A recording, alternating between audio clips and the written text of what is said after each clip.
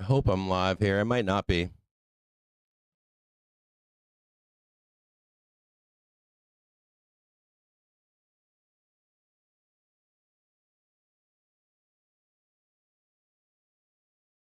Dude, like Streamlabs blows. It's really bad. Hold on here.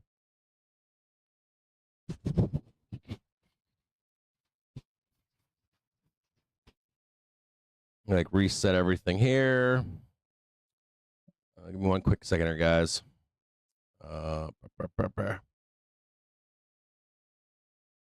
Maybe it'll like update from the server or whatever here in a minute. It'll fix it. It'll repair, like Microsoft Windows will repair itself, I guess. Maybe it's either Windows or it's Streamlabs, one or the other.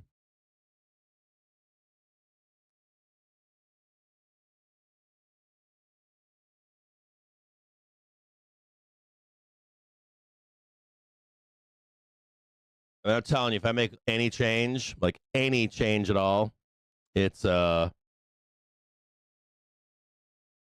complete fumble by like Streamlabs. I could have something to do with my like USB ports. I probably have to go back in and reconfigure them possibly, and trick them back into picking up these signals. At any rate, hold on. Yeah, but you don't see like the black screen. And as a matter of fact, it just showed my book map as my camera. Now it's like mixing up where my camera is. What's the fake? So I have like not fake, but like I use like a computer as a slave to another computer, and then I do all the computations on a different than that computer, and then compress it down to a file that can be processed and sent to you over the internet. That's really fast, almost real time. The only lag is native lag on your end, and it's a complicated thing that I'm doing. It's not that complicated, but Microsoft, either Microsoft or Streamlabs at their server level or at this computer level, especially like Windows 11 and 10, have major issues with this stuff. So what we'll do is this: we're gonna try to do it without all of this right now, and just work from here with this black screen. And maybe later today, if we have like a lull at a moment, I'll try to work on the inputs for this stuff and see if it corrects itself. I'm afraid to like switch over right now. See, it just has a camera of me. Okay, so deactivate maybe for a little while. Maybe I can just deactivate it for a little while or delete it. Maybe I can just maybe just make it a whole new capture, possibly. Let's see if we can do that. See what happens with this. No, should we fuck with this now? Maybe I shouldn't fuck with it. Like start fucking with stuff on live, and it never works. How about we do this today? We'll put this up on the screen, and we won't look at book map. I'll set it up in the background here. Maybe we can just I'll stare at it with eyes in the back of my head. So let's talk about this stuff. We don't want to get sidetracked here. So we'll end up losing the morning on a Friday of Memorial Day weekend. Number one.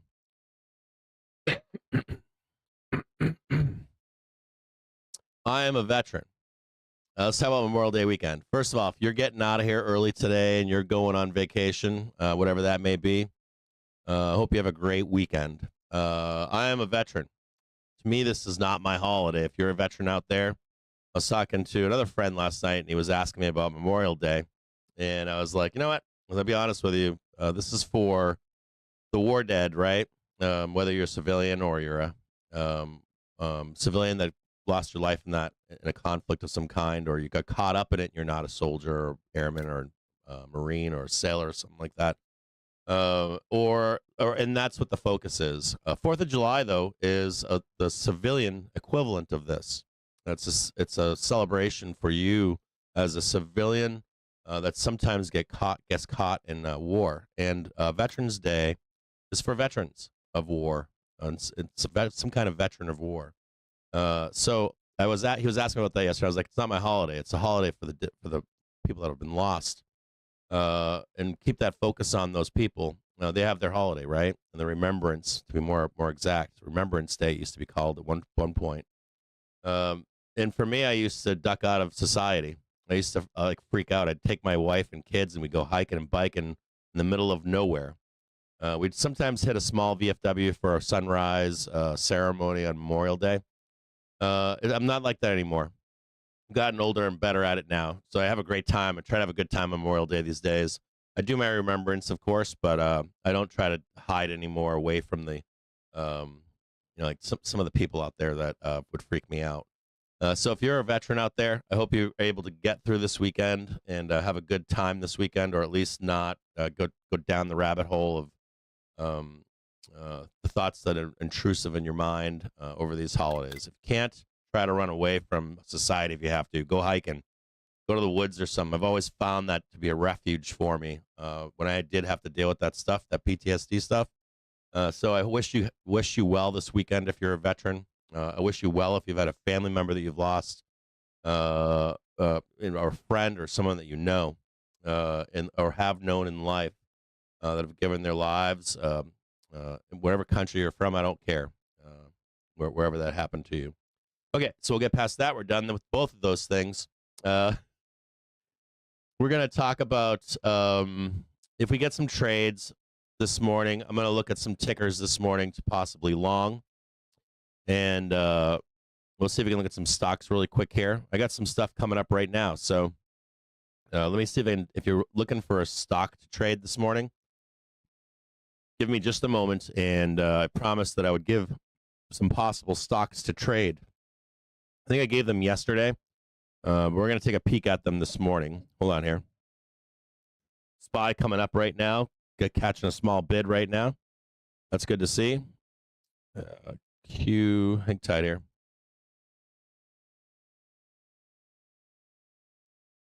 I want you to look at a stock called QUBT. They're catching a bid right now.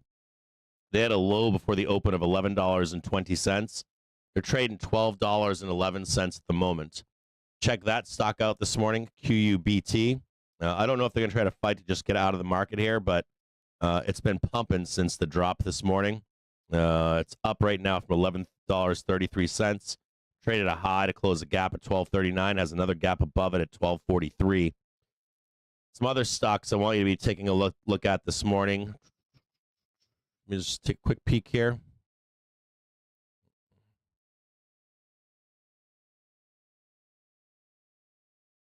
Nope, they hit their high already. Wait a minute here. I'm on the wrong stock. STX, they came out from the depths of hell as well this morning. They were trading at $1.07. Keep an eye on STX. So it's STX, QUBT is the other one.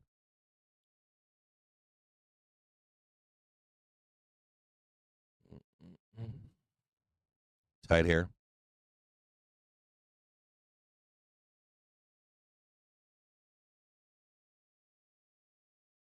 I like this one too. It's called BYRN. Of all of these stocks from this morning, BYRN.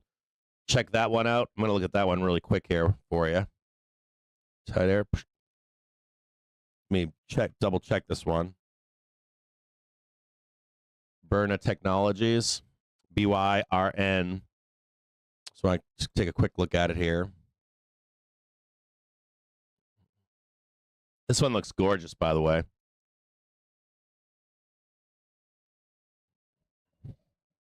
I don't know what's going on. I like this. I kind of do know what's going on, but tight here.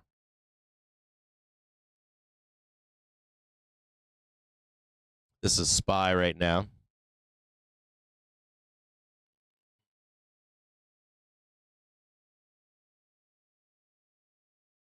Just 1 minute.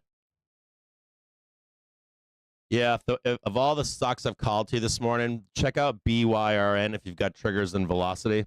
It looks absolutely stunning here. The hourly velo is almost on a low down here. Looks like it wants to come up and trade some of these, this gap above. Wrong one.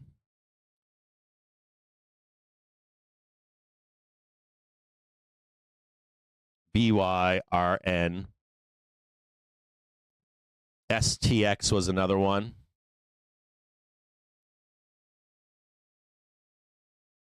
check this other stock here.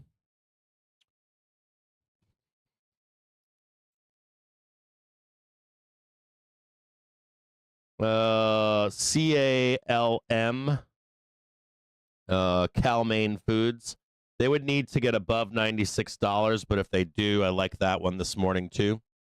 I'll post some of these inside the Discord really quick for you.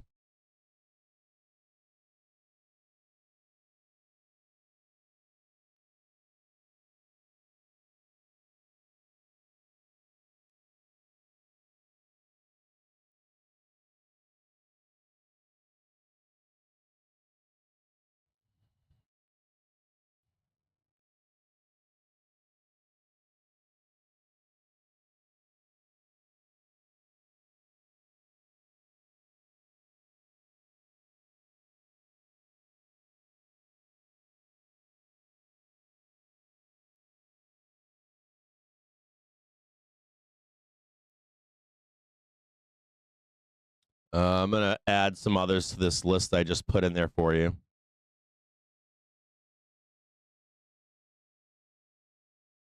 going to add some more tickers here in just a minute, guys.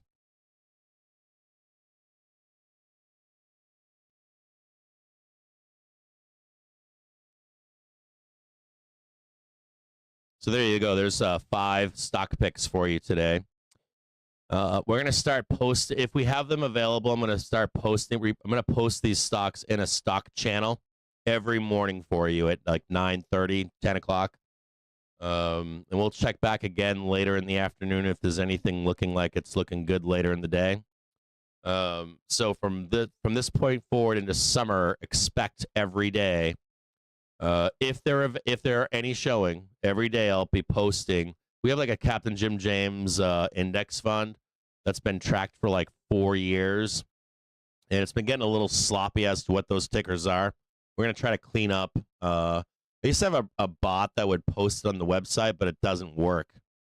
So we're going to manually do it for you in the Discord every day by hand. So those are and you have to make your own due diligence on them. If we can review them and have the time to review them each day, I will with you to say, hey, look for a dip down here to buy, to go long or something like that. Do some due diligence on this stuff. And in particular, all of these companies have killer fundamentals. So if you're like ever looking for a company that's being accumulated and it's like a reason for this stock to go up and hedge funds are accumulating it, these are usually them. High quality shit. And even if you're like down on them that day, you can just stay in them. Nice long far out calls or own the underlying. They usually print for years on end. You know, Duolingo was on that list, IONQ.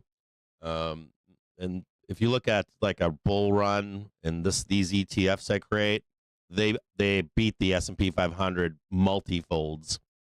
So keep your eyes on these stocks whenever I post them for you. And I'll check the stock. I thought we had a stock channel, but I haven't looked yet this morning. I'll look for that stock channel and let you know what channel that'll be on in the Discord. And I won't talk about them on the show public. We'll do private streams for the reviews of these stock picks through the summertime. So there's the beginning of stocks. You got the idea about the summer trade. We're going to do some chatting here in just a minute. Let's set up SPY together. That's sketchy as fuck, that Bessant. We're going to talk about that at 11:30. Be wary of Bessant at 11:30. Bessant came out. I don't know if he does it today, but we're going to chat about what Bessant had to say this past week.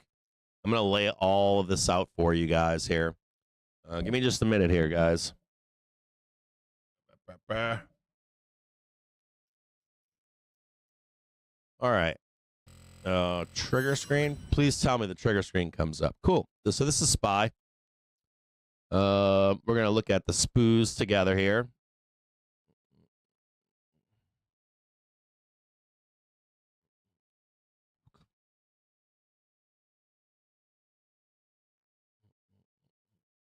Yeah, see this right here? This is a monthly here, right? You'll see the weekly bar will come up here, and this bar right here is what really doesn't scare me, but if we get underneath this bar right here, it can turn ugly quick. and we'll talk about this level. This is it's good. It's good this is happening today too, to some extent, because we have a lot to go. We actually have a lot to go over before we come back from vacation. This 574 level is important to hold. We can dip underneath it. You can dip to about 560, 562 maybe. We start losing most of this candle though, and we start closing underneath that candle. We start looking for the next monthly below it, which is way down here, baby. 5,300 would be on board if they can pound this down deep enough.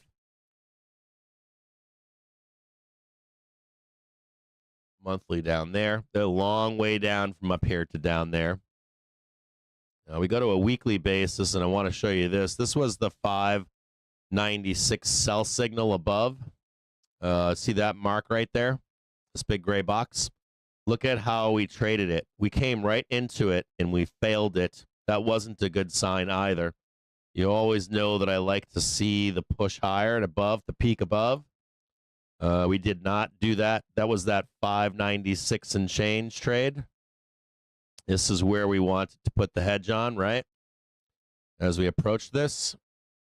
This goes red for right now. This goes red.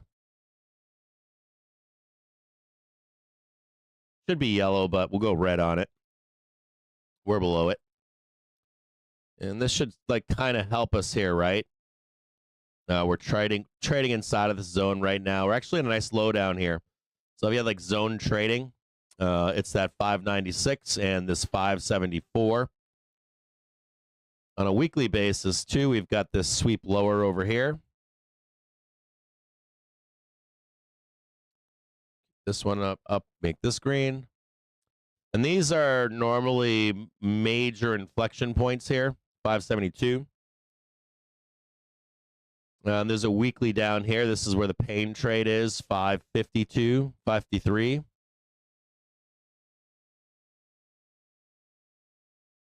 If you're ever a swing trader, you want to snip this really quick, you can. You want to take a picture of this at home? Like a swing trader or whatever, and you're like, yeah, where's the major inflection points? There they are right there. This is it right here. If you're like a spread trader, these are your major inflection points for right now. There's more lower than this, but you want to keep your eyes on this stuff here.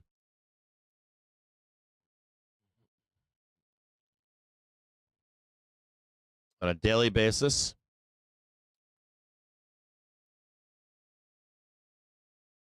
we're now catching a daily. This is bad to see right here. Don't like seeing this. The door, shutting the doors above on us. And there's a couple dailies down here. You can see these here. It's a nice buy right there. That's good to see. It was bought.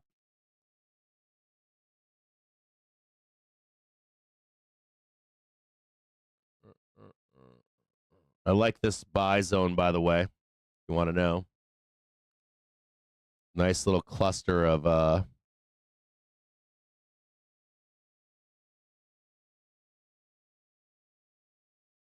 support here. Buy side support. Should have bought calls this morning. Too fucking busy doing everything else here. Okay. So this is nice key support in this zone here. This is all good to see. If we lose this, you can kind of see where we're headed next. Down here, right, to this 553. Key support in here. Where this cross is in this daily trigger, this weekly trigger. Same thing is going to apply on SPX. I think it's slightly lower in SPX. I think it's likely down here at this 566. And we'll look at the SPX later. 4-hour basis. We're going to look for where rejection is above right now. Find out where the top is for today. There's one right there.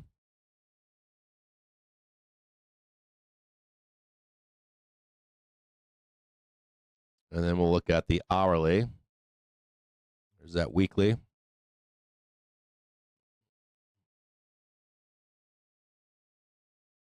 little bit cleaner here. And we're almost there right now. Do you see this first hourly bar right here? You're being rejected right now already.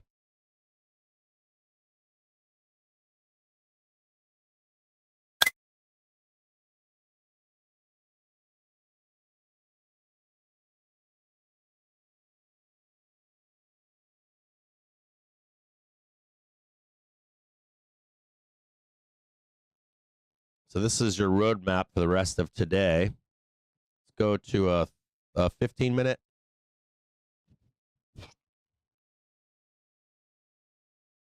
We got going on over here. There's a monthly. There's a weekly. They nailed that new low in the monthly. That's showing a way lower, by the way. You see that right there? See that monthly tick? That's not a good sign. You notice how we didn't get the high tick on the weekly? We just got the low tick on the monthly. That's pointing towards more down to come.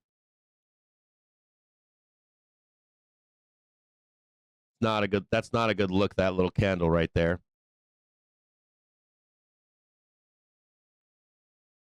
Leave this up here.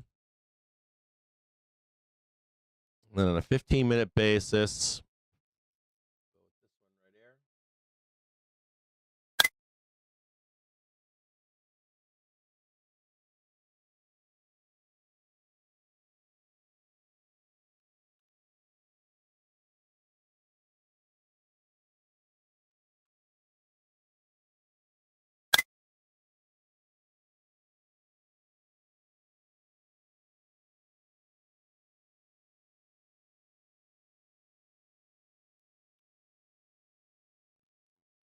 we're going to talk about Bessant here. Thanks, 45, for ever saying something to me, brother.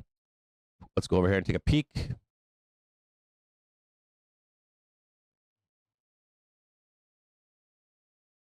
So we got 11:30 Bessant speech. We're going to talk about Bessant here in a minute.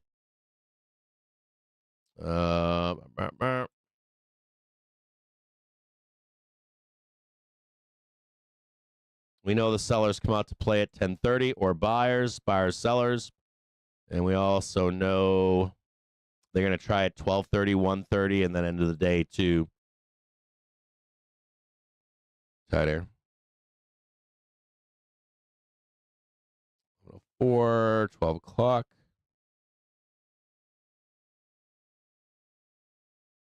This is better. 11:30, 10:30, and then 1 at 11. Time or price, right? A little bit of an idea of where we're headed here.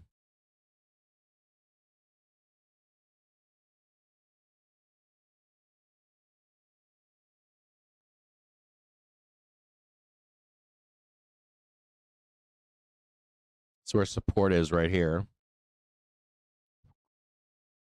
Take a look at the 30-minute Velo for a second, too.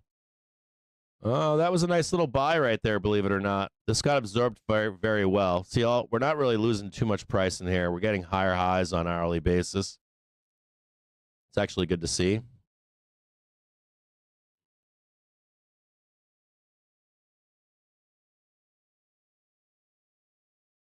go back to the main screen here.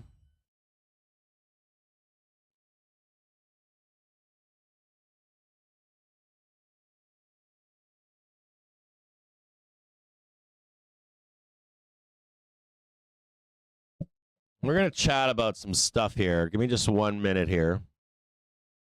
We got to bring up some stuff here in the background.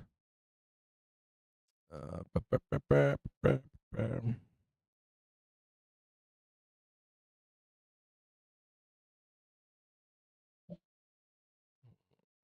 want to talk to you. Let's go. Let's like we're gonna scroll out a little bit here.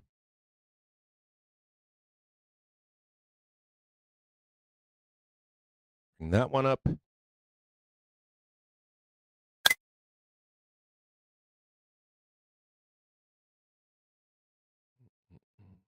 Tight here.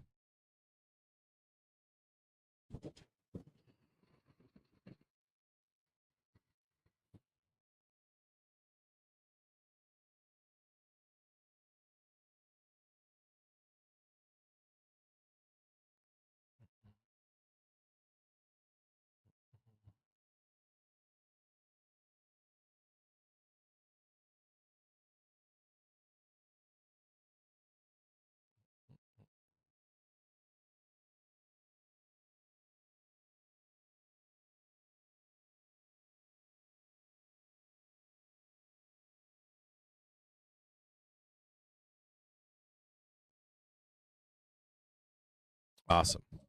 We got this. I think we got this now.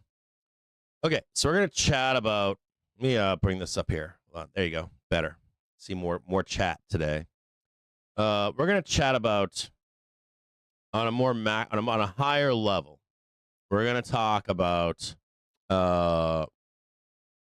Jerome Powell, of all people. And we're going to chat about a Supreme Court decision that came out recently. And the Supreme Court gave Trump unprecedented power to fire regulators, except for the Federal Reserve Chair, Jerome Powell. And I'm going to give you just a brief one on this. Let me see if I can put this on I can read it. And I'll post this inside the Discord for you. As I drop this stuff to you, I'll post it in the Discord for reference if you want it.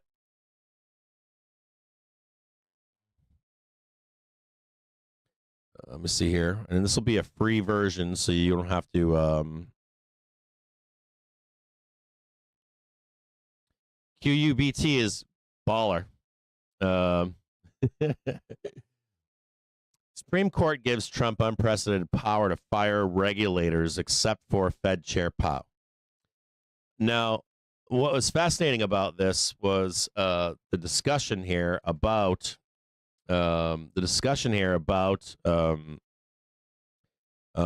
when Powell's term ends next May. He's said that he'll indicate that he'll complete his tenure, which is good to see. But I'm going to read something here about this to you.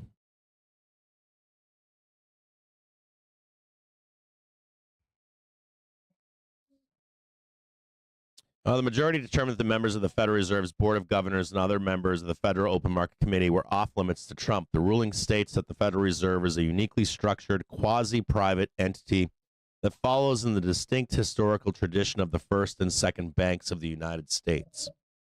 Now, I don't know what you guys know about the history of our stock market pre-Fed. But we had a first and second national bank. As a matter of fact, we would have runs on our banking. We would have runs in our stock markets that would bankrupt corporations and banks. And big banks would step in. Matter of fact, the real J.P. Morgan would have, if a trader was shorting the market to zero, he would beg them to step in and start buying the market because they were the last buyer. J.P. Morgan would actually buy alongside these traders that would short our markets and attempt to save our market. It reminds me a lot of Jamie Dimon right now, believe it or not. Some zest of Jamie Dimon is similar to what J.P. Morgan was like. And I don't know what you guys know about J.P. Morgan or the Rothschilds or the Civil War or post-Civil War and gold rush, why we had a silver rush in the U.S. originally, but you may or may not. Hopefully you know some of that history. If you don't, you should look into it. But Trump has publicly threatened Chair Powell, of course, multiple times over the Fed's approach to interest rates. Earlier this month, Trump called Powell a fool who doesn't have a clue on social media. And he's also speculated back and forth whether he would fire Powell at one point, claiming if I want him out, he'll be out there real fast. That was more of an assertion of power over the Fed, which is completely different. You want to assert power and see what sticks to make precedent. However, Powell's term as chairman ends next May, and he has indicated he will complete his tenure.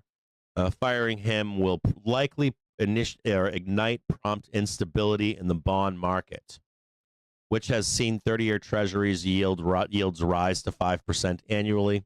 The rising yields, which means bond prices are falling, signals major risk, which is precisely what happened when Trump unveiled his Liberation Day tariffs in April before pausing them. And this is all tied into the Trump tweets this morning or statements this morning. Now, even without the Supreme Court carving out the Fed in its ruling, Trump might have kept Powell around because the chairman could be a convenient fall guy if Trump's tariff policy threw the country into a recession.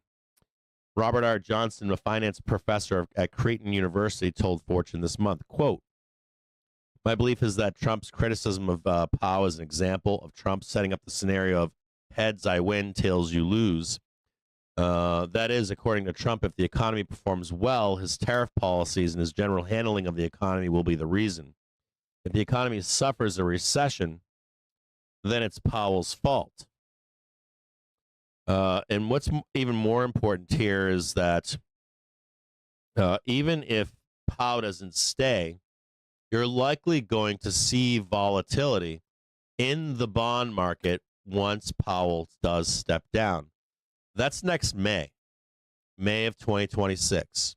You know, if you think forward in time on a larger idea of the stock market, and we normally come into seasonal weakness in February until April, then we roll right into a Fed chair that is likely to end his term, although he can stay within the Federal Reserve.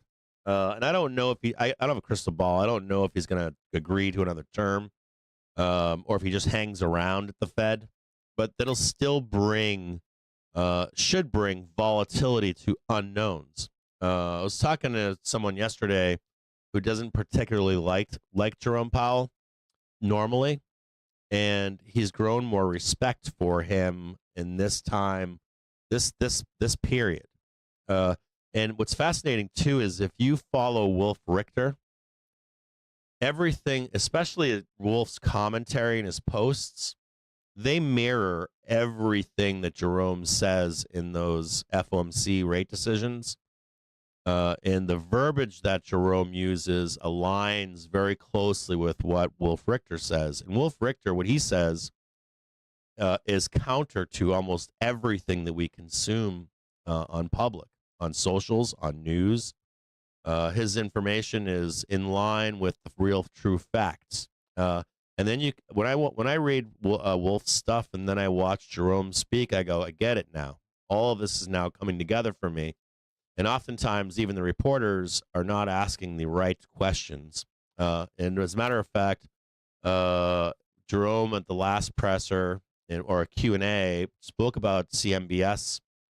And I was like, this guy just threw it out there and not a person questioned it. And Wolf has spoken about that as being the toxic stuff in our economy or an economic hard data right now. No one touched it. Everyone wants to know about the soft data versus hard data question that they're not aligning at the moment. And is there some way to use soft data for policy? And, you know, does Jerome want to cut? Sure, but he can't. He can't until this policy is complete. He'd be wasting his tools for where we are right now. Normally, when you get big cuts, it's at near a major watershed bottom moment. You can't have unknown inflation risk and runaway inflation, runaway unemployment possibilities. So Jerome is even telling you there are unknown unknowns. No, maybe not unknown unknowns, but there's risk of runaway inflation. There's risk of runaway unemployment. There's risk of a housing market that could implode. Specifically, in this case, commercial multifamily abodes and older manufacturing buildings. They're in real pain right now. So even Jerome's telling you, we don't know how far this is going to be taken and when to use our tools. Why you don't see Jerome doing anything right now. And if tariffs ramp inflation, right? You know, there's no cut that's going to really help that until we're done with that spike. If it becomes sticky or persistent or truly damaging to our economy. So just keep that in mind for like May of 2026 and the seasonal weakness of early February of 2026. And then we're going to move on to something else here. And I want you to look at something else with me here. The first one is going to be this article right here. I'll post this now in the Discord. Want to post, this is a second article. And it says a mystery options buyer bets some $3 billion on a U.S. stock rally. You should read this article. I'm not going to really truly read most of it to you here, but basically the idea is, if you remember, Pravorsky came out, and Pravorsky said, we're going to front run up. And if you're looking for the up move into beginning of July with a sideways summer doldrums trade, pull it back a little bit into about June 20th. Pravorsky even gave a date, June 20th. Now, I want you to remember that. This trader, instead of buying underlying SPY, he bought long-dated calls to capture the vol of the trade higher, which we know that Nomura's McGilligot said we're back in a spot up, vol up situation.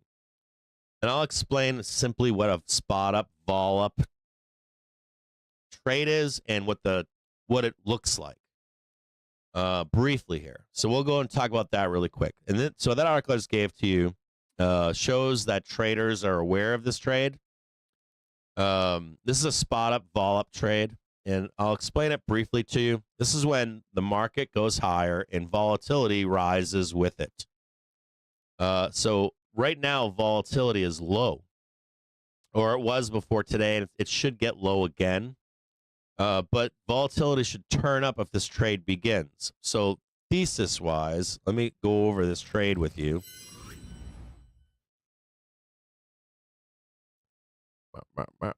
On an hourly basis, I want you to think to yourself. I want you to just like to yourself think, like simply think. I want you to think to yourself on a very basic level.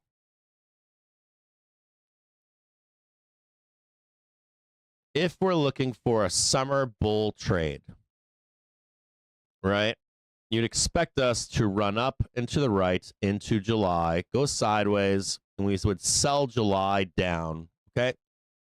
Like middle of July into end of July. Then we'd get another pull up and then another sell down for like September. Now, mostly I want you to be thinking about this right here and why this is important in the spot up, fall up trade. So spot price goes up, right? Spot price going up. And you're likely already thinking to yourself, we could easily sell this, right? At least once. Market would love to sell a failure of all-time highs. That's classic, right? And if the market peaked its head up, you'd be thinking that we're going to have a major sell and correction, right? And even if we made an all-time high in that run, like we went straight up, you would be thinking about, oh shit, the market's going to correct here. So this is where the volatility comes from. And I want you to think to yourself, if we were to trade higher here into summertime, would you get, oh, damn it, hold on here. Hide that again. Would you be thinking to yourself, if we went up here, would you be expecting some kind of a pullback of some kind? And the answer is, of course. Of course you would. You would think that at any point in this vicinity, we would sell down, right? Volatility would enter the market with spot price up. Make sense? So that's the spot up, vol up trade.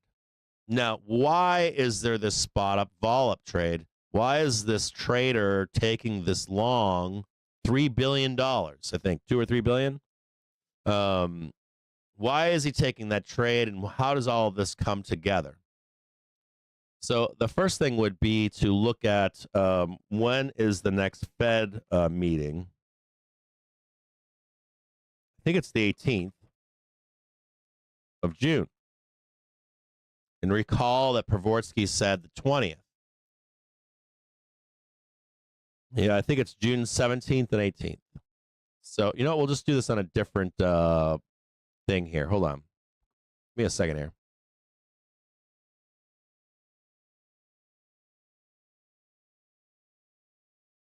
Maybe SPX Cam we can do this on? Yeah, we'll open this anyway. Cancel. Let me save this. Save. SPX Cam, we're going to go to SPY. And we'll delete all these things. Delete all these drawings here. And we're going to tie all this together here in just a minute. Let's go 4-hour chart here. We do a 1-hour chart here. I prefer the 1 hour. Yeah, we got this. I think we got this. Cool. So we want to think about this in terms of volatility, right? We just talked about volatility. And we know that certain events bring volatility in the market regardless of price. So if we were to trade up here into this Fed meeting, right? We're to trade up and to the right, and we know where all-time highs is, right?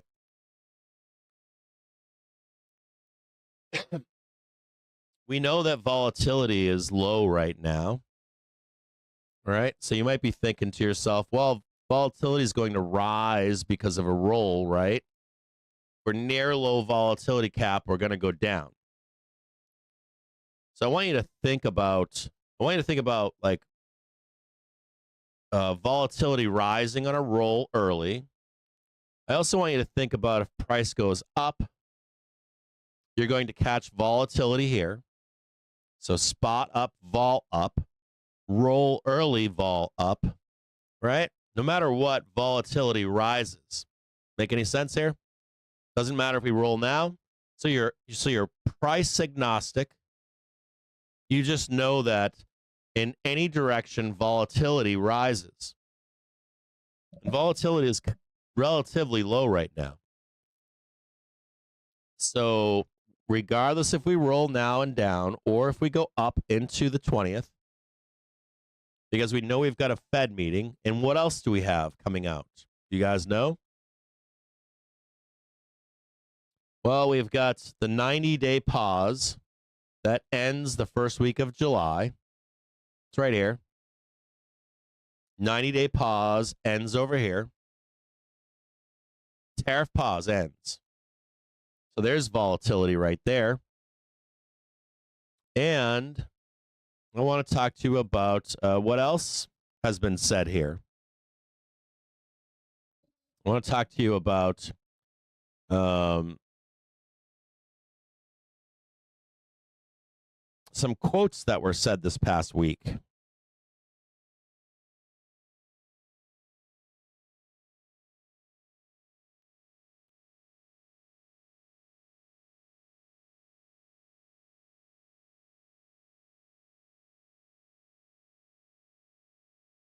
Hang tight here. I got the quotes here. I just got to find it.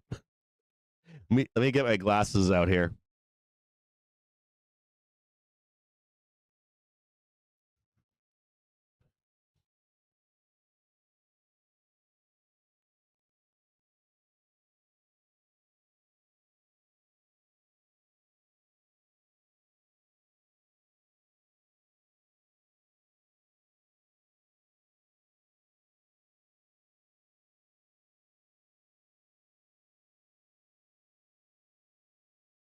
I want to read this to you from BBG here.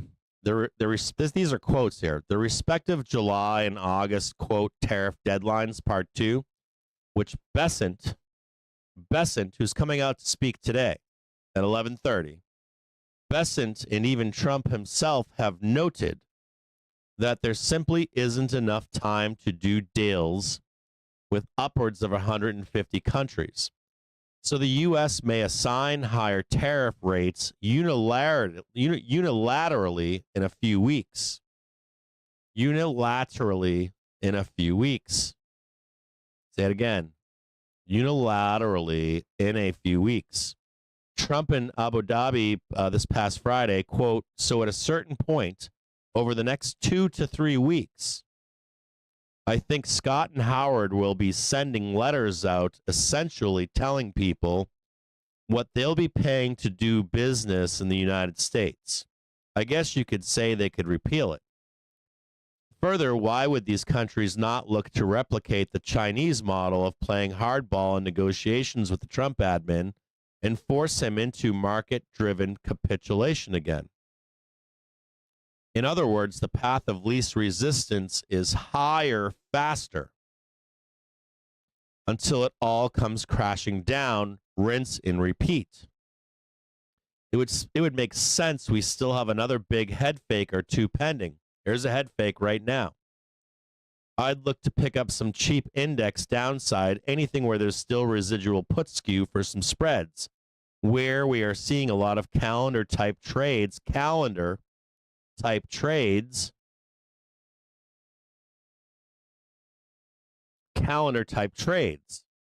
it one more time. Calendar type trades.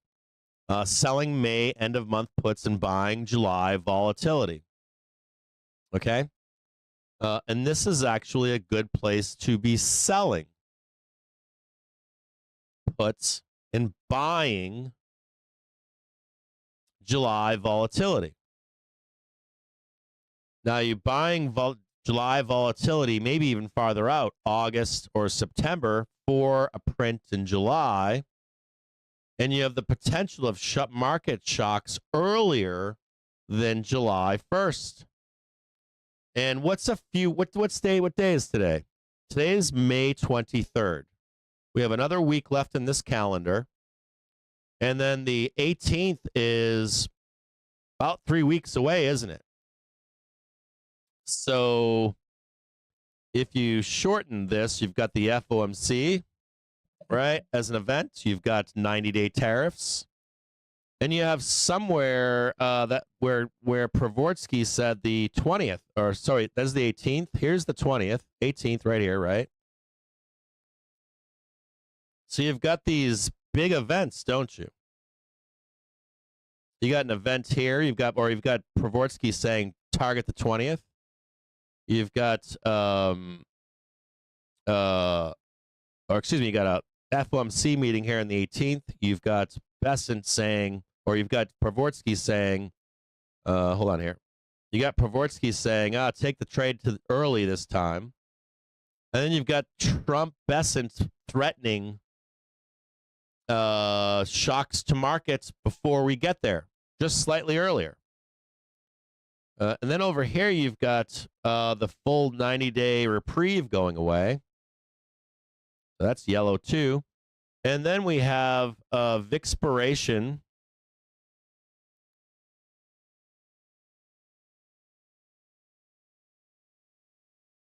And we have quarterly OPEX, don't we?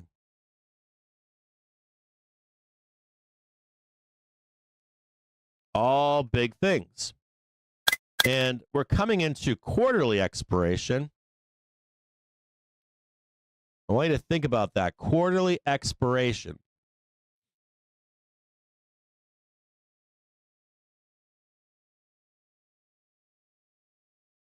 You got Jamie Dimon coming out and warning the markets here, right? And this is on June 20th. Quarterly Expo is on the 20th. And you've got Vixpiration coming out on May 21st. Or excuse me here, June 18th. On both of these dates. So think about this here. You've got a Quarterly Expo. You've got OPEX, and you've got FOMC. You've got 90-day pause over here. So you've got all of this volatility, and if you did the spot up vol up trade in this time period, it would be a watershed moment, wouldn't it? If you did the roll early, you're already capturing the vol. You have all of this volatility scheduled over here. So you trade up into it. So you get the vol of being at all-time highs or above it, and you have this huge event-driven volatility. And to boot, you've got Bessant and Trump threatening to shock the markets just before it. With, hey, we just told a bunch of countries to do business here. You're going to pay this amount of money. There's nothing you can do. And the reaction of these countries to say, we refuse to play ball with you. So there's a potential for a spot up volatility trade here. And what's cool about this is it doesn't matter if the market, you don't really care here if the market bleeds to the downside early, or even if the market goes up briefly to only roll back down over here. And what I really want to talk to you about to even reinforce this even more is going to be this here. I want to show you guys one more thing here. And this came from VolWiz. And I really want to show this to you if I can. Hold on. Download this. Make it cleaner. Save image as. Can I open this? Yeah, here we go. I want to bring this over here for you and show you this image. And this is 2025, 2024, 2023, not 2022. We already know we're in a controlled demolition in that year, so we don't want to look at that year here. But this is 2021 and 2020. Now, this is recent memory. And what is fascinating about this is that I can't draw this here. You'll have to watch my cursor here. This rally has been called the worst or the most hated bull run in history. That's what's being named. The worst or the most dreaded, most hated bull run in history. Why? Well, if you look at past history, past modern history, and this all looks similar, doesn't it? What the ask is right now is that we're going to continue up and to the right into the end of year and beyond. You're talking about the stock market going up some serious points here. Serious. Like 600 points in the middle of summer on Qs in particular. And that pullback is going to be light. But this was spoken about from Molavi from GS the other day, and even from Jamie Dimon. Both of these guys have been noting how much information you have right now in a time in history where you and I know that in none of these circumstances, none of them, not a single one of these things, are we in the same situation? Even in the 2020 example, we had Fed intervention at a bottom. We were printing money like crazy. We had corporate debt bonds taken out on these companies, right? None of these situations are near what we're facing right now. So I want you to think about this like coming into all-time highs trade in the summertime. I want you to think about if we're going to launch up, if you follow my cursor, into June 20th, right in here. And do we really blast up into July and come back down over here with all of this looming? We've never had retailers with this much information. And we have scheduled volatility. So if the market is on autopilot on this trade, the market is on autopilot right now. I just showed you an article of this guy taking a $3 billion trade out on the summer trade. Everybody in the market right now is trained on this trade being valid. And yet we have so much information right now freely available on the dangers ahead. This morning, you got a Trump paint the tape, didn't you? Friday morning, coincidentally, right? Stacks of puts to go down this morning, and he painted the tape this morning on you. He's telling you in advance that he's going to paint the tape. Bessant is telling you in advance they're going to paint the tape in 2 to 3 weeks. They're literally, these guys are not only manipulating the stock market, but they're giving you a heads up on when they're going to do this stuff. And so when we're looking at this trade here, you're going to expect Bessant and Trump to come out in 2 or 3 weeks. That's mid-June. June 15th, 20th, 18th. And they all align with known volatility. And you've got this all-time high trade that adds volatility to the trade. And if we roll here early, you're going to catch it too. So I want to express to you what that trade looks like. If you're going up here, let's say you're coming up here into this volatility, right? And let's say we have the, hold on, let me just take a peek at VIX 9-day.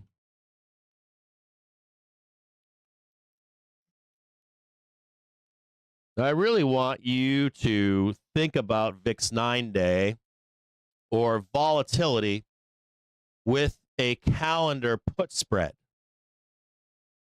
Okay? So if the market begins to go up either today or on June 2nd when we get back, right, you would expect volatility to initially begin to go down. It's right now, it's trading kind of high. It's at like 21 bucks.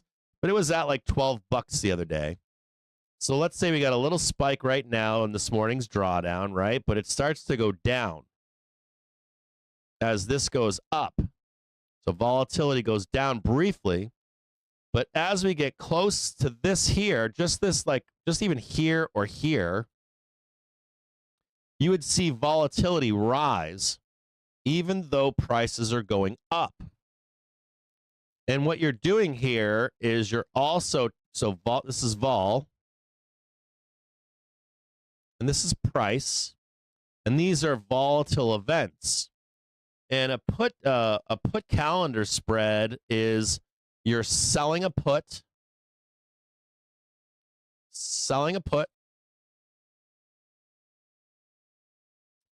That selling of a put is you're making money off of it as volatility initially rises or drops, excuse me. As we begin to rise, that sold put gains value, doesn't it? And that offsets a what? A bought put for farther out in time. Bought put, sold put. So as we initially begin to rise higher, the sold put is covering the cost of the bought put. You close the sold put on the calendar put spread, and you leave as volatility begins to rise here. You leave the bought put on. And that bought put is dated over here, and that sold put is dated, somewhere in here. Early June or whatever, mid-June. Maybe like June 10th or whatever it is, somewhere in there, right? And then you get like an August put or a July put out here that you bought. And as we trade higher, that bought put is going to be what? Start increasing in value, right? So look at this right here. So the bought put is now increasing value with volatility, and you've already made money.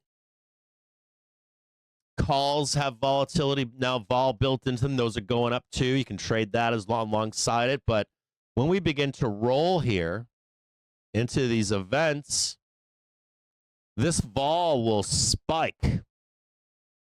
I mean, ramp. It doesn't go down as we're rolling down. It actually amplifies as you're still holding this bought put. So that bought put could, and you can even add to this trade. Start adding puts. And just the volatility as that vol spikes up here, you could turn this trade into 20,000% winner, 10,000% winner, like massive money just on volatility. That's the spot up, vol up trade. Put calendar spread for like a date of, you could date this side like July. You can even go deeper, August, September, doesn't matter. You do a sold put, and as soon as you see price going up, and you see vol turn up, you get rid of that sold put, close it out. And you just leave that bot put on. You can even add more to the bot puts. And as vol rises, as we come up here into these events, and there are your triggers for this drawdown. And it really doesn't matter how big the drawdown is. And if it's early and we're up at all-time highs or testing those all-time highs, the trade could like amplify. So this is a put calendar spread where you don't care if we roll early, because vol's going to run up, right? And you don't care if we run up and over. You can be price agnostic. This removes your care about direction of the market, at least into these volatility events. We have a GDP reading as well coming up in that time period. Big GDP reading. We've got a whole bunch of like old records that the Bears play for volatility in that time period. There's a bunch of others on the economic calendar. I'm not going to go through the fucking rap sheet of them, but volatility should rise regardless of where price is. And that vol capture on that put side is juicy. This is the kind of thing where, do you remember when, Vixpiration, when I said to you, go risk off right here? Do you remember that? When I said go risk off? If you go back and look at the SPX option chain that day, there were trades where if you had spent like 25 cents, like $250, it turned into, I think, $50,000. You could make yourself a millionaire with very low money. Very, very, very, very low money.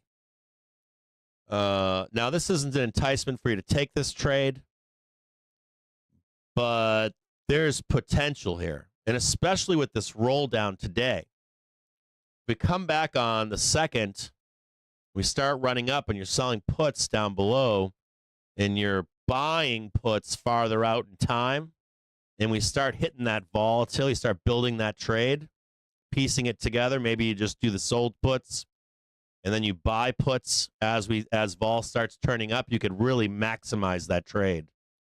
And you can do this trade on Robinhood with, like, I think $2,000. You can actually, I think, don't hold me to this, but I think with like $2,000, you can open a margin account. You probably need more money, but I think that's the bare minimum. So you would do is you'd start building the trade with just selling puts. And as you see vol bounce and come up, as we get closer to the top and those events, you would then throw you would like be closing the sold puts and buying or adding the bot puts. And you could always leave them both on too as protection, but it's an outstanding trade. It's the kind of trade that could make you fucking filthy rich. I'm not going to lie about this. It's a stupid trade. And it's price agnostic. It doesn't matter where we go if you put this trade on. So I'm going to try to bring Vol Wiz in here because this is how he thinks about these trades. And I'm hoping that was a crayon eater's explanation of how to put this trade on. On your own due diligence, you should consult a financial advisor. You should be learning about this trade over this weekend. If you don't know about this trade, like what is a calendar put spread, get on fucking YouTube and watch the Option Industry Council, then watch some of the furrows that explain it to you.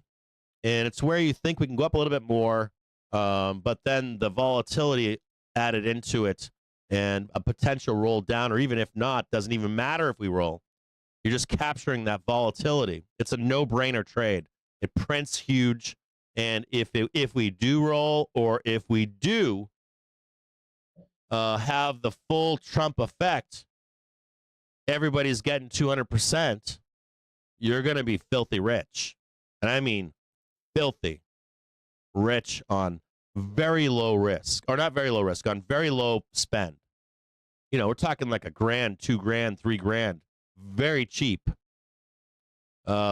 layout for obscene returns. Now, this is not an enticement for you to take this trade. If you don't understand this trade, find your friends that trade the markets often. Speak to your financial advisor about this trade. It is very lucrative.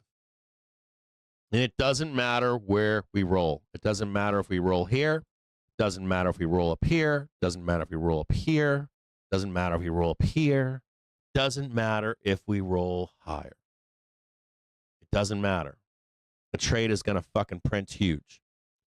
And you want to be looking for vol at this point. VIX is up cranking right now. It's like $22, but you want to see it come back down to like $12, maybe $15 at this point with the bullshit that Trump did this morning. But there's some juice here, and that volatility could fucking crank, even if price is up. Well, no, if the price starts to roll, it would crank up in there in the spot up vol up trade. But if we began to roll hard and heavy, you could see the VIX cranking like fucking 60, 70, 80. And especially as an example this morning, every weekend, puts remain bid. Like puts every weekend remain bid in this market. Even now, every fucking Friday when we close, puts are bid for two reasons: headline risk, Bessant risk, Trump risk. We never know what's going to drop over the weekend. So we come back on Monday, that put bid goes away. You start to see the market cool off a little bit. Start seeing vol dropping. You can start to build and trade and put this trade on probably on Monday, or excuse me, on Tuesday, if we are going to do that trade. So I'll leave you with that on this trade. If we can get Vol Wiz in the show today, he said if he had time, he would. It's Memorial Day weekend. But if he can jump on the stream, I'll have him explain it better for you. If you don't know, still don't understand what I'm talking about, talk to your friends about this trade. It's a killer. It's gorgeous. Such a good trade. And mostly due to the amount of volatility we have coming our way. Sorry, I've got some indigestion here. I've been pounding coffee and no water.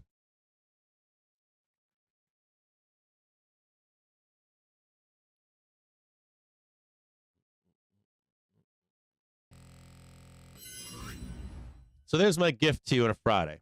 I think that was a simple explanation, or simple enough, explaining what a calendar put spread is. As simple as I could get it. And the idea that you have, like, you can capture this volatility. And I want you to think about the idea that the entire market is on cruise control for this, we're going to do this trade. We're going to break out and above. We're going to go up to like 720, 750. And regardless if that's going to happen or not, you're going to still capture that volatility. And if they're wrong and you're right, and not only do we hit that volatility, but we have some, you ever know we go into like events with vol and we front run volatility versus realized volatility? We have unrealized volatility where the market begins to roll, pause, pull back, and then traders get out of it. If you capture all that in this trade, I mean, I haven't done all the math yet, but I don't know, like $2,000 to $5,000 could make you fucking stupid rich. Literally stupid rich. It could be a banger. And just the volatility will make you money. You're going to still make like 100%, 300%. if it really, if we get that vol, if Bessant and Trump are telling us in the next few weeks they're going to say this shit, and they come out there and do that shit to you guys and us, right? They did it this morning, right? It could be a stupid printer.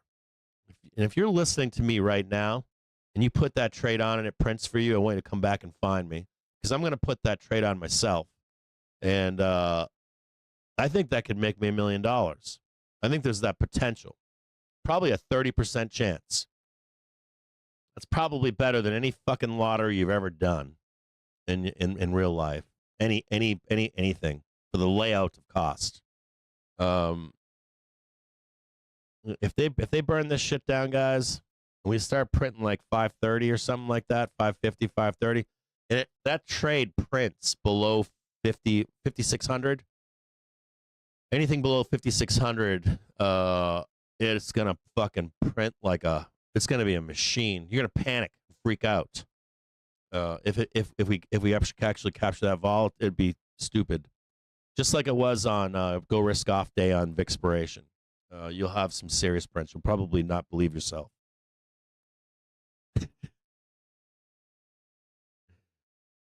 Cool. You guys got it? That was enough. Okay, so what did I do this morning? I did a Trump thing. And last thing here. Yeah, I talked to you about feeling good this morning. I had a really good morning. I was actually at a watershed moment this morning. I almost cried. My hedge printed.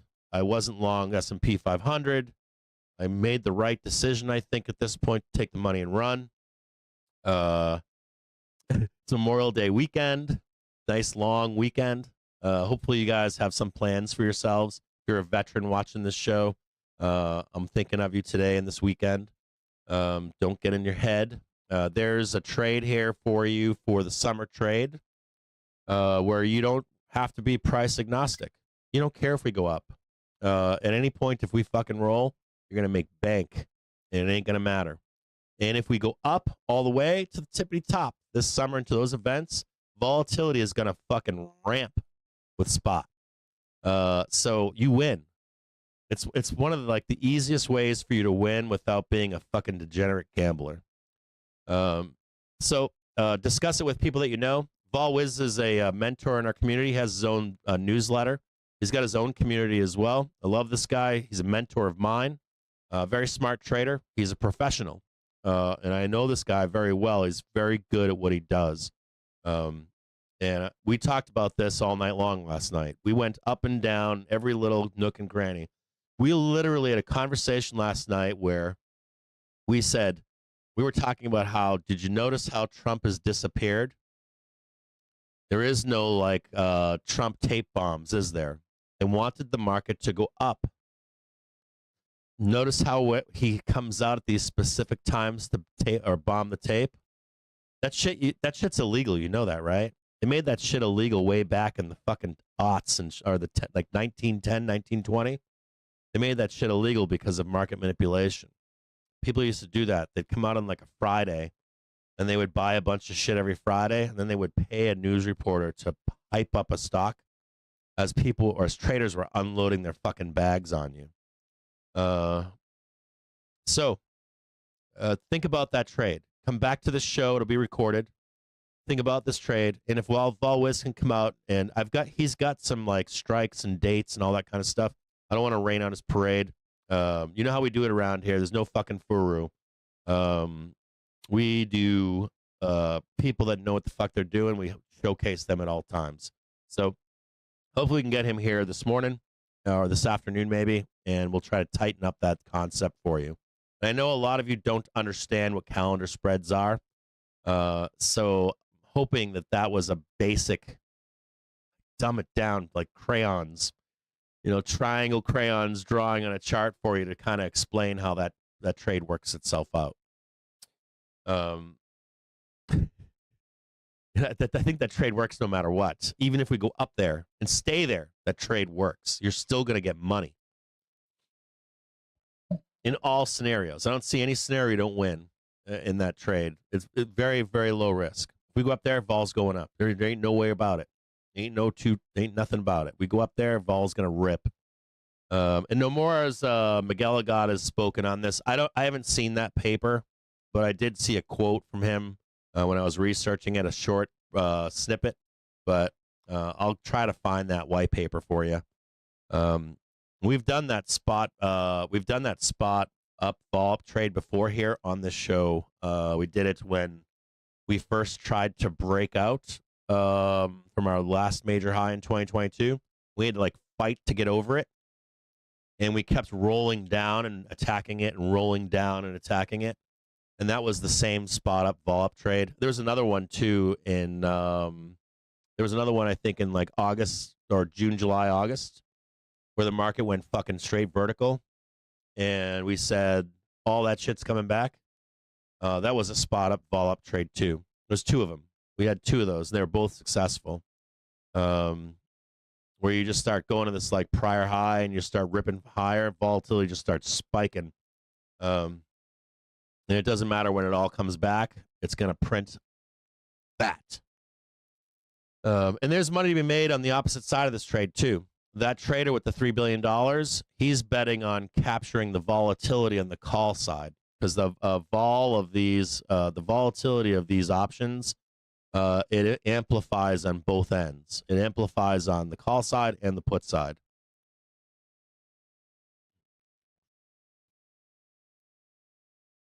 Did I say this right? Let me go inside the Discord and see if you guys understood all this, or at least a basic understanding.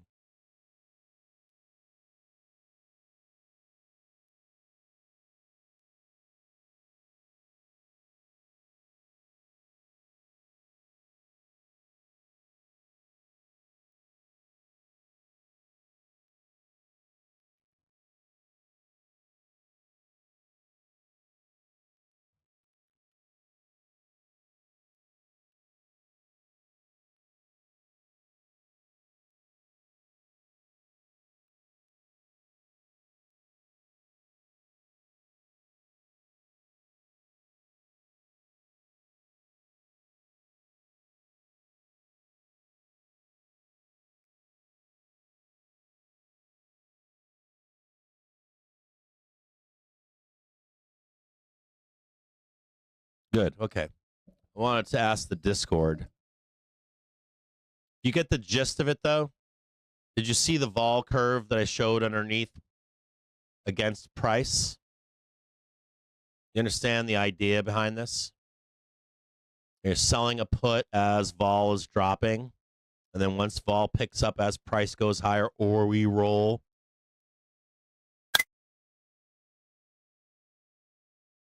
No, you would. That's a good question. You can do it. Okay. So I should have addressed this. I think it's better to do this trade on SPX, but most of you don't have a lot of money, or you want to do it with less exposure. You can easily take this trade on SPY for very cheap, even cheaper than SPX. It's a great question. No, you're not doing it on VIX. You're doing it on SPY or SPX. You could do it on Qs. Qs actually would amplify it even more. You could do Qs. You could do not on Q, but you could do NDX. I'd say no to that though. It's very low traded. I would do it on Qs, SPY, or SPX. It was me. Yeah, put calendar spread. Joshua. I fucking love that smile, by the way. I love your what do you call it? Avatar. Yeah, I want you to have I'm giving you this kind of explanation because I'm aware that a lot of you look these things up and you're like, it all sounds like something I can't wrap my head around. So I'm trying to like dumb it down for you to grasp the mechanics of the trade. Then I want you on your own to spend the time watching some videos. And I'm going to have VolWiz show you some possible strikes and dates and how to capture this trade. And then we'll ask them how to manage it. Do you leave all of it on? Do you take some of it off? Do you build them separately, which I know that he does. I don't know. The one thing about that using Robinhood is I'm unsure if you can. You should be able to open them separately and then manage each side of the trade. That's the preferred way to do it.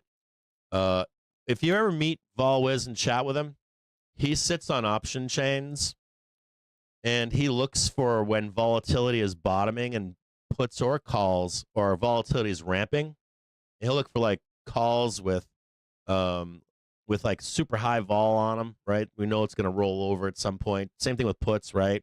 Or like if we think in VIX 9-day is one of my favorite ways to look at this. VIX 9-day is so much cleaner than VIX. VIX 9-day shows you tops and bottoms in markets way clearer than VIX.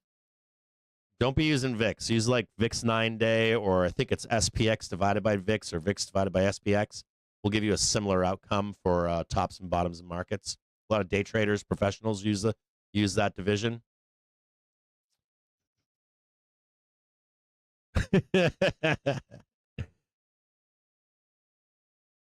Yeah, this is not the degen trade. This is, I really want to tell you guys, the reason for this trade is because, don't you guys want to stop losing money? Some of you out there, I realize what some of you guys do, but don't you guys want to make a lot of money? Wouldn't you like to make $1 million fucking dollars on $2,000, $5,000? I mean, am I asking is this a hard ask? How many times do you guys blow up $2,000? How many times do you guys go out there? Not all of you, but how many times do some of you go out there and you go, you know what? I'm going to slam it all on tech 0-day calls or tech 0-day puts. And boom, I blew up $500. I'm going to go back to work and I'll try again next Friday. I mean, this is calling you. Wouldn't you like to have a fat bank account? Like, not a hard question here. Yeah, come on, let's be honest.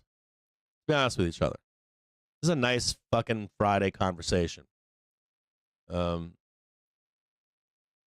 Right? I did too. I did the same thing, Wendy's worker. I did the same fucking thing. Let it ride, baby. Let it ride. Let it ride. And you're looking for ways to make more consistent money in the market. You got LVR, 45 forever, John L telling you, hey, get off the crack. You can do the crack as long as you have a proven way to make money consistently, either by buying the market, spreads of some kind. You can do the degen shit as long as you're making regular money. But if you don't have regular money, just going to work and then blowing up an account and doing it over and over, that's fucking insanity.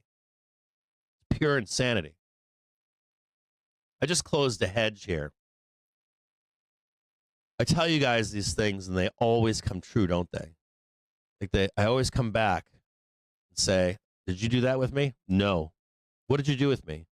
I just took the degen trades, Cap. And I didn't even take them all. I just took the one. After seeing 6 wins, you took 3 losers.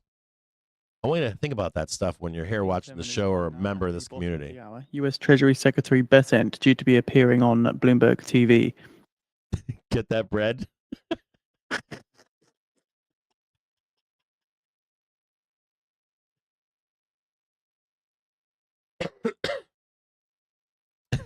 You guys are killing me. Some of the shit that I'm reading right now.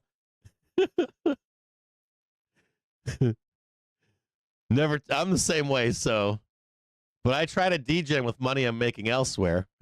I don't try to degen with my fucking job money. Like, try to build an account and then degen wins.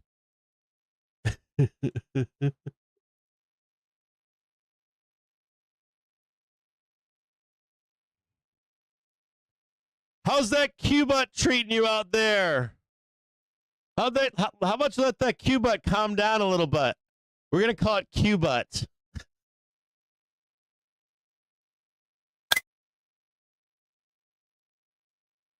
Yeah, it's kind of is. Like, I want you to think about this. I want you to think. You're already saying to yourself, I want to get in on the up trade for summer. I want in on it. And then you're on the other side of yourself saying, oh, I don't know, we might roll when we get close to that all-time high. Oh, we might not get to the all-time high. Oh, we might roll right here. Go to 5,300. Think about the dichotomy of your fucking brain when you're thinking about, I want in the summer trade. And then the other, like the what's the guy from Batman? He's got like the Two-Face, and you got the devil on your other side going, dude, don't take the trade. It's gonna roll, man. We're going to 5,300 like right now. Or dude, we're so much volatility up there. We're gonna roll once we get close, or even if we get over it, even if we make an all-time high, it's gonna roll. You don't even care. This is like a no sweat, no stress, no nothing trade. It means nothing. You don't care if we roll now. You don't care if we make an all-time high. You don't care if we fail the all-time high. You don't care if we fail 6,000. You don't care if we fail 6,000. You don't care if we fail 612. You don't care if we trade 620. You just know that all that shit's coming back and that you've got a fucking events stacked up and you got the tape painters in Bessant and Trump telling you in advance that they're going to tape bomb in 2 to 3 weeks. They're telling you. We can't do 150 deals in the 90 days. You literally have an opportunity here. Woo! Fuck yeah, EG.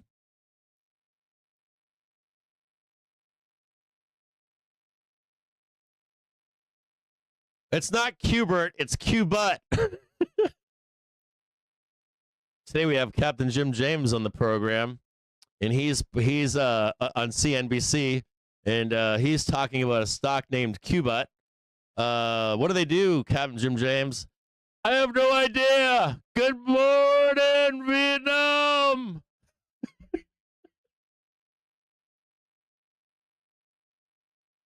That was hilarious, that interview.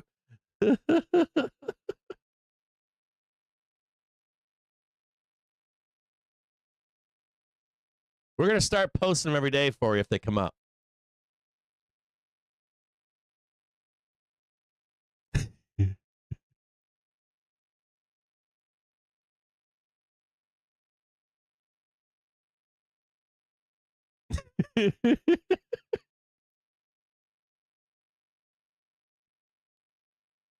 Oh, this one's already running. I had another one here. Hold on here, guys.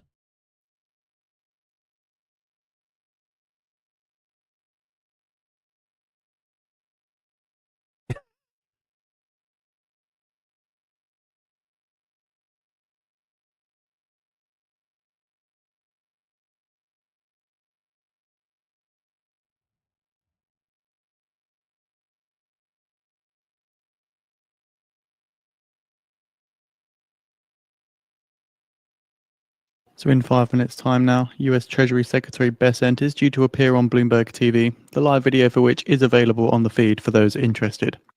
There's another ticker for you if you want a rotation trade.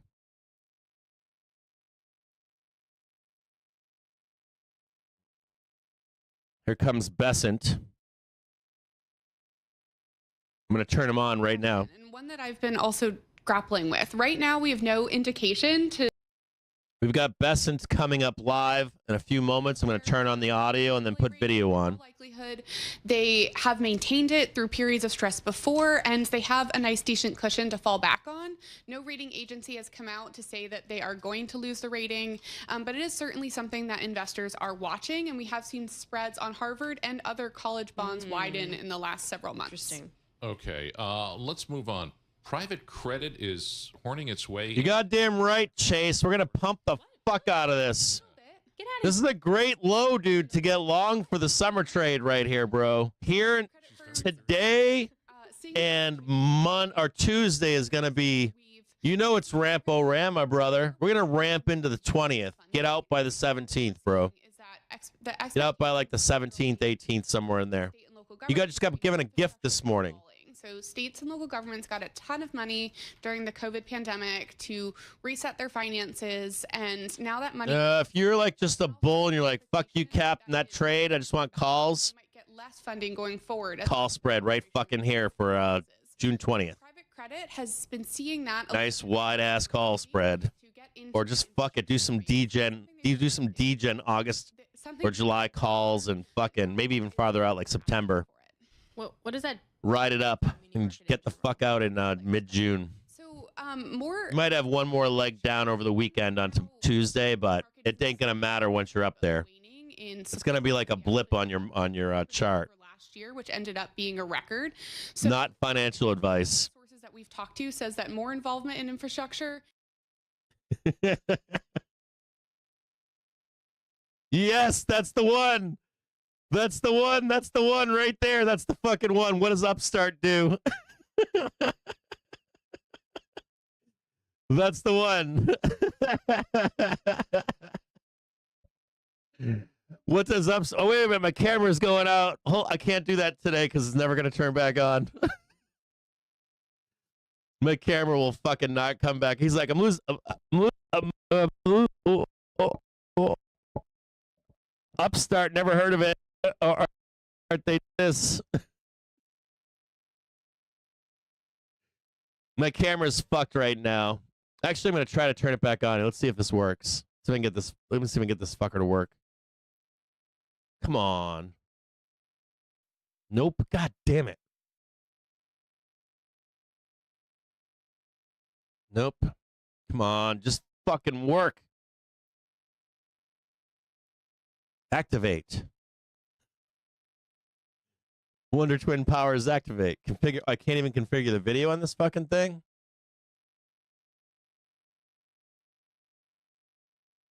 You don't do an upper targets. You do like a spread. You open it at like 5.7. You just get like 578 calls.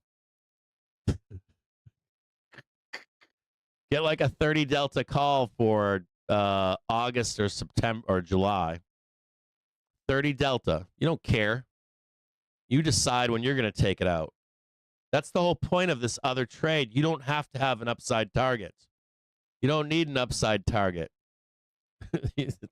So we're shortly expecting comments from U.S. Treasury Secretary. You don't have to pick it with the debit, with the put calendar spread. Excuse me, not debit, put calendar spread. Yeah. Talking spreads. 578, 612. Seems right. Right? What was 612 is all-time highs? Fail that. You can capture part of that spread. You take it off when you feel like you've made enough money. Date them for like the 20th. You don't need time on that trade. You just do the 20th of June. You do call spreads. You just do like, you could do a little bit farther out. I would do like I would do like July 8th, just in case, and then close them the 20th if you're within where you need to be. Oh, fuck yeah, bro. Fire.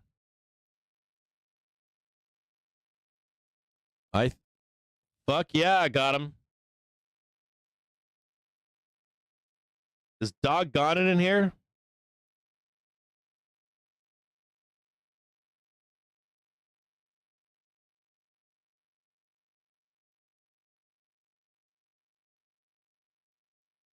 Yeah, it's not financial advice. No, wait a minute. Here we go. Hold on. Of the scoring, as it were, on that bill, because I know you're concerned about the deficit. A lot of people are concerned it's not helping. It's not helping us that much in the deficit. Well, David, Bessant speaking. Watch out. Is very important because, as I've said, our economic policies, Trump economic policy is really a three-legged stool. So it's trade, taxes, and deregulation. So this tax bill, first step, making it through the House, I think the permanence in the bill, the permanence in the bill from 2017 is going to give, everyone's talking about, oh, there's not enough certainty now. Well, what I can tell you is this permanence is going to give great certainty. And I think the scoring, you and I have talked about it quite a bit, it's Washington-style scoring, and it's not real-world scoring. What I am concerned about, or have been concerned about, are we controlling expenses? Yes. Are we going to grow the economy and accelerate the economy and stabilize and then bring down the total debt to GDP? And I think this bill does a great job of that. As you told us more than once, one of your goals is a deficit that's no greater than 3% of GDP. The scoring, the predictions on this bill as it's written right now is 7%, maybe 6.5% next year, not anything close to 3%. Now, you said we won't get there right away, but when will we get there? Well, David, what I've talked about is something with a 3 in front of it by 2028. We didn't get here overnight. We're not going to get there tomorrow. But what we've got to do is change the trajectory and start moving it down. So, could we get down to 6%, something below there with a 5 handle? Because what the scoring doesn't include, we have substantial tariff income coming in, so that's not included. We have DOGE savings in the hundreds of billions, that's not included. And then President Trump has made this very bold proposal on prescription drug pricing, which could save HHS substantial amounts of money. So none of those are included. So I'm very optimistic. So let's include those for a moment here and start with the first one that you identified, which is tariffs. We've had some announcements even very recently about tariffs, maybe 50% from EU and 25% on Apple products. Is that motivation for that revenue? I mean, do you need those tariffs actually to go into effect to meet the numbers you need in deficit? Not at all, because we have substantial revenue coming in now, and there is, at some point, there's an equilibrium rate, let's call it a Laffer curve for tariffs. And I think we will reach that rate. The other thing that's happening is a lot of their tariff barriers or non-tariff trade barriers. A lot of these non-tariff trade barriers are coming down, so friction's decreasing there. And again, because we don't know where these tariff negotiations are going to end up, they won't end up being scored. But it's several $100 million a year, several $100 billion a year of revenue that will be used. For every 100 billion, that's 100 billion less of bonds that Treasury has to issue. When you talk about uncertainty and getting more certainty because of the tax bill, some of the uncertainty, a lot of it is because of tariffs right now, because we're not exactly sure where we're going to end up. Do you have a sense when the economic community, the business community, will get better certainty on tariffs? Well, we've done the 90-day pause. As I've mentioned several times, we have 18 important trading partners. So what everyone should really focus on are those. We've done a deal with the UK. My sense is over the next couple of weeks, we're going to have several. Coming into a little bit of. We have put a pause and a 90-day pause. Could squeeze up here to. Negotiating in person with them again. And then the president today, when we initiated the pause and the 10% are moving down from the April 2nd rate to the 10% level was contingent on countries or trading blocs coming and negotiating in good faith. And I think the president was getting frustrated with the EU. There's some supply here. Watch out. EU, I've said several times, they have a collective action problem. There are 27 countries.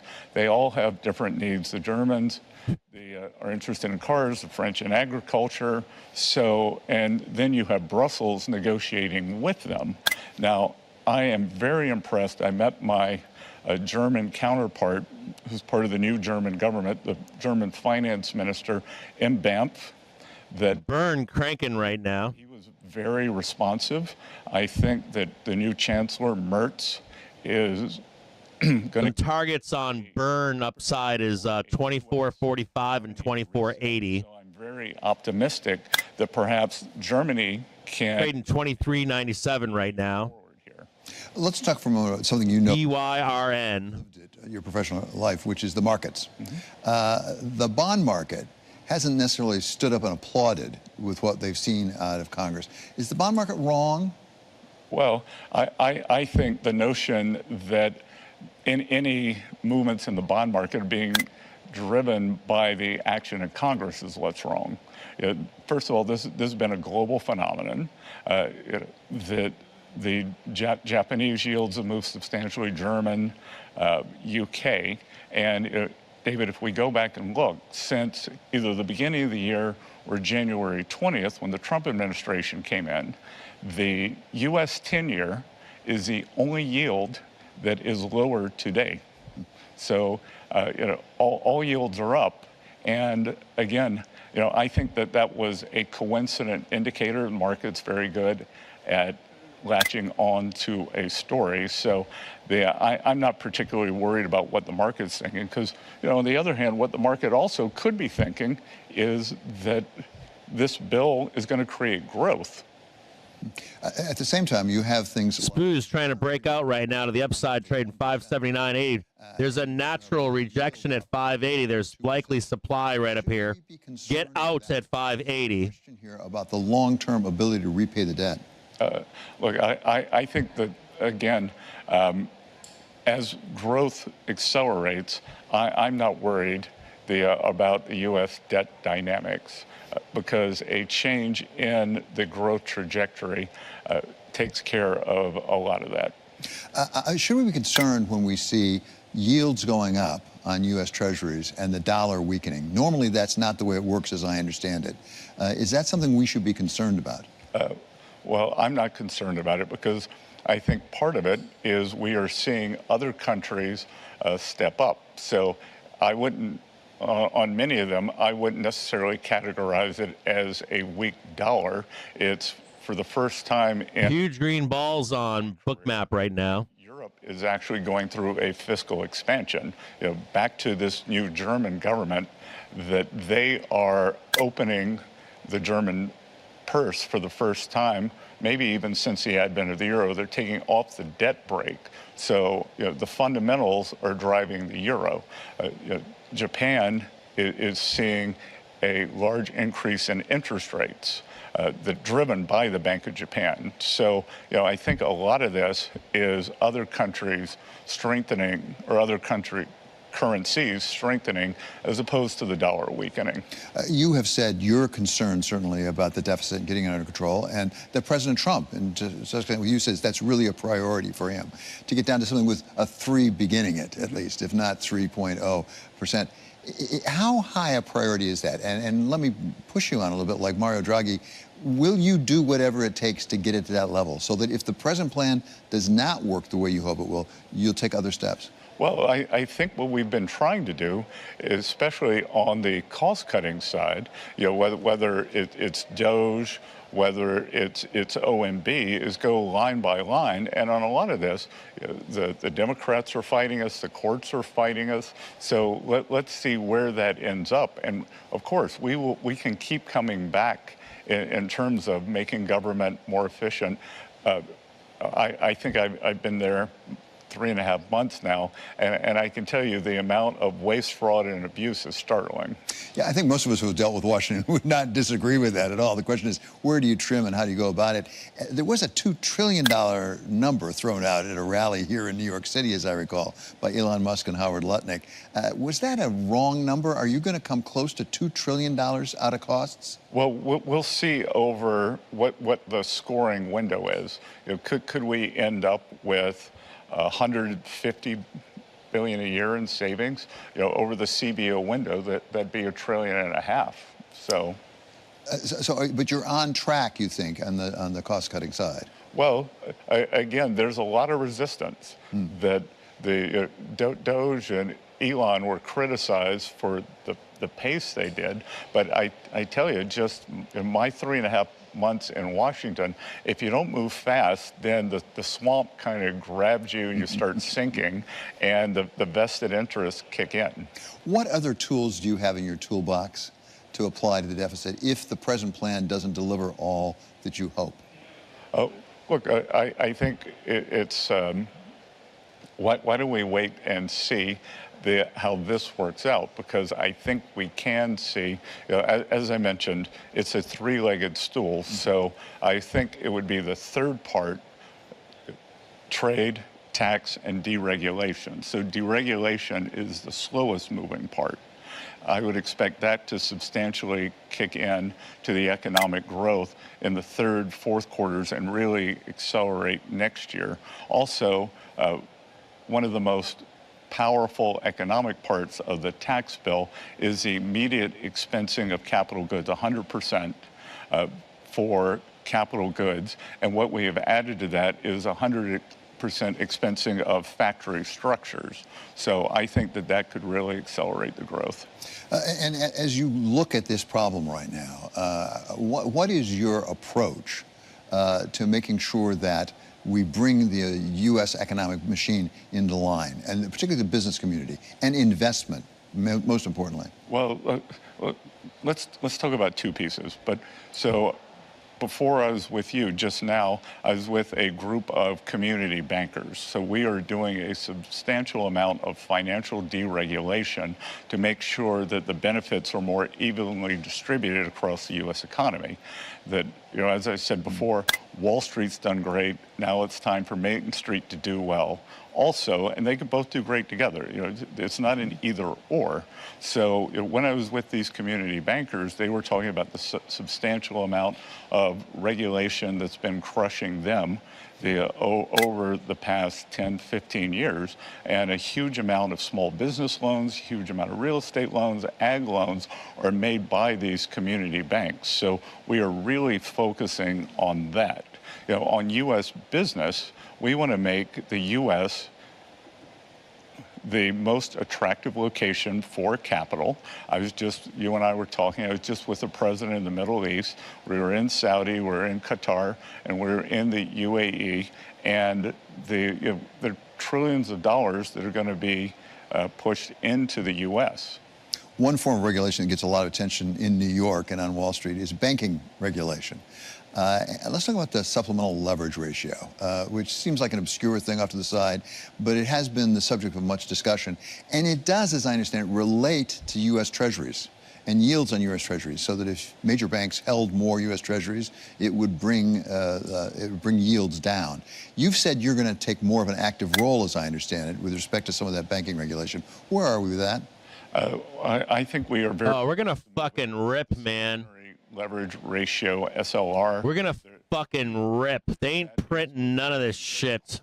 All these puts, dealers are going to run these puts over. And the FDIC. So I would think we could see something on that over the summer. Over the summer. And knowing the markets as you do, would you anticipate that might have a significant material effect on Treasury yields? Well, I think it could, because banks are being penalized for holding treasuries. You know, there's a large supplementary leverage charge. So I think for holding the risk-free asset, we can reduce that. And, you know, I've seen estimates that it could bring yields down by tens of basis points. Certainly during the COVID crisis, it was temporarily taken off, and it had a big effect. Let me ask something different, but I think might be related, which is stablecoin. If really we went big into stablecoin in this country, what effect could that have on the strength of the dollar? Because people might have to hold dollars in order to match against it, or even for treasuries. Well, we are going big on digital assets. So Trump administration has made digital assets a priority. Past administration starved and almost made extinct a lot of these companies and pushed it offshore. So what we want to do is apply the highest U.S. regulatory and AML standards to digital assets, especially stable coins. And I've seen estimates that just over the short term, stable coins could create $2 trillion of demand for U.S. Treasuries and Treasury bills.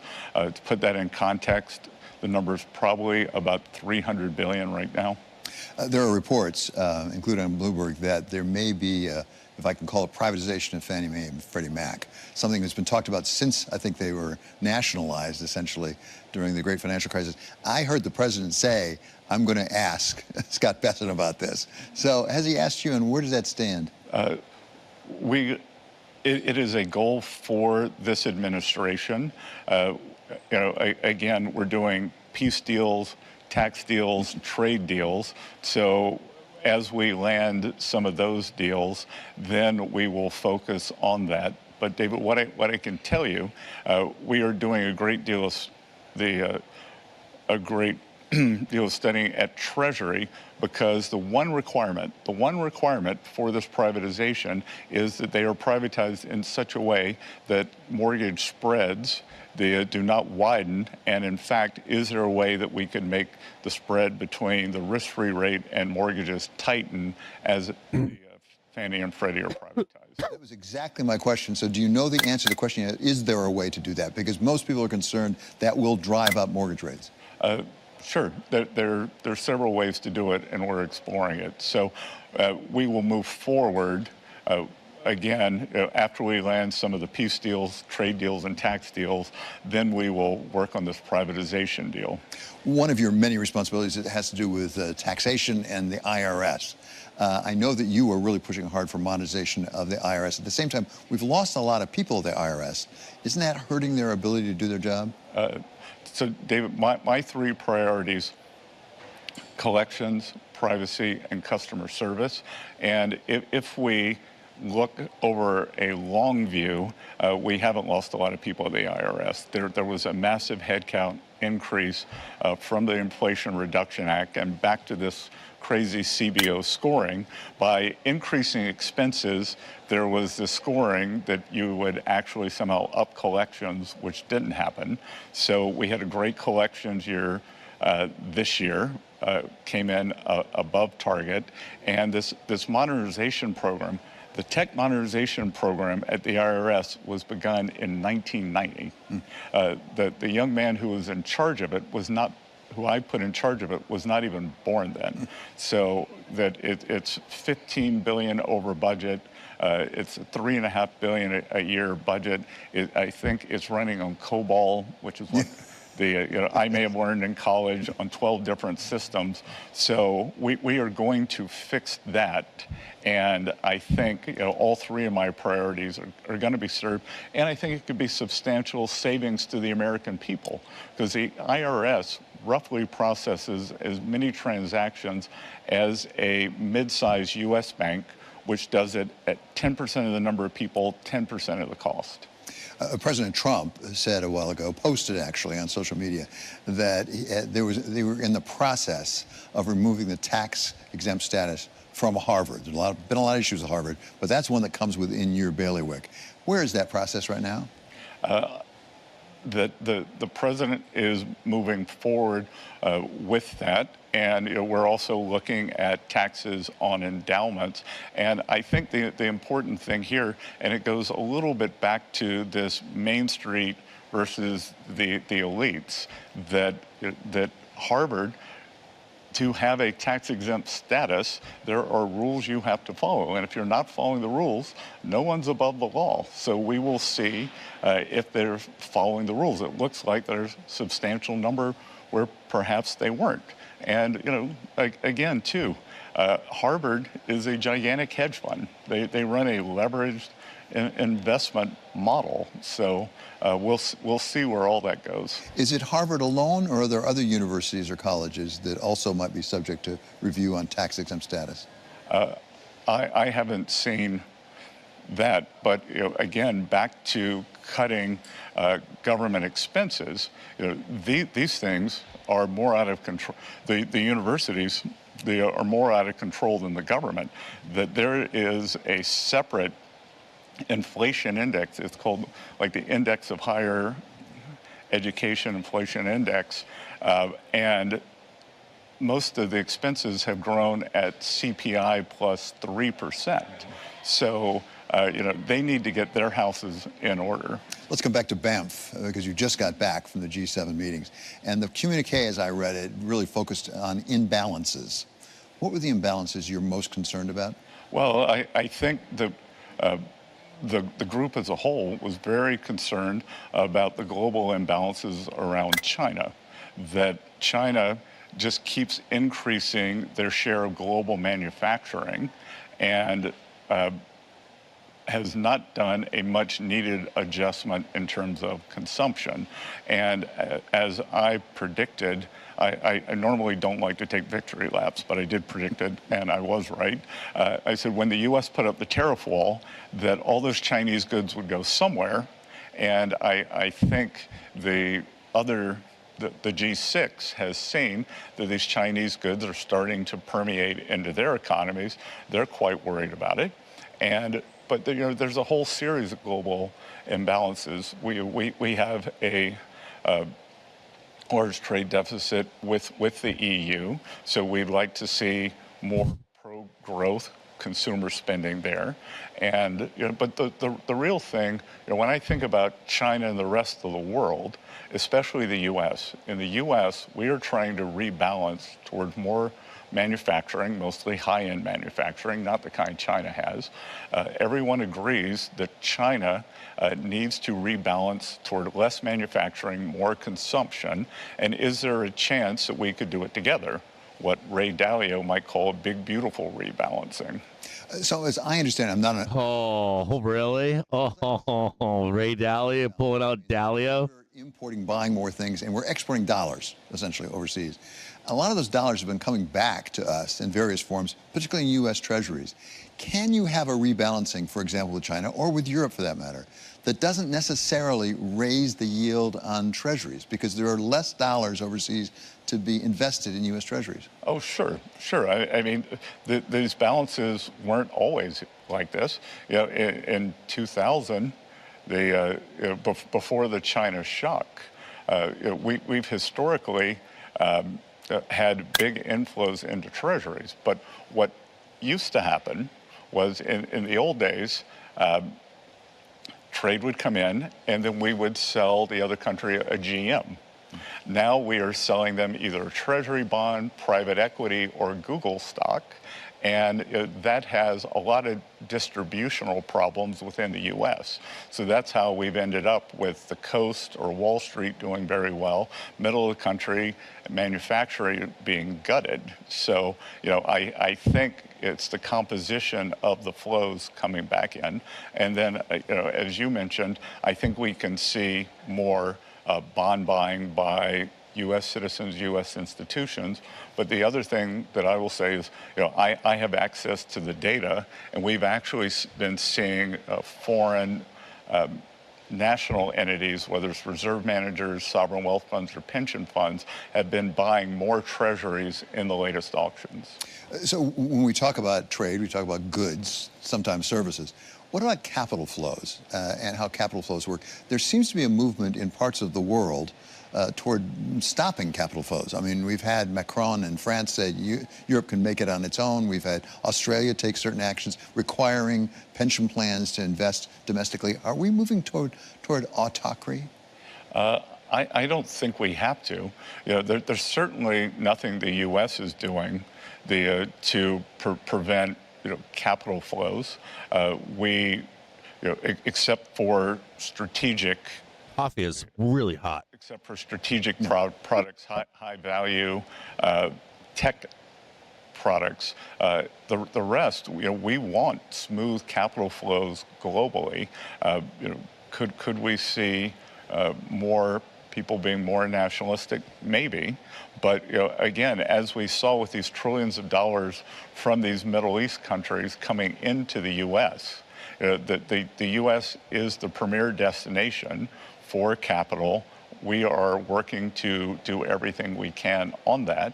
And David, back to your question on the money coming back into the bond market, that a lot of it's going to come back in the form of foreign direct investment, which is actually a much more stable kind of investing.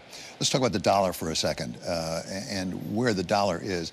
I've seen some charts actually about the nominal value of the dollar versus purchasing power parity.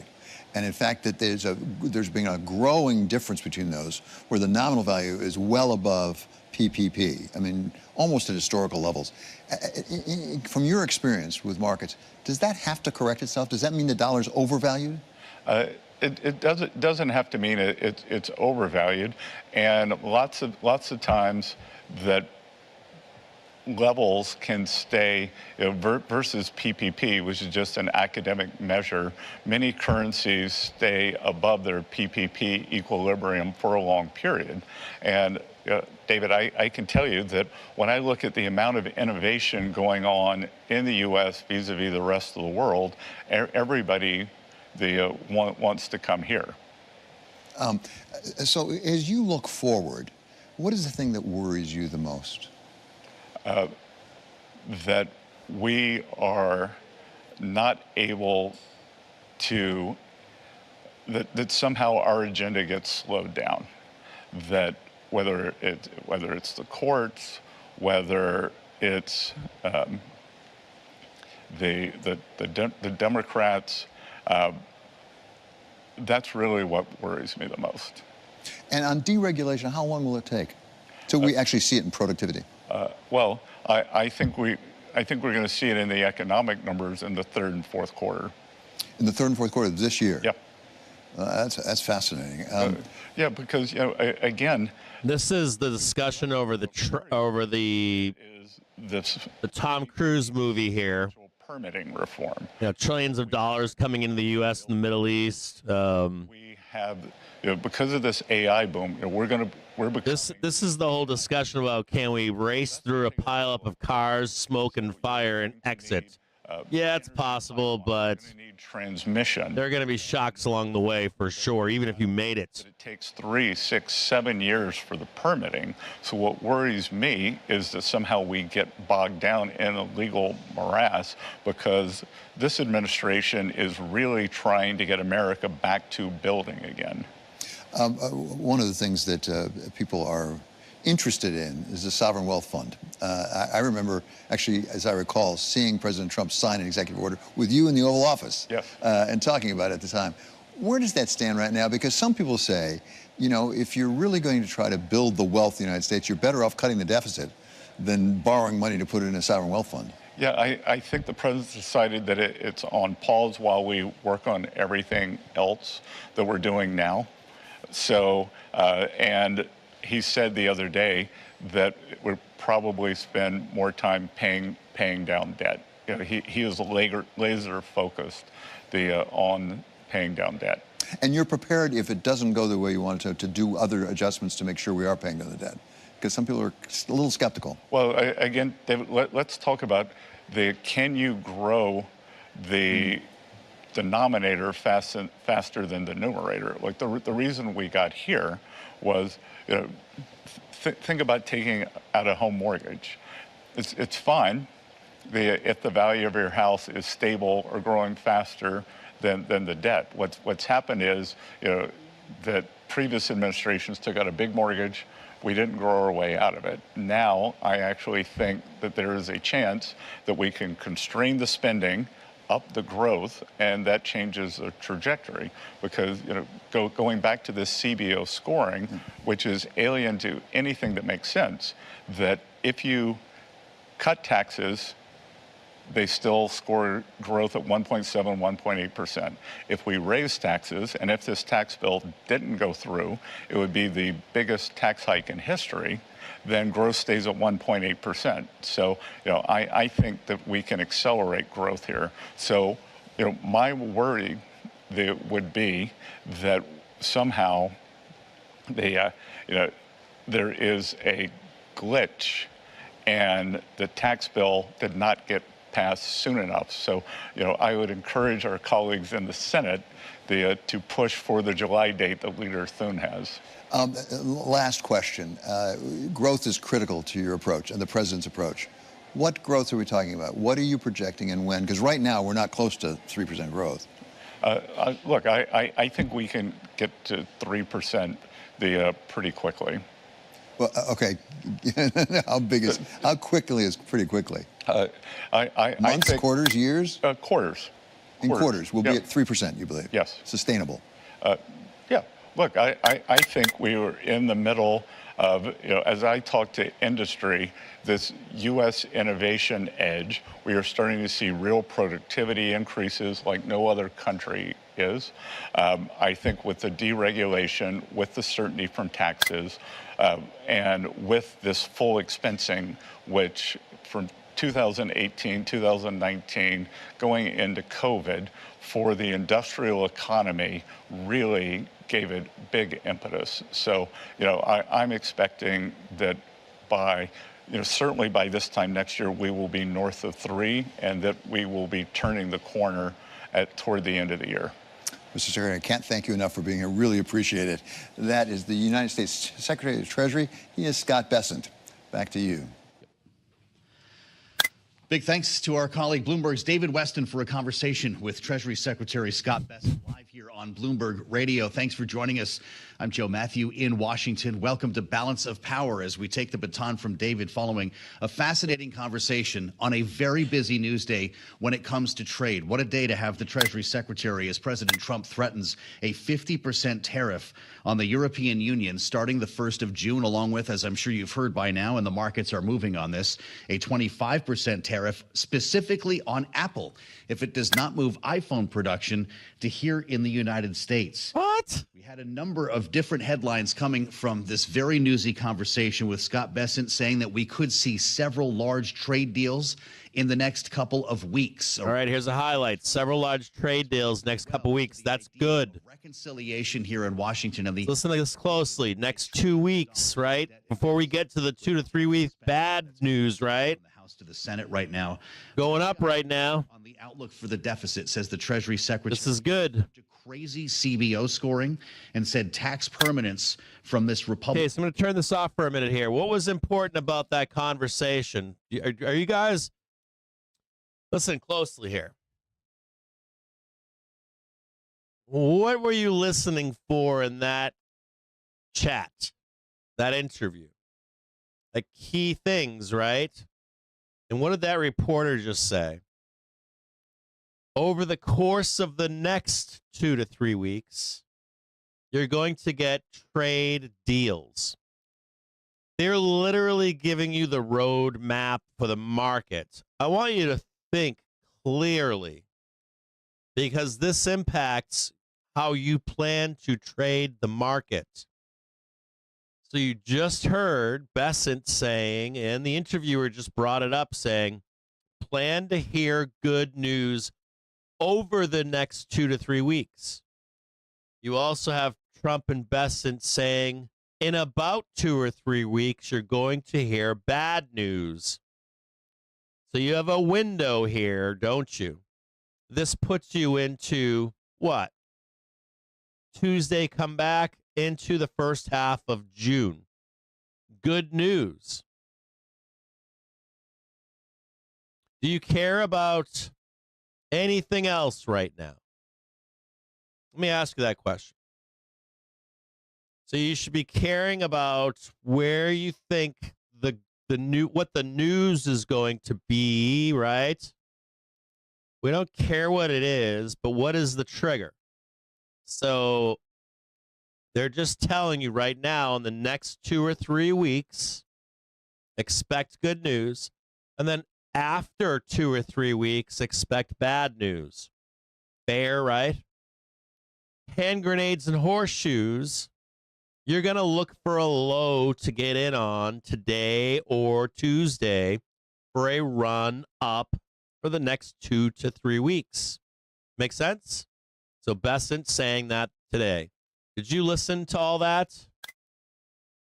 I'm wondering because these guys are giving you the roadmap. They're literally manipulating the market so that you have an insight or a thesis at least. Hey, I got a thesis. I got a quote from Trump and Bessant saying, we'll get bad news in 2 to 3 weeks. Just got another quote from Bessant. Expect good news over the next 2 or 3 weeks, or within these next 2 or 3 weeks. And to note, you had Trump come out this morning and paint the tape, right? And coincidentally, Bessant comes out right afterwards and tries to cool down fear. Does that make sense? And what makes this important is you should be trading the market. Put your stock trader hat on. And what? Disassociate politics and the roadmap that they're laying out for you. So if you're looking for the squeeze trade higher, right? You're looking for the higher, faster trade. You have a window for the market to go higher. And he just laid it out for you. He just literally told you on public. Expect good news the next 2-3 weeks, and then prior statements after 2-3 weeks, expect some bad news. So if you're going to think about the next 2-3 weeks, I would be expecting, some unexpected good news. And to boot, we're going over a long weekend with Theta Burn, aren't we? 3 days of Theta Burn. If I was a dealer, I would love that, wouldn't I? If we're going to go up, I could murder a bunch of that from now into Monday for single close-dated call holders. So that's actually good news. That Bessant interview, in my opinion, should be digested well, and you're likely going to hear or see a note come out from somebody that, hey, Bessant's saying expect good news next 2-3 weeks. And we want to remember that he said expect bad news after 2-3 weeks. So Trump will come out, and what is he going to do? What would you think he's going to do? Likely going to come out at 2 or 3 key moments and start saying good news. He'll get quiet again, and then you're going to expect Trump to come out and fucking paint the tape. So if we hit that 17th, 18th, 19th, 20th, where all that volatility is, and you're just trying to get long there, and you're like, oh, shit, Trump did it to me again, and I didn't expect it or see it, Bessant is here telling you to expect good news over the next coming weeks here. Does that make sense? It's very important for you guys to be able to separate Main Street ideology and stock market ideology. You will lose if you don't. You will lose. So just be open to it. Okay, so the interview is over. What do we normally do when the interview is over? What was driving price here just now? Bessant, right? So watch out for a kind of a pullback here, and then we'll try another pump higher. This is also some major resistance up here. If you want to take a new long, it has to be above this 580. That would mean what? We do something constructive and go up here, consolidate, and start making some new highs. We'll instigate a new long. If not, we'll look for the prior low, and that is farther down. I believe it's at 573-ish, right down in here. So we might get down in there one more time. We'll take a peek at it. We do have a rejection above here, so we're going to look for a few places. I'll give you this one right here. Yep, hold on here. Hold on here. Right there. No. Right about there. Oh, that was the same color. I don't even need this one, do I?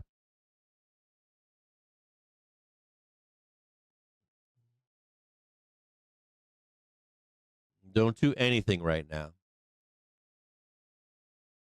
If we break above here, we can start talking about this one up here. I'll draw it in for you. Hold on. Remember, also, we've got 1230 vol control gang. And we have 1230, 130 sellers going to attempt to step in.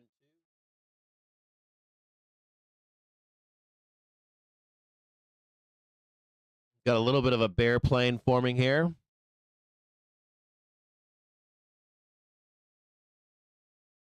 Ugh, tired. I got a long day ahead of me here.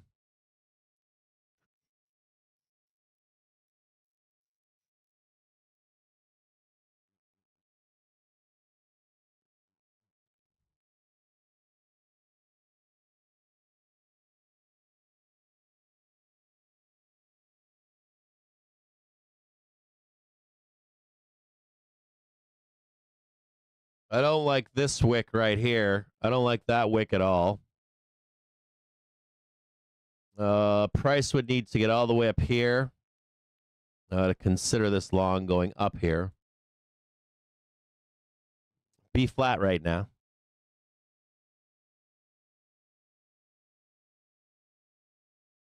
The trade is flat if you don't know. You want to see this break right here to start getting spicy with it.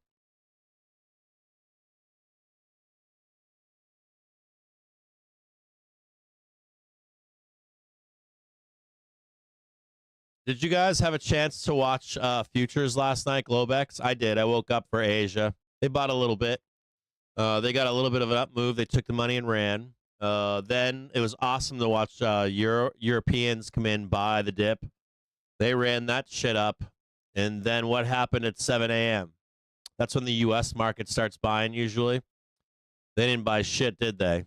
Started selling. You see that? 3 different markets. 9 p.m., 9:20, 2 a.m., 2:30, right around there. And then right around 7 a.m., did you see the U.S. market go risk off? Did you see that this morning? I was up for it. I was up for all of it. I had a member call me in the middle of the night and say, "Are you awake?" I'm like, "I'm back to sleep already." Did you guys watch futures last night to see the different markets? Now what you want to do is start adding in the close of those markets. And you can do charts with like a vertical line, open and closing of markets. So you can see the behavior as dealers offer up price to each market. And you'll start to think a lot more about the morning. This is important information here. So if you start to realize that we have 3 different markets, and then you realize that there's an open and close to each of those markets, you can start to think about like if they're not buying it in the morning, or if they did buy it in the morning, like 7 a.m., they buy the market, we rip up. Why we have sellers that come in at 10:30, and then if we sell down, if there's no buying at 7, they let price roll down to the prior market into our cash market. You're then looking for an inflection point to buy a dip on the open. And we'll discuss this further down the road, but I want you to begin to think about this in time at least. There's a bunch of time stuff here. I always say like time and price. I want you to think about like dealers servicing markets. And I want you to think about like what happens at the open of these 3 different markets, the close of these 3 different markets, and their impacts on your market that you trade in. So if you're in the morning and you're like, "Hey, are we going up or down?" And if like what happened in the overnight? And also, do we expect sellers at 10:30 or buyers at 10:30 in the U.S. market? If you start to watch that behavior, and you don't necessarily have to stay awake all night long, and you don't necessarily have to wake up, but if you're trading the cash market in the U.S. in the morning, put it in your routine to begin to look at other markets, their opens and closes, opening and closing price, and I'll get into more of this later, but there's usually on differing time frames, a quarter, a month, a week, a day. There, you'll notice that we go to specific prices within those opens and closes of those markets on a time basis. You can start to see where there's like, hey, we keep going back to this price. And I want you to add that to your repertoire, even if you're only checking in the morning. So you should have a SPY chart, a QQQ, or excuse me, a SPY chart, an SPX chart. You should have an ES chart. SPX matters during the daytime. Nighttime, of course, or ES matters, of course, to see all markets. You can also look at triggers that way too, like which triggers matter in which market. And you'll also notice that the market will tend to like or not just revisit, but if we've hit, let's say, a daily trigger on SPY, we haven't hit it on SPX, that we're gonna go hit it at some point. So we might not be done going down or up. What else? I think when you start to see these other markets, you're going to have a better understanding of what the opening and closing is, and the dealer's perspective in all of this, and how they're trying to service markets. Anyway, start thinking about time. If you don't already, like, I want you to think about like the stock market on a clock, like every half an hour, what happens usually. Can you find can you find patterns within this? And that's because sometimes they call it like Wall Street lunches between 12:30, 1:30 until 2:30 in the afternoon. But when you think about this, so you're on the same routine as other traders. There are traders that wake up or are awake for specific times of the day. And just start doing that on your own if you have the chance. And build it into your routine to be building out time frames, being aware of other markets and where price is in relation to those markets and what those traders are looking to do. Like you could see it clear as day on Euro Open last night. This is how you that you ever hear the meme Euro pours? That's what last night's price action was. Bring it down just a little bit more so I can buy a dip. And they're like 230, 228, I think they started buying again. They took price all the way up to the hourly trigger last night, didn't they? In the middle of the night. Did you guys see all that price action last night? It was a gorgeous fucking trade. Gorgeous, gorgeous, gorgeous, gorgeous trade. You can start to get a feel for other markets here. Watch out here. They're going to try to roll this right now. Still not quite there yet. Put your finger on the sell button if you want. We're not quite there yet. I'm going to try to take it to right about here. Right about there. Not quite there yet. Don't get sucked up in this. This is dealers. If I had to guess what dealers are doing here is they're going to try to drive us sideways and not print those puts till end of day.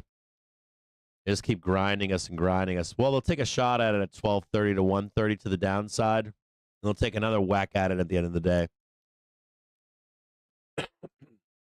Dealers should be supportive here, by the way. They don't need us to go up. They just need us to like chill out sideways. Another downgrade market close. If we go sideways long enough, they might give it to you. We should be able to put a trade on into this bell. I'm thinking of opening a call spread. If we can get down into the bell, I'm thinking about a call spread today. I might also start selling some puts today. I think I'm going to sell like Jan 20 or June 20 puts somewhere in there.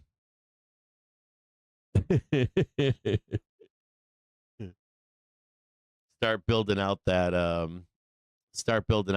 fucking that calendar fucking spread.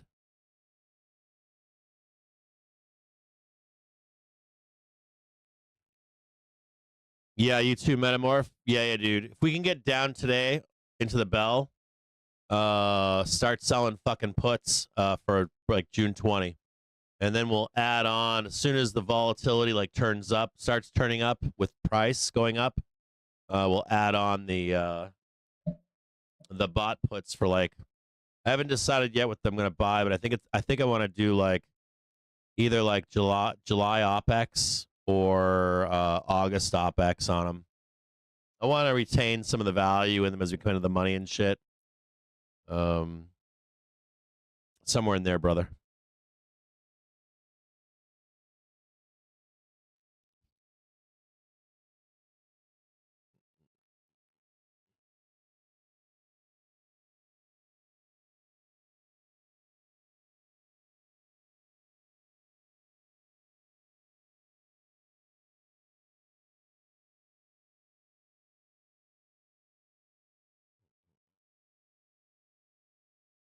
Yeah, you see they're being supportive here. They're just grinding us out. There's another bull trade here, by the way. There's we did this on Thursday. Same price action as Thursday. Just grind it up and to the right. They'll take a shot at it up here. See it right here? So what they'll do is they'll grind us up here. 12:30, take another stab at it. Take another stab at it at 1:30. Not valid right now. Becoming invalid. I'm going to try to run us up one more time here.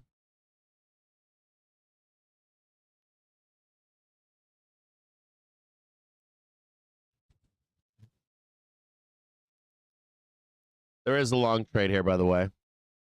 Just note at 12:30 they're gonna try to sell into you right about here. There's a small like long trade right here.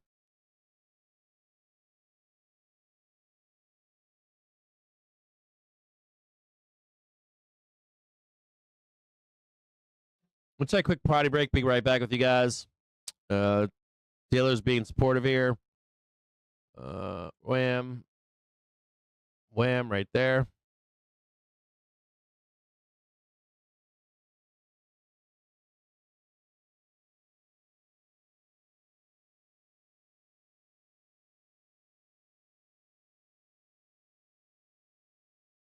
Let me go potty. I drink water and coffee all morning. Like coffee is a huge diuretic.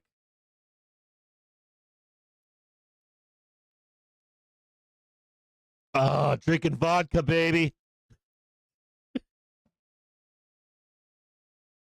Let me give like 5 minutes. I gotta talk to my wife and stuff too. I gotta get her to go buy some crap for me. I'll be right back with you guys. Give me a few minutes.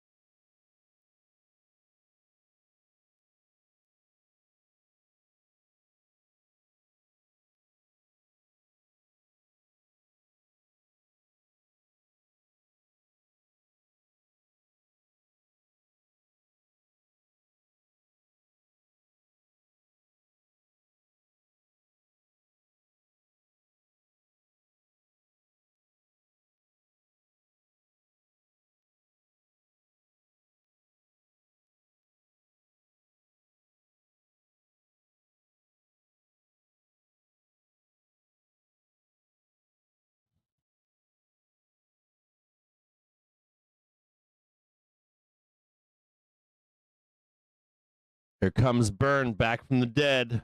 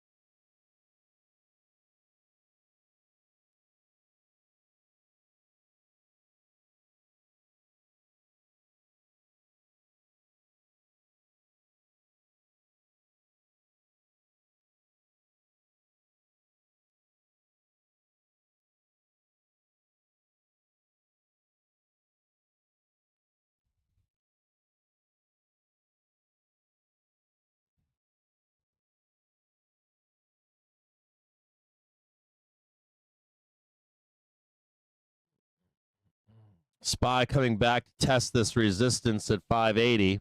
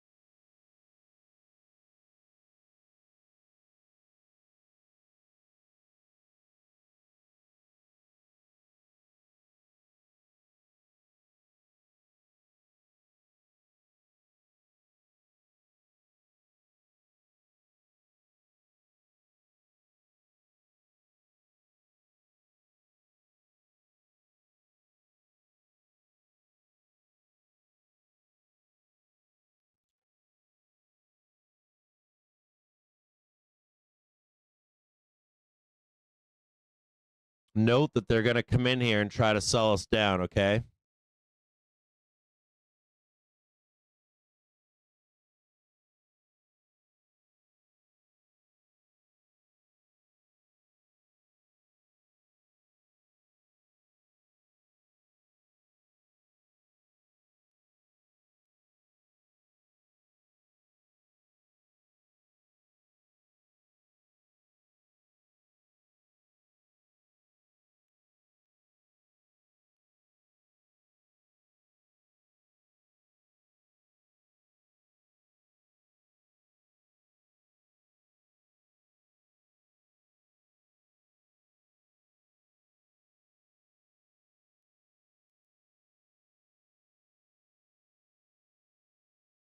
I'll be right back. Give me like 5 minutes here, guys.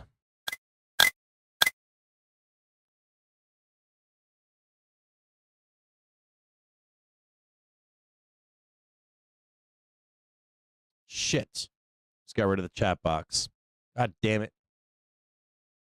Break time. Be right back.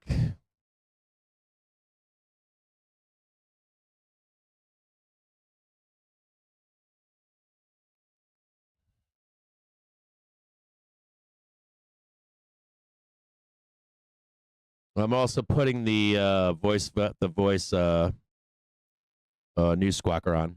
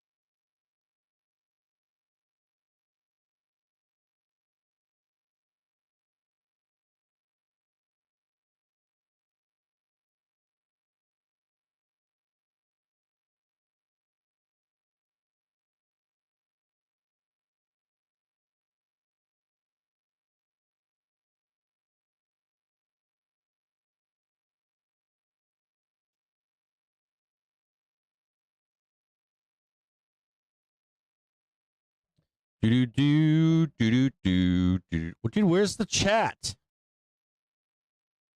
How is there no chat?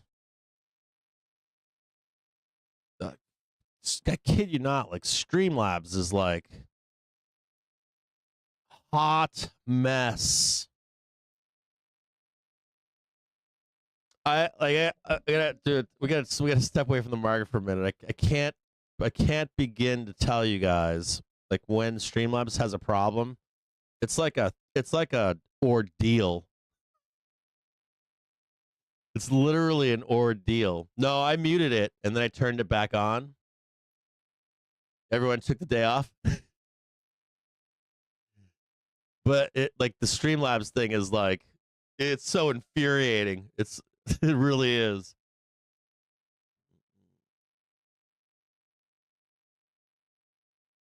Cook's talking right now, or was talking in a speech.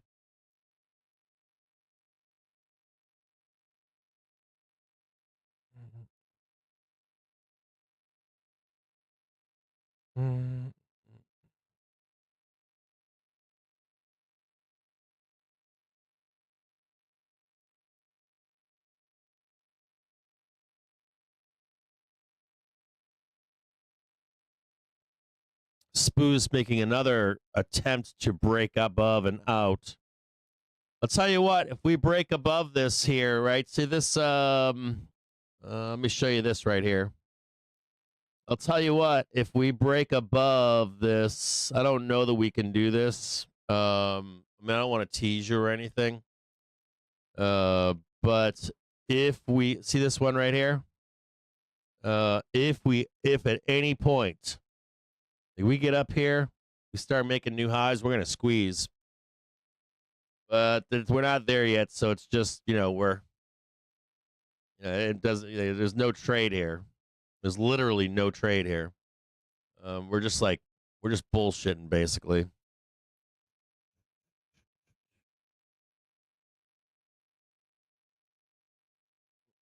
Too risky of a trade.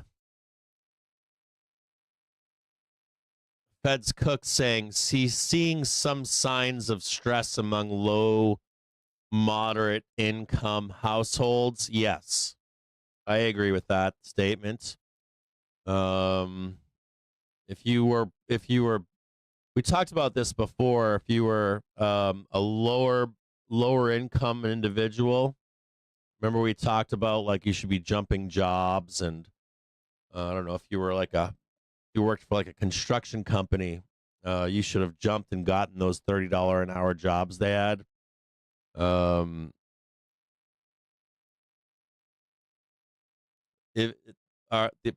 Like, most groups have grown. There's more wealth and better off groups, but the lower income groups are way worse off than through 2019.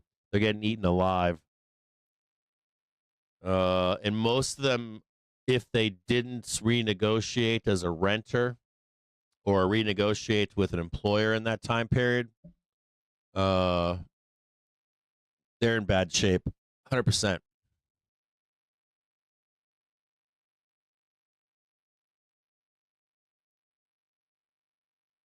Oh, 45 Forever is going to town inside the Twitch. 45 Forever is rounding up the cats.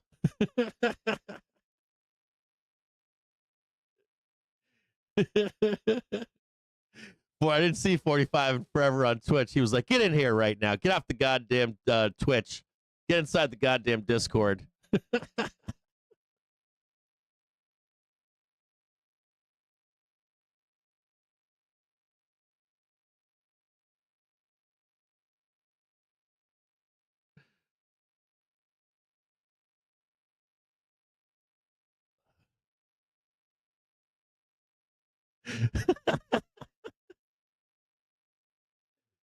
Get your asses in here. We're going to make some money together.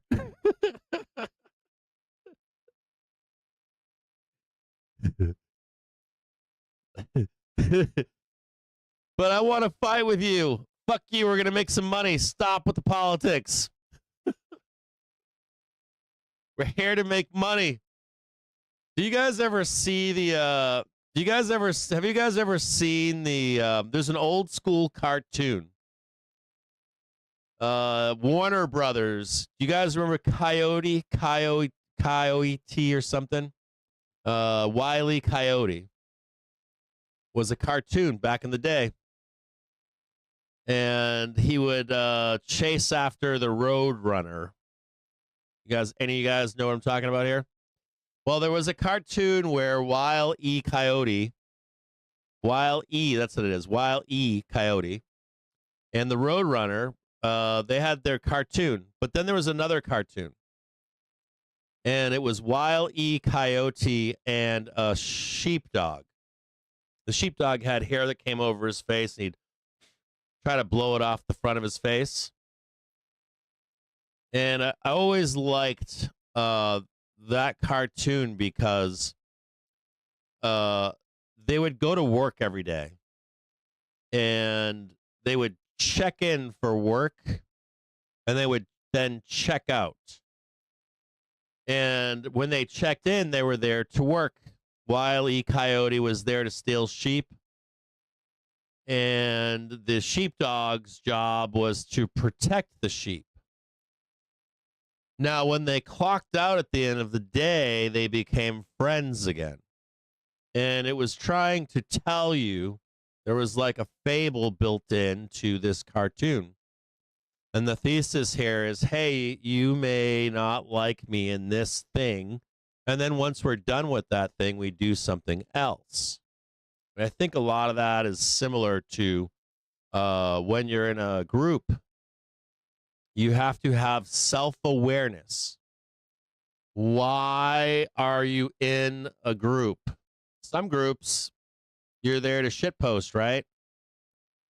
I hate this and that, and yeah, what about you too? Oh yeah, I hate this and that too.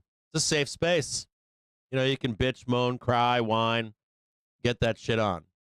You go to a different group, you clock out, and then you check into let's go make money. And you don't drag that into another group. You're like, hey, how do we make money off of this? We can talk about that same shit, but the context is making money. And making money is where what we're doing, isn't it? Then when you check out, clock out, you go somewhere else and you go, okay, I'll see you later. I don't like you in this other place. I don't know what's going on right now. Getting logged out. Do you understand what I'm saying? So context and self-awareness matters. That is a very key positive trait to have while trading, by the way, if you didn't know. I'm going to let you know that you have to have self-awareness in the market too, right? Pragmatism, objectiveness. Why are we here? How does the politics or the policy interplay with the market? And when you have to wear those different hats in life too, right?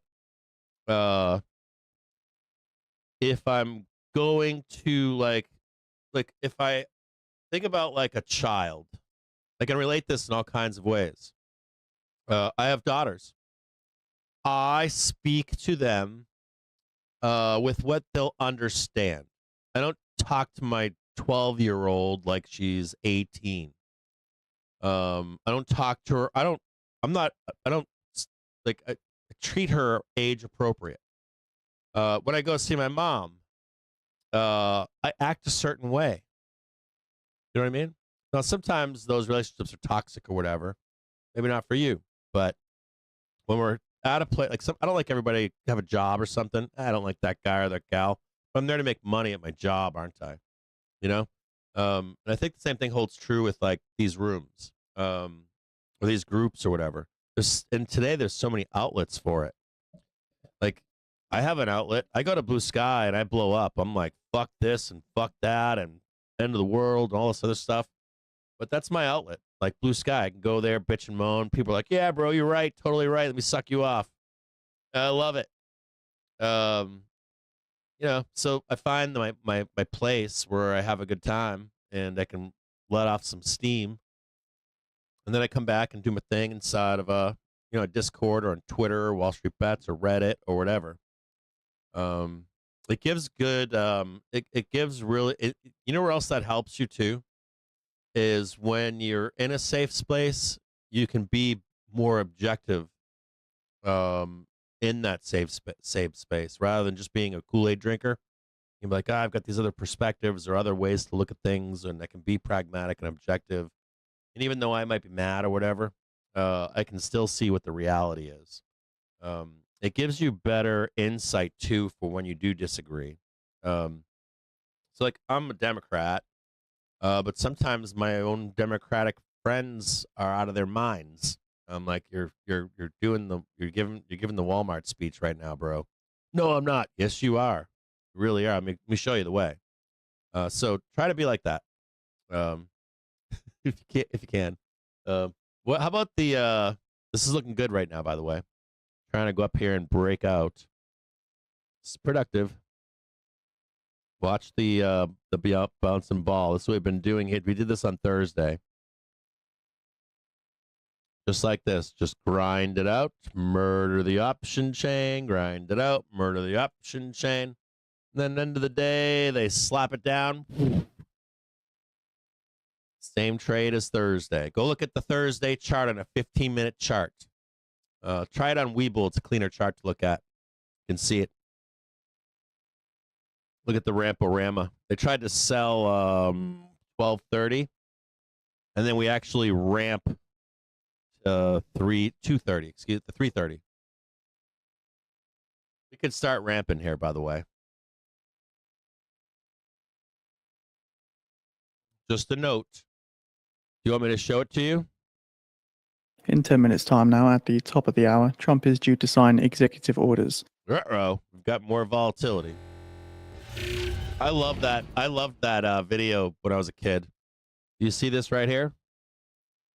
Up, down, super ramp, down, right? Up, down, super ramp, down. Now, there is some resistance here. So you kind of want to get over that resistance. Kind of want to get over this and then go there. You don't want to get trapped in here. We're getting there. We're almost there. So no sign of a live video yet for Trump signing these EOs. It could be that this event is delayed. They often are at the White House. But just also keep in mind that the Oopsie, sorry about that. weekly they could use rig count numbers. Apologize for that. So oil rigs saw a prior rate of 473, while total rigs saw a prior rate of 576.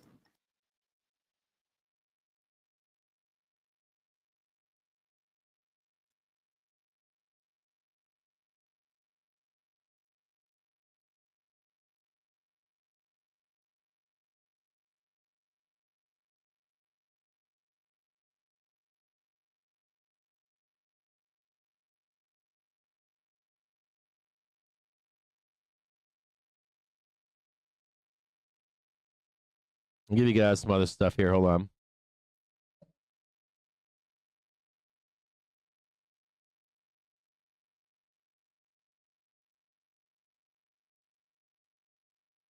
A note here, too, that we are fighting for the gamma flip right now.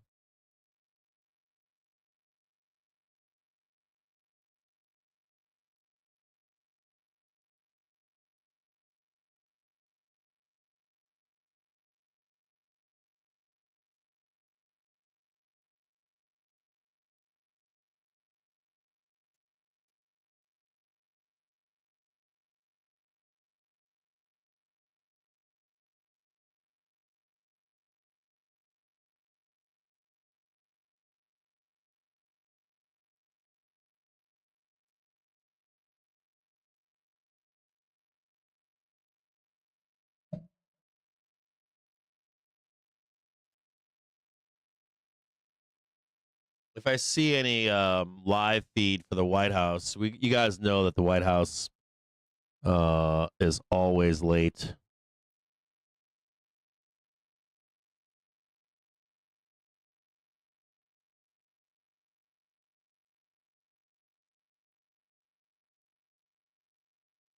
Also remember this is 580.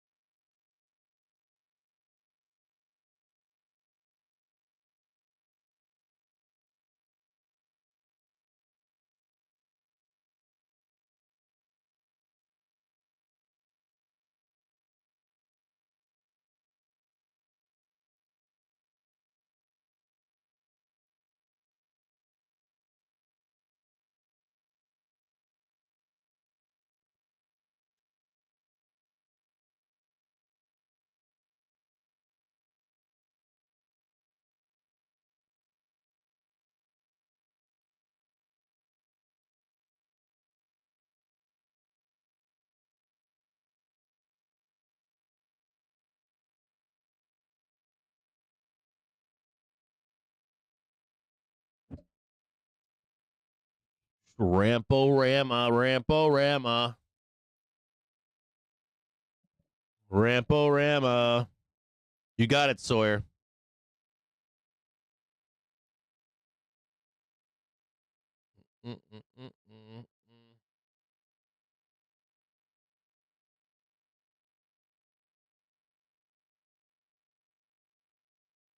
Ramporama, Ramporama, ramp it up to the gamma flip. Let's go see what's up at the gamma flip. Ramporama, Ramporama, go to the upside. At the top of the hour, we see the release of the US Baker Hughes rig counts. We want to see Prior 576. Ramporama right there. We want to see that one right there. We want to see that one right there. We want to see that one right there. Ramporama. Come on, do the thing. Push the stick. Remember, too, at 1:30, they'll take another stabby at it. They're like coming in at like 1:30, 12:30 to 1:30 right in there. We want to see that target hit up there. And there's 580, 50, somewhere in there. 580, 250, we're in business.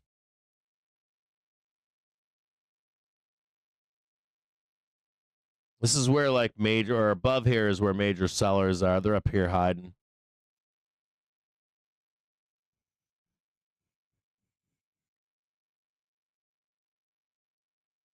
Get that vol down. Come on, burn, baby. BYRN making another move to the upside right now. Come on, burn, baby, burn. Do it.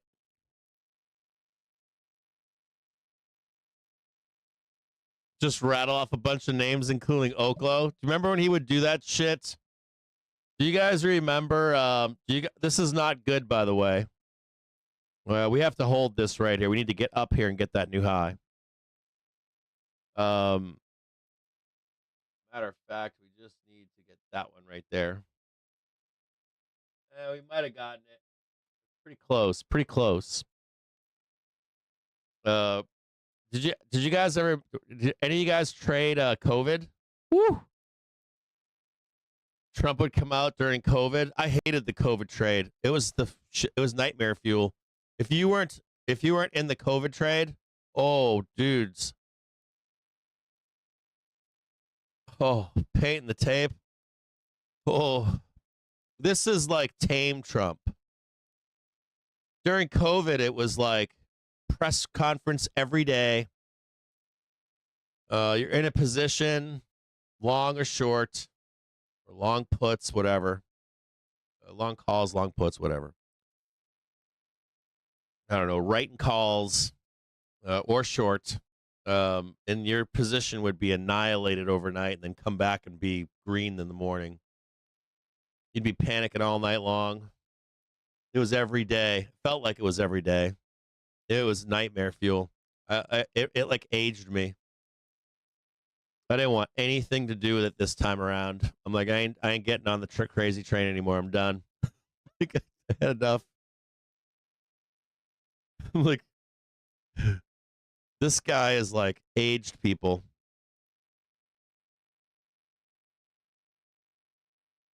Like, just having the ability to like paint the tape. Oof. I'll get on the crazy train. I was talking to Winky about it this morning. I'm like, I need to see like a 3 sigma down move every time. If I'm ever going to buy the SPY again for the next like 2 years, or at least until midterms, I'm like, or at least until the running of the midterms. I'm like, if he can't paint the tape, I'll get long. I'm like, other than that, I'm like, every time he paints the tape, I just want a major down. I want a bloodbath. What, like 3 sigma down move? Otherwise, no more risk. Not like that. Yeah, you remember that stuff? Expecting the results from the US Baker Hughes rig. 100%. And then he would like talk about companies that had like 3 employees. He'd be like, Dr. Zhivago over it. Well, Dr. Also scheduled to sign executive orders at the top of the hour. Though there is not yet a sign of any live video available for this, there is a chance it could be delayed. The White House does sometimes delay these events. Yeah, Dr. Brad, he'd come out and he'd be like, Dr. Brackish Oaken. He's the doctor from Independence Day. He'd be like, this doctor over here has got the cure. And oh wait, by the way, his stock is $1.25. Like, oh fuck. That was crazy sauce. Down around 0.7% on the day to a December 2023 low now. No, you wouldn't get a rip down soon. You'd get a rip up into the close. Thursday, they tried to sell 1230, 130. They failed, and we super ramped to 330. They took a shot at it, 1230-ish, failed. So we like ramped and murdered all the puts, and then they printed the puts at the end of the day. So this support here is dealers, you know that, right? They don't want to print those puts until, or they don't want the puts in the money at the end of the day.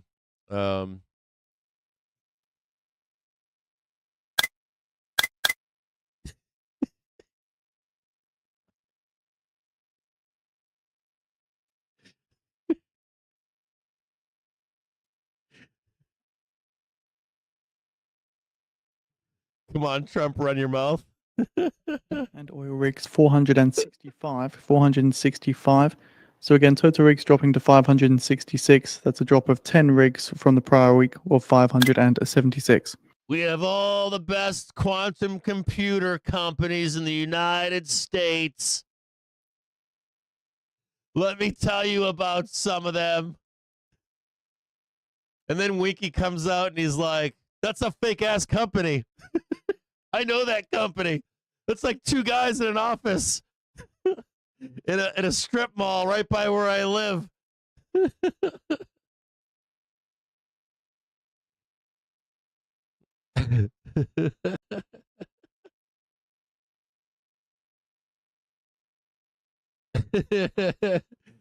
Is that what we're gonna do? Dog on it? Are we gonna do?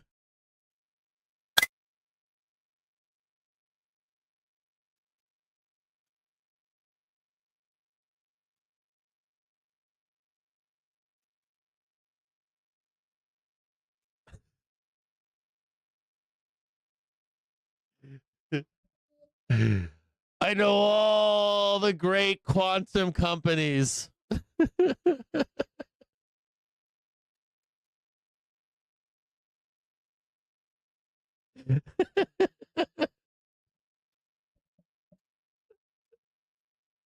If Apple doesn't want to come back, I know we should find is we should look for like an American cell phone company that's bullshit that wants to move back to the US, and maybe we pump them. Maybe that's what the pump is. So terrible.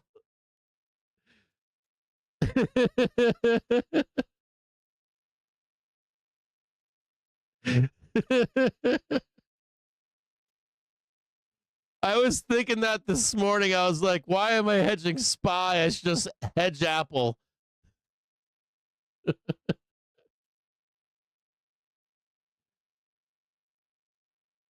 Well, why are you hedging Apple? Because you know the old man's going to come out and start ripping on him eventually. Start using like Walmart and stuff.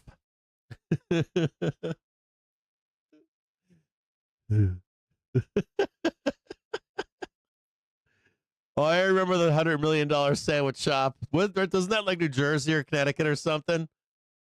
Like a total fucking front for the Italian mob. I remember that stock. Dude, we traded Rebel Coffee. Didn't we trade like Rebel Coffee a couple times? Company makes like $1 million a year in sales, and it's like valued at $9-10. Is it Rebel Coffee or some shit like that? I think we traded it like twice, and Winky came into the Discord one day and was just screaming. He's like, he's like, this fucking company has no business being up here.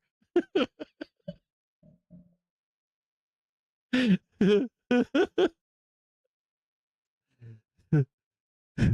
it was Rebel Coffee or something like that.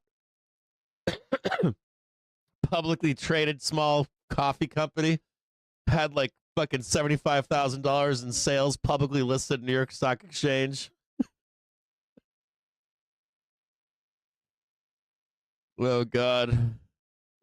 Yeah, dude, they're still looking good right now. They're almost ready for another dip buy.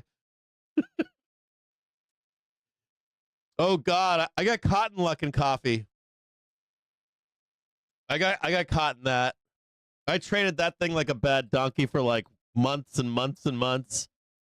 I traded it to the bitter end as it just collapsed in on itself, and then I got caught at like 30 cents or something. And Luckin Coffee came back too.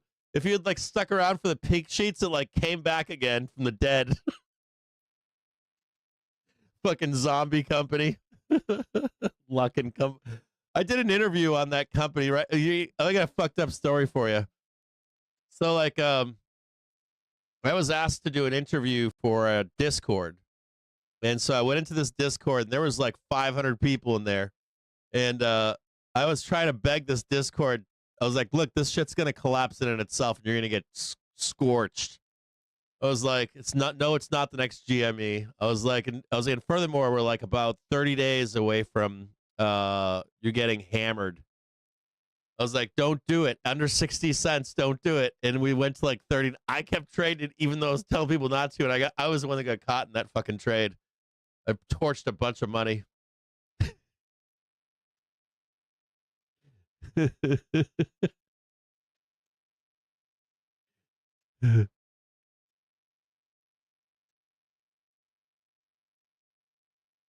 Well, not only that, someone probably told him that they're also supposedly like they flew a bunch. Did you guys hear they flew like a bunch of phones over here? They flew a bunch of Look at this, we're going up. Yeehaw, daddy! Keep on riding. They took a bunch of phones, like planes full of phones. And then there's like whispers and rumors, not whispers and rumors. There's a guy on YouTube that one of the shipping guys, there's like 2 or 3 shipping guys. And like one of these shipping guys was like talking about how a lot of companies right now are legitimately, they're skirting tariffs right now. So there is even some, not only that, I got something cool for you. Walmart announced this week that once we had like aluminum and steel tariffs and stuff, this is fascinating. I should get this for you, but Walmart is actually trying to work with their producers to change materials for packaging to offset tariffs so that you don't eat them as a tax. They are a smart company.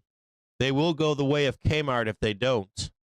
Some of what Trump says in this stuff is real. These companies, the producers and the corporations, will either eat profits or find a way to change how they deliver a product to you. Sometimes it's lesser goods, sometimes it's just different packaging. And that came out this week that Walmart said they were going to try to change some of the inputs on their goods that they sell to us. So it's not always, or it's usually a one-time hit on inflation to you. But it doesn't remain. It normally doesn't remain sticky. Although, because the consumer was so well off, it did remain sticky the last time around.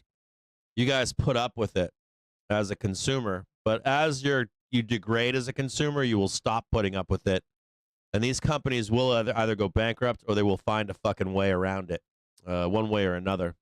Oh my god, that's hilarious. Poke, I haven't seen that meme in a long time, brother. I haven't seen that meme in a long time. Oh, BBBY was your luckin'? Oh, yeah, I remember that with BBBY. That was another one, too, wasn't it? I remember that one, too. I forgot about BBBY. Oh, I traded C. It's like C is a Chinese company, I think. I think it is. Or it's tied into China. But they were like, you just see in injections. It ran like a straight line up and down, and you just see injections of cash into it.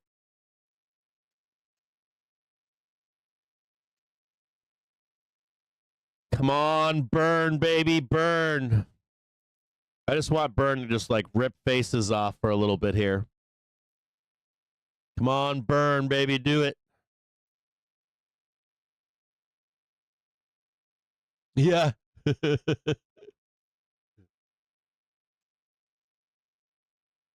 Yeah, nice little rip right here, right? We just want to see that nice little high right here. We at the top of the key up here. It's somewhere up here. I'm gonna lower it a little bit. Could be a little bit higher. I just want to lower it a little bit. Look at all these stocks, man. They all want to run like crazy right now. Dude, SGLY, baby. I traded SGLY. I traded SGLY. That's some old school shit, too. SGLY, dude. I traded that piece of shit. I traded that shitco.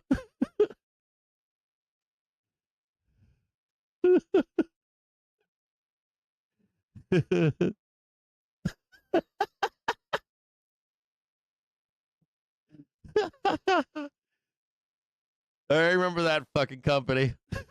Well, I know it well. I think I might have sat in an investor meeting on that company once or twice, too. Yes, sir. May I ask a question with my one share?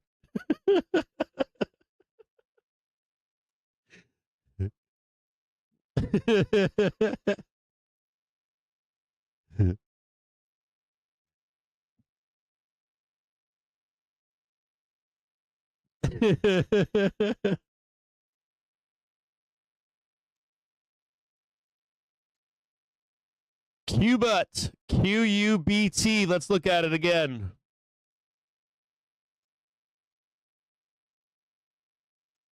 QUBT, Qbut.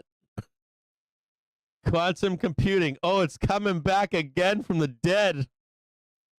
Come on, Qbut, you can do it.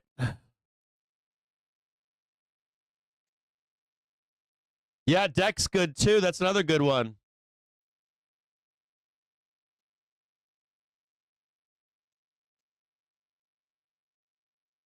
Wishing on a star, doo doo. Wonder where you are, doo doo.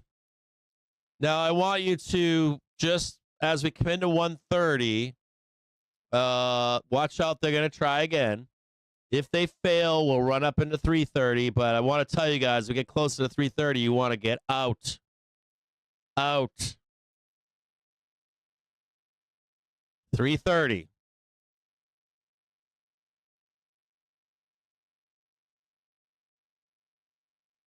Cuba looks like our stock market right now, doesn't it? Set to warn China's shine. Looks like Spoos. Their consumer protection probe. Coming up to make a new high right now. It's got the little cup. It's got the bat wing going on Cuba. You know they pull back from that, right? Always. You want to see the new market high? Like 14, 14. And then a small pullback for a ramp into the close. If you fail to get the new high in Cuba, QUBT, they'll sell the fuck out of it down to the depths of hell. So be watching it closely, or you want to see the new high.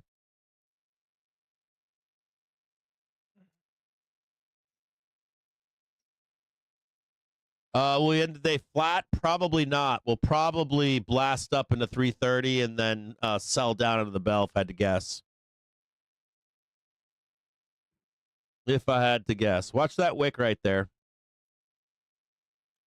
We're kind of at this, we're at this big inflection point right now. Big inflection point. This is where FOMO comes to live and die. It's invariably the same place we sold earlier. They're going to make another stab at it up here.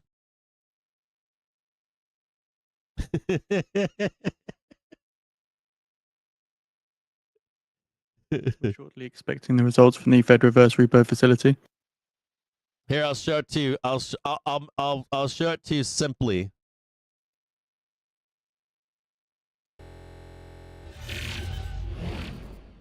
See how we're pounding this right here? It's like pound, pound, pound. Pound, pound, pound, pound, grind, grind, grind. Bring it back down, then whoops. Or pound above, woohoo, baby. Go up there and then do a little dance to the downside. Print all those puts that everybody's got out there. There's like a raging put holder.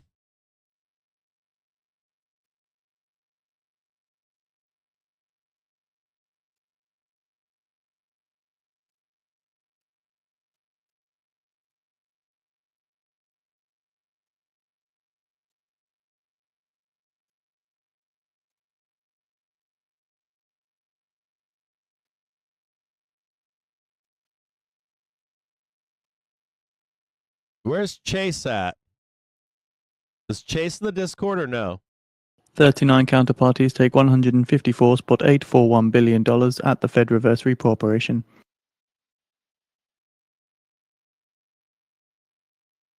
Where's Chase? Oh, there he is. What's up, Chase? How them puts doing right now? Do you want to save? Well, I'm in the wrong screen here. Sorry, guys. Shit. Non-farm payrolls? Then sign up today and get our special offer. Shit. Pro for a year's worth of our service for the price of 1 month and save 92%. Hey, congrats at Oculus.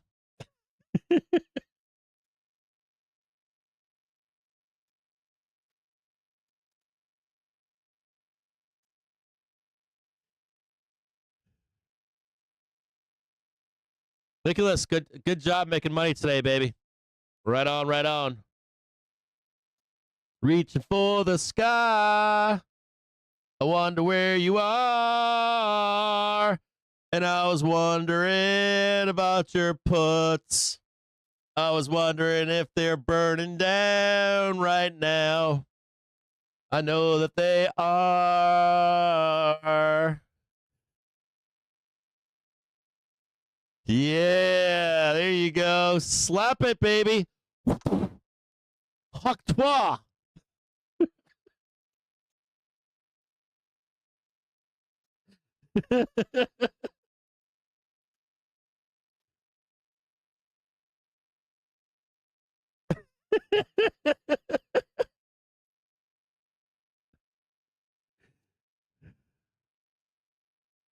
Okay. Hold on. Hold on.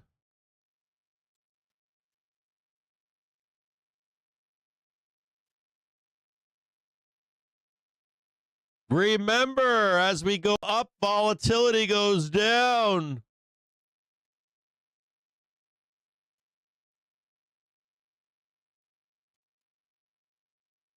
Woo! Woo! How do you like them apples right there, boys and girls? What's up? What's up, baby? Top of the world, ma.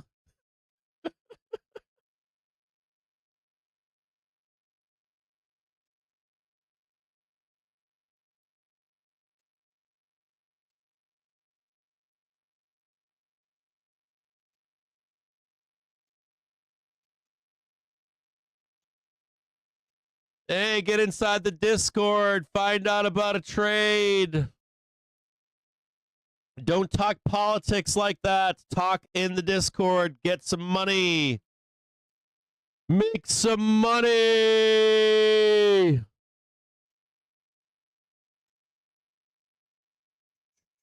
Wee, daddy.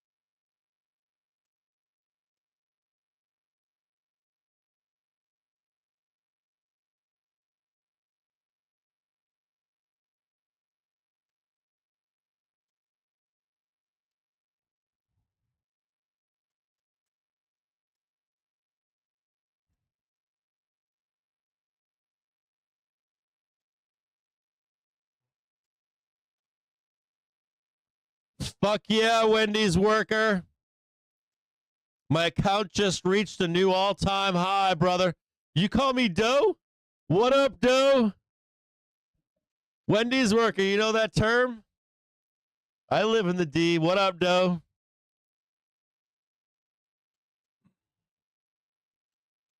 Woohoo! Hells yes. Fucking right, brother. Goated.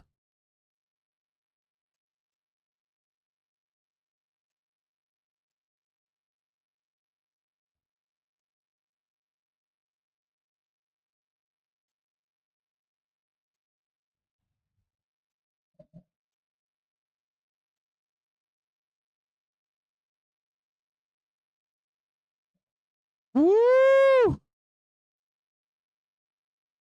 Slapping it, slapping it. We're breaking above resistance right now. We've got a target of 581.41.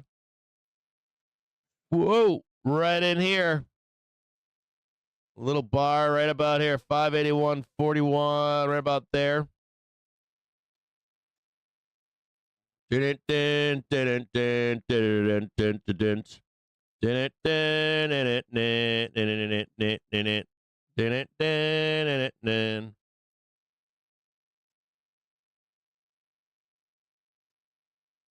People are making money on Friday. I got hounded. Cap, I want to make money before I go on my vacation. Cap, help me make money before vacation. Got a lot of squeezing tickers down here from this morning.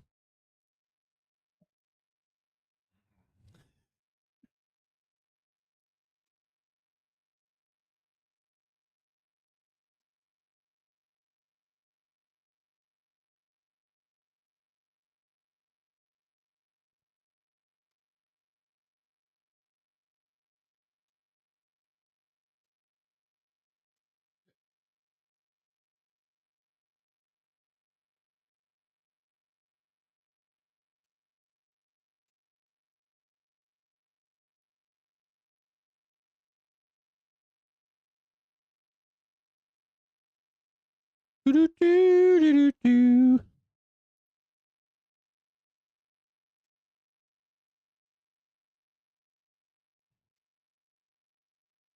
If you're making money, it's okay to not fight it. You just take it and have a great weekend. Just think at this moment right now, you can go away for the weekend. Hey, Cap, had a great day, bro. Put some trades on today.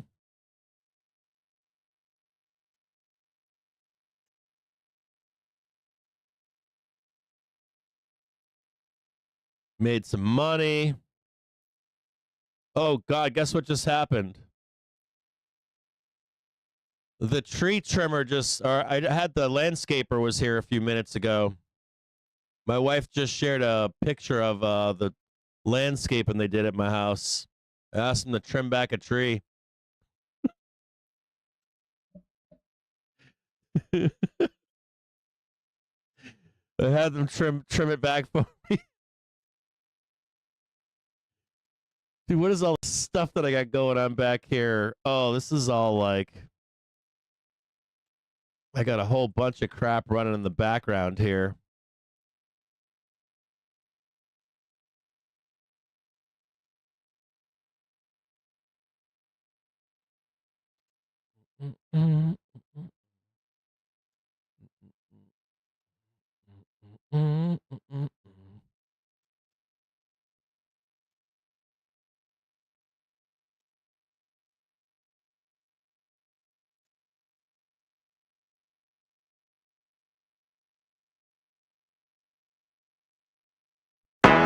Whoa.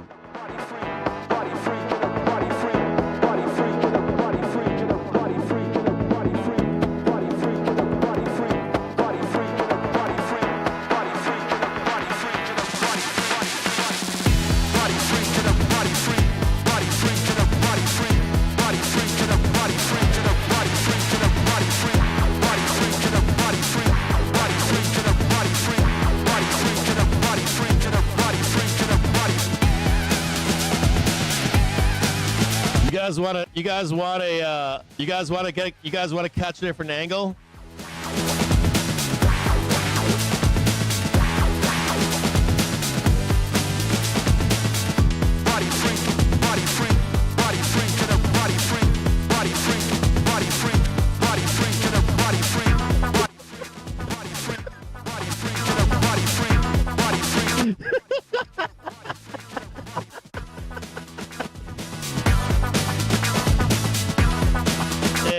It's okay. I don't know if I like that song. Nope. Nope. No, we're not getting crazy. Nope. Nope, don't like that one either. Wait a minute, what's this?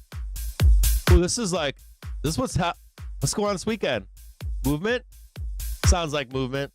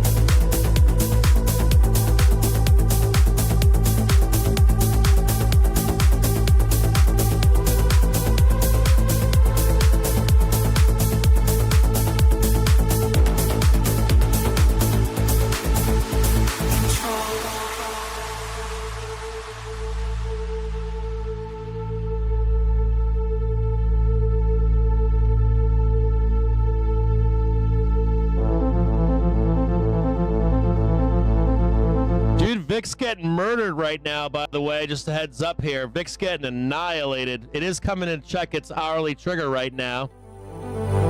Vic's 9-day almost at its half-hour trigger. Here's Vic's 9-day right here.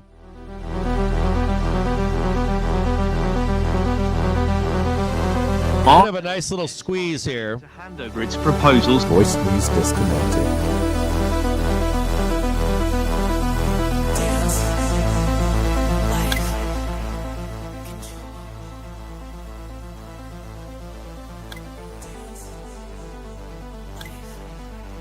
Watch out for a rip and dip. Whoop. One up, one down.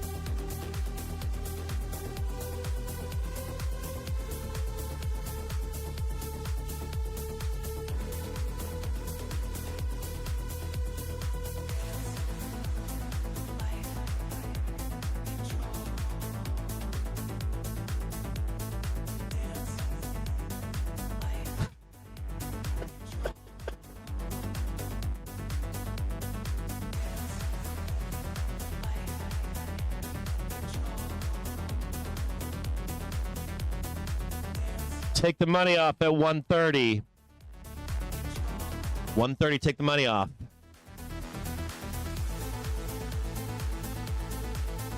Wait for a pullback. Remember on the half hour to go higher.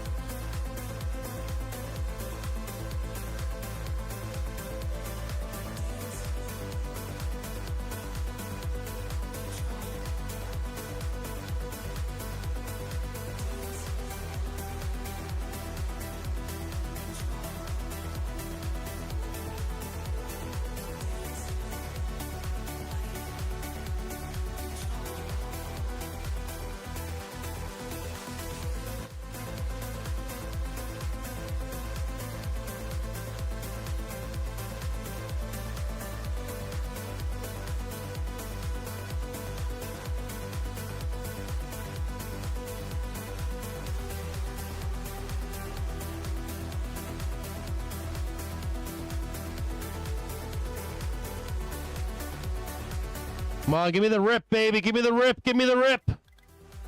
Murder that fucking VIX.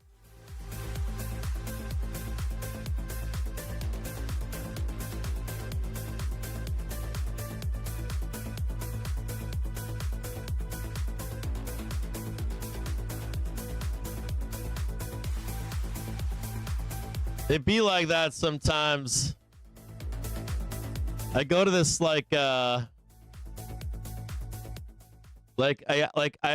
I don't stay for the crazy. Like when I go to these things, I'm old now. I do like you know what I do is like I show up in the daytime. So like just to give you my MO here, like I'll show up for the morning brunch with like a sexy DJ spinning, people eating and dancing and laughing and having fun. Then I take a break. Right? A little siesta. If I have my wife around, I'll try to chase her around and grab her ass. Take a quick nap. Then I come back at 1, 2 in the afternoon, the warmest part of the day, and I'll dance outside. And then I have a witching hour Like I stop at like maybe like 6 o'clock, 5 o'clock, 6 o'clock. I'll try to take a swim in a pool. This place I'm staying at has a pool, so I'll take a swim. And then I go out to like dinner. And I'll do dinner from like 8 to 10. And then I'll go out at nighttime, dance until like 1 in the morning. But I don't do like the 2 a.m. until like 5, 6 o'clock in the morning crowd. Fuck all those people. Like all the crazy people. I'm like, I'm too old, man. It's a marathon. It's a weekend. But I know people that do that shit. I'm like, I can't do it. I can't do the 24-hour, 3-day marathon party. I'm like 2-3 hours partying, 2-3 hours off. What up, super gal?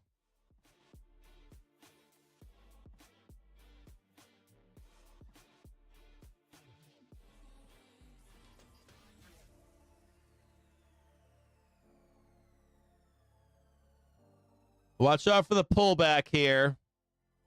Always wanting to be buying a dip after the half an hour.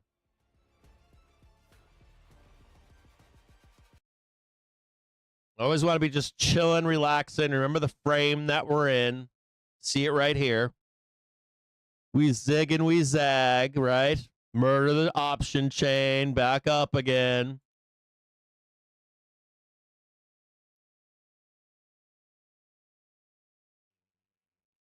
Are you serious? Dude, I got a room for you, Supergo. Get a fucking flight. And I've got some tickets, Super Gal. Dude, we can buy them right outside. We can go. They have scalper. Like, so when you leave, they try to buy your wristband off you. We can buy them right on the street. I got a friend that scalps tickets that sold me tickets last year, so I could call him too. I got a ticket guy. I got a scalper that I'm friends with here. He was trustworthy last year. Dude, get out here, Super Gal. Come. Catch a fucking flight. I got a hotel room for you. I got a hotel room. I got a beautiful, like gorgeous. It's like in a skyscraper hotel overlooking movement. You can watch the entire party. It's insane. I think the room is like fucking $600 or $700 a night, Super Gal.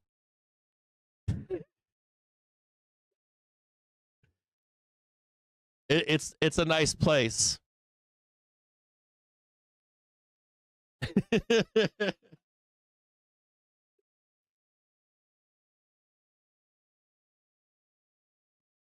Yeah, I don't do that shit. I don't do the cocaine. So I'll tell you what I'll tell you what I do. If I go to this thing, right? Well, on Saturday I stay sober.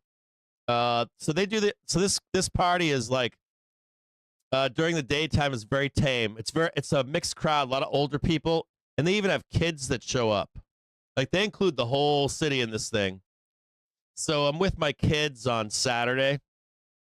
So I'm like, I try to show them the positivity of music and dancing and all that kind of stuff. Because there's a part of this that's like meaningful to people. So I will be sober on Saturday. Now, once my children leave, they go off for the weekend and do their thing. There are some things that are legal here. There's like gummies and stuff and all kinds of like candy things and but I don't do that like stuff. I don't do like any hard drugs ever. At all. So I might partake in something like that a little bit, get my groove on, my dance on. But they do have, if you come, right? They have, dude, if you come with me, like they got like free massages, free food, free booze. Oh, they've got private toilets that are air conditioned and heated.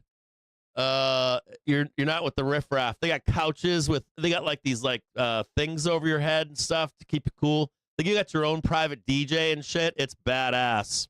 It's badass. You get your own private entrance. You get everything. Everything. You get to meet cool people.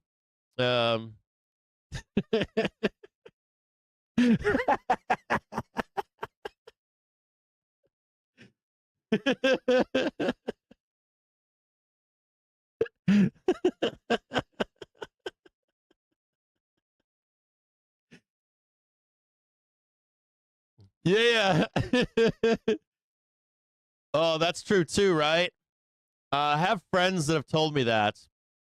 Problem child.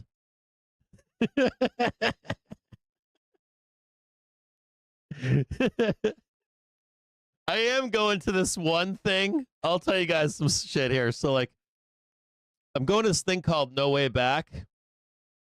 They try to recreate the early techno scene, and it's a shit show. And it's like Burning Man. So, like, you got to accept everything and come inside. People freak out and stuff. You guys ever know, like, do you guys know anything about Meow Wolf? You ever heard of Meow Wolf? I used to hang out with the I used to still I don't hang out with him anymore, but I used to. This guy's like big now. But we were buddies back in the day, and he used to do these escape rooms, not the ones that you guys go to in like normal America, but they used to do escape. Remember that big fire in San Francisco at that big warehouse and people died in that shit? That started not with that guy, but with a different guy in Santa Fe, New Mexico. And he would do escape rooms long time ago. And they would be like, you ever make fun of people when they do like the rebirth thing? Like, oh, I've been reborn. They like wrap you in blankets and sheets and shit. It's really like fucked up shit, right? It's like really like hippie shit. And they do that at this party. This party that I'm going to is like one of those things. And I'm not sure what to expect when I go to this thing. They say people freak out. They're like, I can't handle it. They have like chill out rooms and stuff and outdoor areas. So I don't exactly know what's going to happen. And there's going to be people from our membership coming with me. People here in this group are coming with me to this thing. So I don't know what it's going to be. Don't blame me afterwards.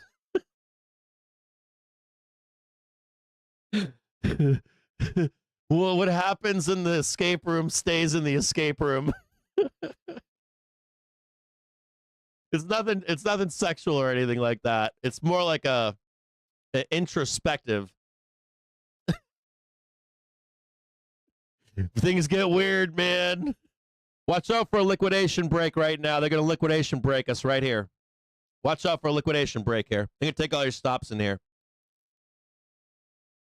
If they do, we'll buy it. This is a good buy right here. We can just catch a snap down right here.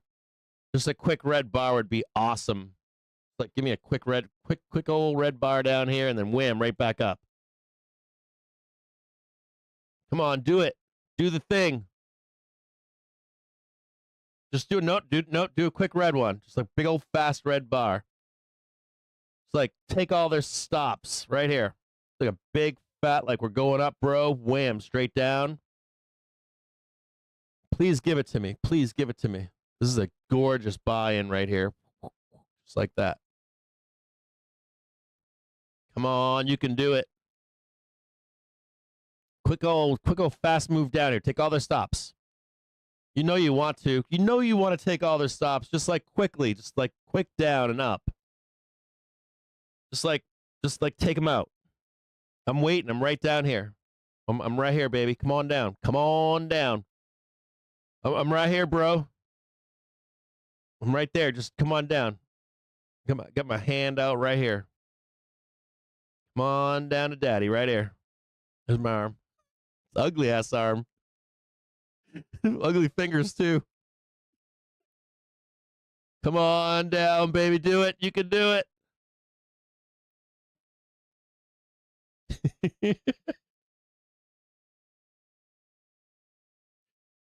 Dude, there are actual members coming out here for this. It's gonna be fucking crazy. We got some cool brunches and shit. We're going to one brunch is called Drunken Brunch. Then we're going to the fucking foundation. It's called the Apparatus Room. It's pimp.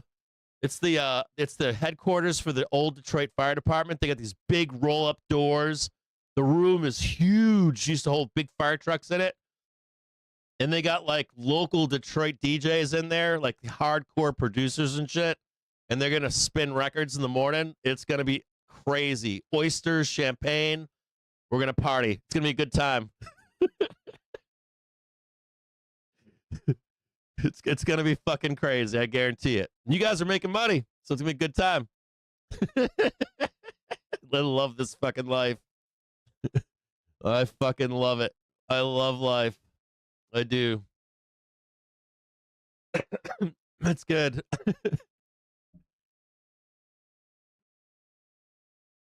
If we can consolidate above this line, we have our prior high now. We got our poop mountain. We got a poop mountain we're building. I like it. I like it. There goes poop mountain. Yeah, baby. Gotta see just a little liquidation break. Just want a little tiny liquidation break. Send it down. Just make it evil.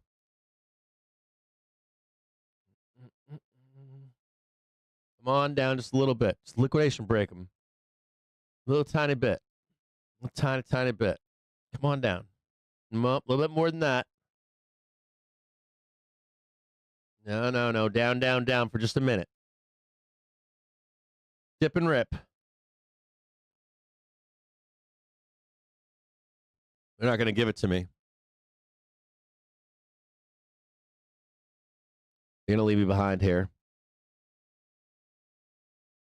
You know they're going to leave me behind down here. Buy every dip.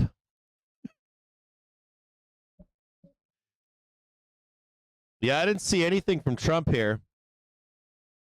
He's probably watching the market right now. I bet you he is. I would not doubt that at all. He's sitting in the toilet. He's got his Robinhood app up. He's like, we got to get up a little bit more before I go on and just sign some executive orders and shit on the market. What time should I sell the market? Like 3:30? They got screwed yesterday at 3:30. Maybe we should pump it at 3:30 today.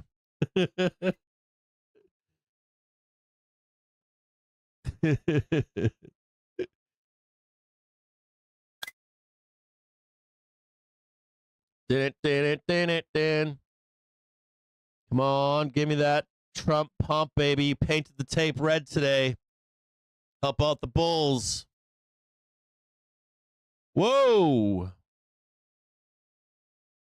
What was that? I didn't see that. I missed that whole thing. Russian Foreign Minister Lavrov.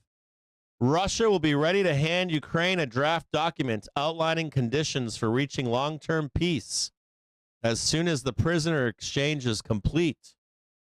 That's outstanding. I would assume Trump's going to mention this in the executive order signing today. Do I think it's real or not? I don't care.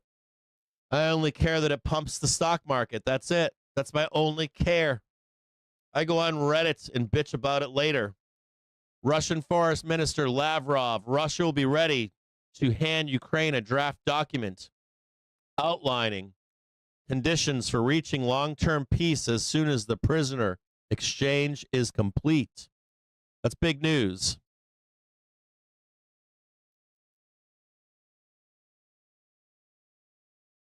Big news.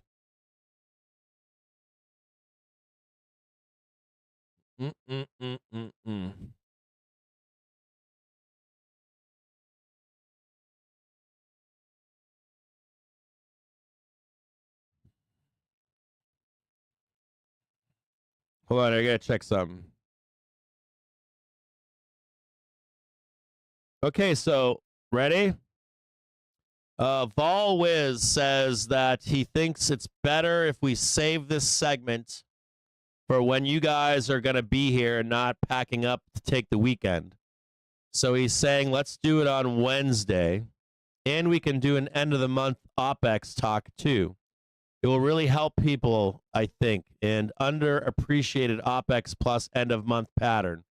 Awesome.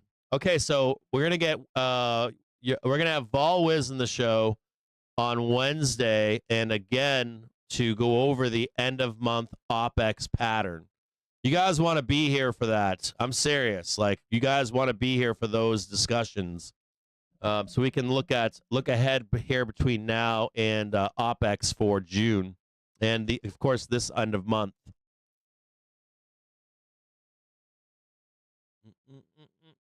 So that'll be Wednesday when we get back from the weekend.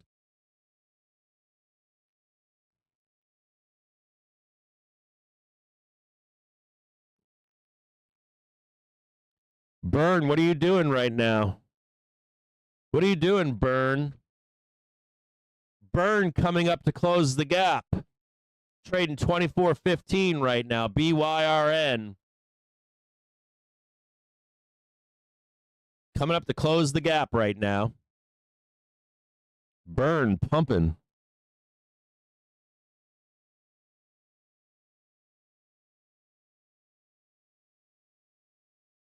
Rotation going on right now.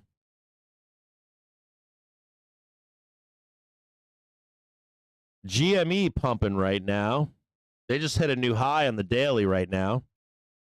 32.64. Everything's pumping right now. Big pumporama around there.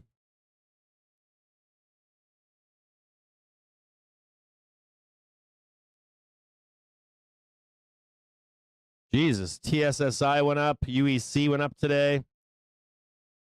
STX ripped today.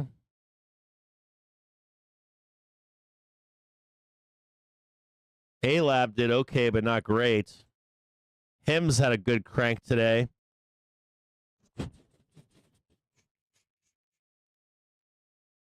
Look at Chipotle. Chipotle's like, we ain't taking part of nothing, man. ENPH was up 4% today. ENPH was crushing it today.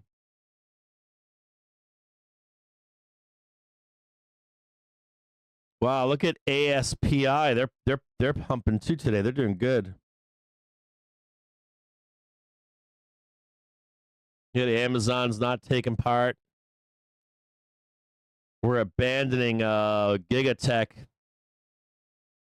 Rest of the market just pumping.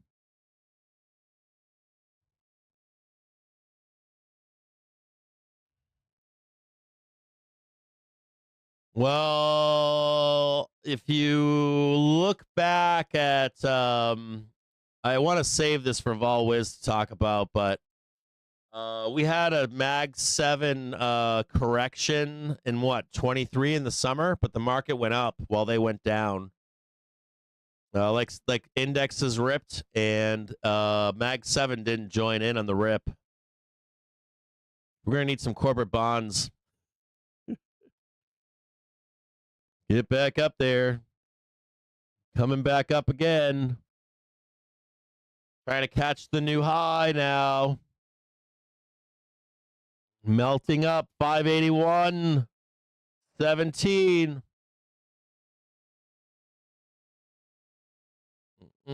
Oh, there's the new high. Look for a quick pullback. Nice new high right there. Back down again. Back up there. Going up.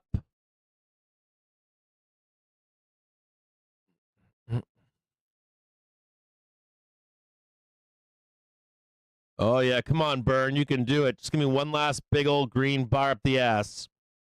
Trade that 24.40, baby.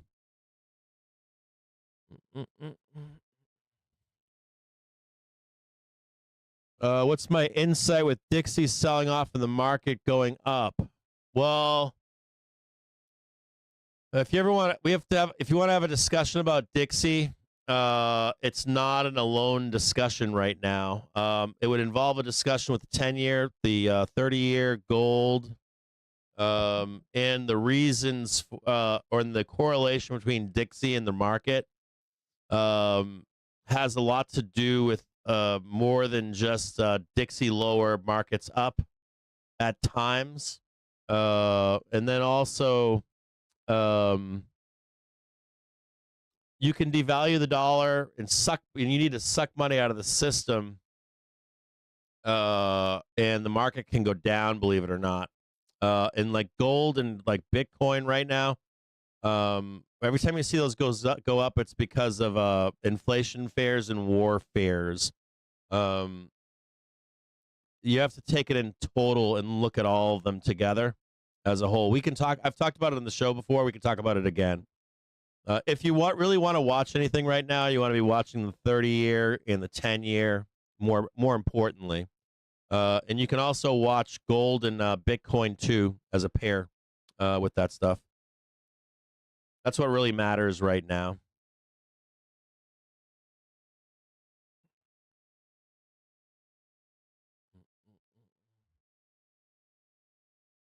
Hold on a second here.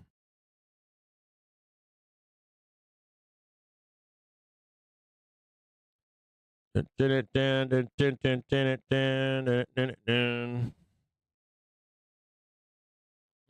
got the high, baby. That was the target right there. 581.41. We hit it. See that red line right there? We should see a pullback. Should see a pullback on SPY. Yeah, right about there. Right about there. We should see a pullback on SPOOs. Your next target after a pullback would be 583.14. If you're looking for a run up into the 583.14, right here. If you wanted another target for like end of the day, hold on here. I'll put it in white.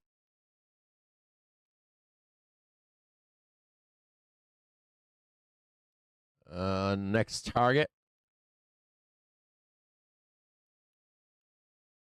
Somewhere in there. Well, there's another target. There's a 581.91.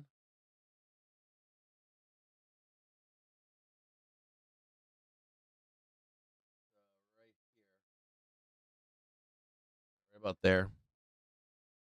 There's like a target here. I could put them on there if you want. There's a target here. Another target up there. Target right there. And I don't know what we do in there, but let's just get rid of this. Too messy. What's going on here? Crash that one. Yeah, that's a pretty big like inflection point here. Just this red line right here. This is a big inflection point on intraday. Down. Also note that we're coming into the 2 o'clock hour.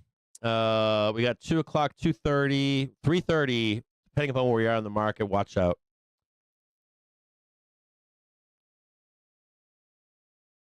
And you can see Poop Island here, right? Yeah, hold on here. See that like move that up there. That's another top right there. We just topped again on trend.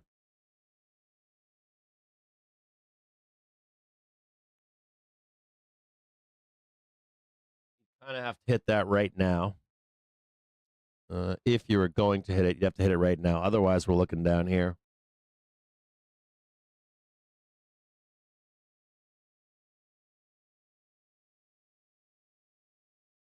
We did all that. Get rid of that.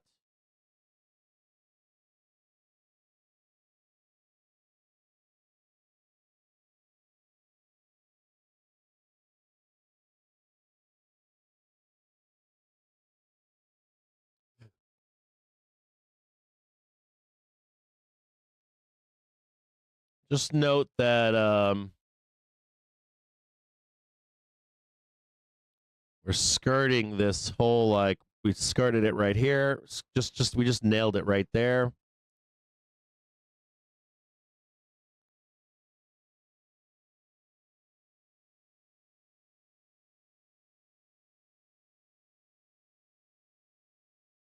There. You can see the yellow box right here. Right there. See it? And even if we fail that, you're looking down here probably. Somewhere in here.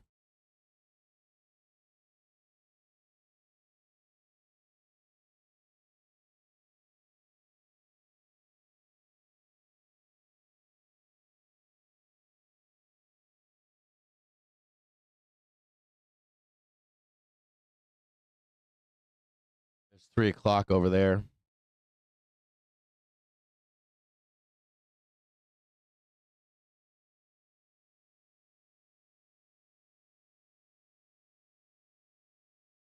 I don't think we go up there, but I just want to see us tap that one. I want to see us hit this target first.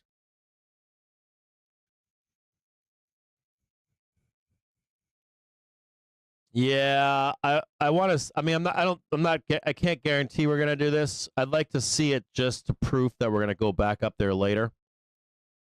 This isn't a call out that we do this at all. I just want to see if it happens or not.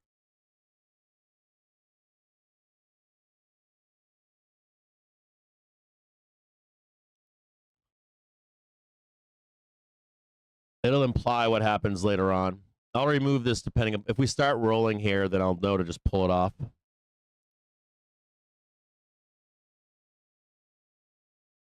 Also note that VIX 9-day is getting bullish here. Yeah, we're not going up there. I can tell right now we're not going up there. We're gonna go down here. Think something like that.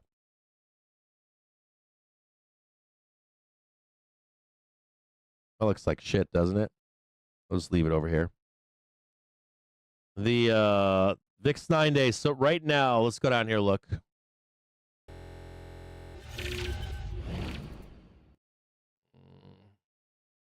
We're kind of this VIX 9-day right here. We got to close all this bullshit. I would like to see VIX close all this nonsense out right here, but there's a little bit of like sideways action going here. Could be like a moment of like check the 5 minute before we go down there. So just be careful of a roll. We may need more. You see this flattening right now? It's like flattening line, flattening line.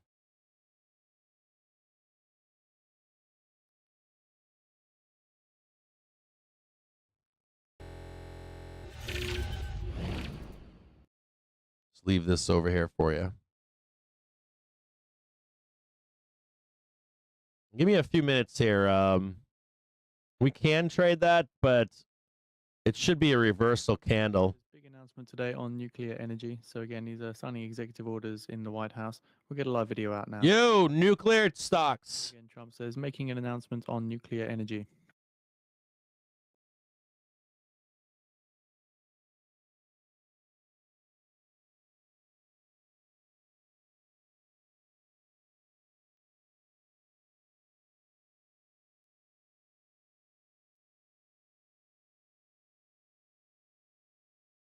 Again, Trump currently signing executive orders in the White House. We've got a live video on. Oh, scratch this. All right, we got. Well, remove that then. Anything is game here. Anything is game. All inclusive. We're signing tremendous. Really will make us the real power in this industry, which is a big industry. Trump says the order today will make us a real power in this industry. Well, thank you, President Trump. This is a huge day for the nuclear industry. Mark this day on your calendar. This is going to turn the clock back on over 50 years of over-regulation of an industry. American greatness has always come from innovation, and we were very innovative. We led post-World War II in all things nuclear. But then we've been stagnated. We've choked it with over-regulation. Today, Will is going to walk us through a series of 4 executive orders. Each of these help attack separate issues. US's Bergam says 4 executive orders will attack a nuclear deregulation. Representing some of our largest nuclear providers. Oracle to buy $40 billion of NVIDIA chips for OpenAI US data centers, according to the FT. We've got venture capital. We've got startups coming into all aspects of small modular nuclear, and we've also got. I'll be right back. Hold on, guys. About the importance of us having a secure supply chain of being able to get that fuel load here in the United States as opposed from foreign sources. This has impacts on national security, on our defense, and again, President Trump here today has committed to energy dominance. And part of that energy dominance is that we've got enough electricity to win the AI arms race with China. What we do in the next 5 years related to electricity is going to determine the next 50, because this is the first time in history where electricity can be translated into intelligence. And we need that intelligence for every aspect of our economy, but also for defense. Pete Hegseth and US Senator Burgum adds, we need energy dominance to win the AI race with China. Providing the defense we need, where we need that AI, need the electricity, but also to secure our bases here at home and around the world. Secretary? Sure, I'll just add to that before going to Will. Energy security is national security. If we don't have reliable energy for our basing, for our troops, whether forward deployed or domestically, we're vulnerable. So by having small modular nuclear capabilities, which are rapidly being fielded, that we can use on our bases here and around the world, we're creating an environment where if things happen elsewhere, the military can be relied upon. Also, we're including artificial intelligence into everything we do. If we don't, we're not fast enough. We're not keeping up with adversaries. You need the energy to fuel it. Nuclear is a huge part of that. Modular. Just a note here that ES is showing more up here. Faster than everybody else because of nuclear capability. So this is a big game changer for us as well. And we're also just a note here that talking about big plants. ES has a target of 5850. We're going to start off a little bit. I think the focus today is we could squeeze here, boys. Included in this group, we're also doing big ASPI isotopes cranking right now. ASPI. And you've read a lot about cost overruns. Trump adds that the technology has come a long way in safety and costs. Cost overruns, and the technology's come a long way, both in safety and cost and everything else. Would a couple of you guys like to talk about your companies, and you want to say anything? Joe, why don't you kick it off? Sure. My name's Joe Dominguez. I run Constellation Energy. We have about 25%. Constellation Energy. We're the largest publicly traded nuclear company in the world. We're in the middle of a merger with Calpine, and once completed, we will be the largest electric producing company in the world. About enough power to produce, to cover all of Mexico, actually. I didn't know that. When we talked, you were so modest. CEG. Mr. President. I'm very impressed. Go ahead. So you think it's got a great future? Yeah, well, absolutely. CEG is about to squeeze here, boys. Technology has come around. CEG, Charlie Echo Gamma. For AI, who are now working with us to fund the development and construction of the next generation nuclear. Nuclear is a 24/7 resource. These data centers run 24/7. Some of them will cost $200–300 billion, and they want to run them all of the time. So CEG is starting to move right now. Something that's always on, 24/7, and nothing does that better than nuclear. The problem in the industry has historically been regulatory delay. Mr. President, you know this because you just got deregulated. CEG. In regulations and permitting will absolutely kill you, because if you can't get the plant on, you can't get revenue, and the interest costs are horrible. We're wasting too much time on permitting, and we're answering silly questions, not the important ones. For example, let me give you an example. In 3 places in this country, we're trying to license new reactors at sites that already have reactors. Yet I have to spend $35 billion at each site just for the NRC to do an analysis that says this is a good place for nuclear.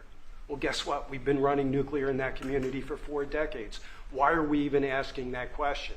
I'd rather spend that $35 million, 3 times $105 million, perfecting the design, start building the foundation, and getting going. We need to do this for America. Are we doing something about the regulatory in here? Oh, yes, sir. You are, sir. That's going to be a big factor. Yes, sir. That issue I just described will be addressed in this EO, and many other issues that we don't have time with the President to cover. But you say it's very, we've contemplated just about everything. Right? Well, this, Mr. President, this Energy Dominance Council that you have created is something I haven't seen in 30 years. It brings together all the pieces of government in one place to expedite the process. Under Secretary Burgum's leadership, this has been an amazing, amazing thing. It used to be the case that I'd have to run to about 5 different places in Washington to get one answer. That's great. And now it's all together in one place. So all I know about Secretary Burgum and Secretary Wright is if we haven't gotten it right, we'll get it right shortly, and there'll be another order for you to sign. But thank you so much for your leadership. You were going to say something? Well, I was just going to say commercial nuclear, a bit of an unsung hero. And I just want to thank you, Mr. President, Secretary Burgum, Secretary Wright, for bringing this attention to commercial nuclear. We have the largest and most safe fleet right here in the United States. And upon that, we have fantastic innovation that's being brought forward. And it's going to come in all shapes and sizes. And it's going to actually be coming through some of these companies that you see represented here.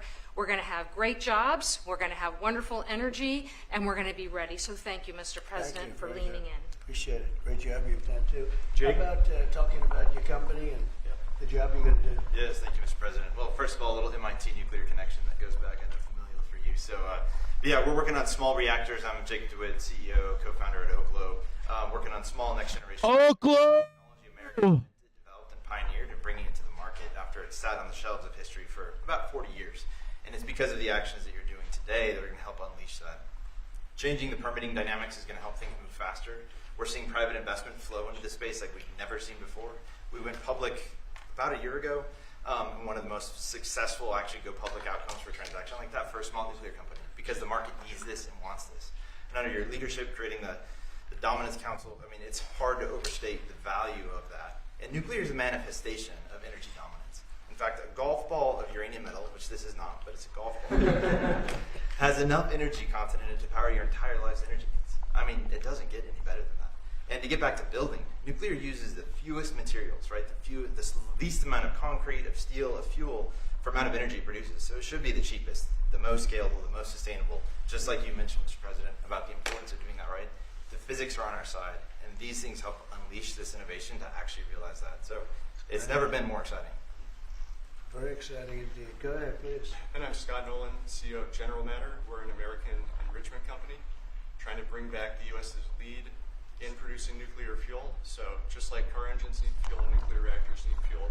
Right now, the U.S. is completely dependent on other countries to make the key step of enrichment in this fuel. And these executive orders are going to pave the way Trump for the says US we need tremendous electricity. Really appreciate it. Will you be doing the AI plants? Because we have a lot of them going up now, and or soon going up, and they need tremendous electricity. Are you going to be involved in many of these plants? Yes. Will a lot of them be using nuclear, or some are using oil and gas, some are using different things? But Many of them will be, I think. Trump's like, we're going to be using oil and gas to run the nuclear plants and coal, right? Good luck. We're going to power the nuclear plant with oil, gas, and coal. The first executive order we have for you relates to the issue that Secretary Hegseth was speaking to, which is Trump the need, signs directives to for revive incredible U.S. amounts of leadership power in at nuclear defense power. installations and also in AI-focused installations. What this executive order will do is speed up the approval and adoption process for specialized nuclear reactors at these sorts of sites. It also involves the Department of Energy making available the necessary fuel stock. It also creates a special envoy position and a strategy around nuclear technology export, the idea being that we can grow American industry on the back of foreign purchasers who are interested in this sort of technology as well.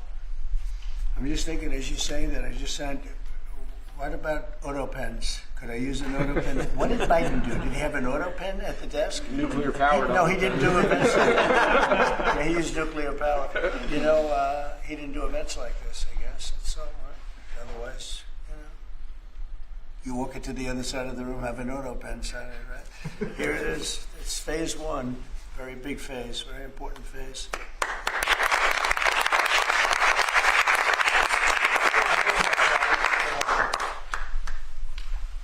Sir, this next executive order is intended to reform the Nuclear Regulatory Commission. You heard a few of the people here speak about the complex regulatory processes that have really held the nuclear industry back.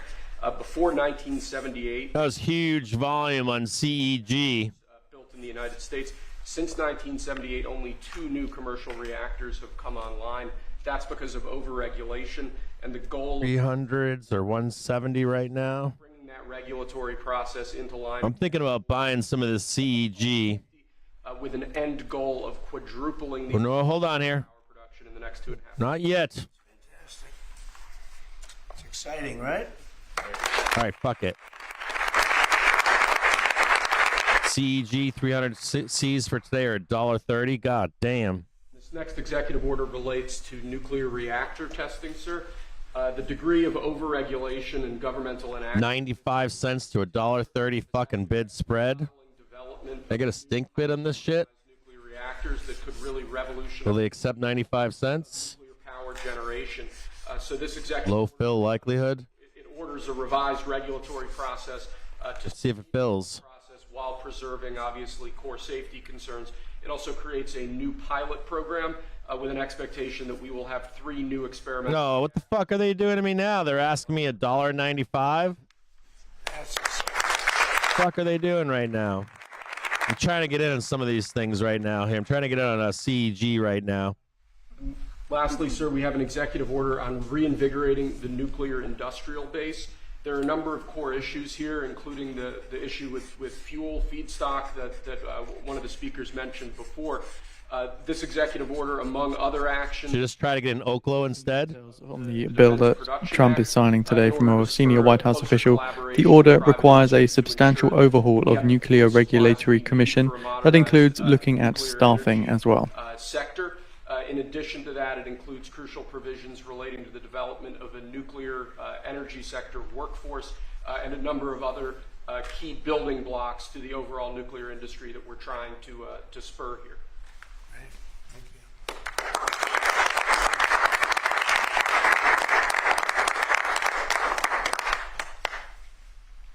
I'm long CEG right now.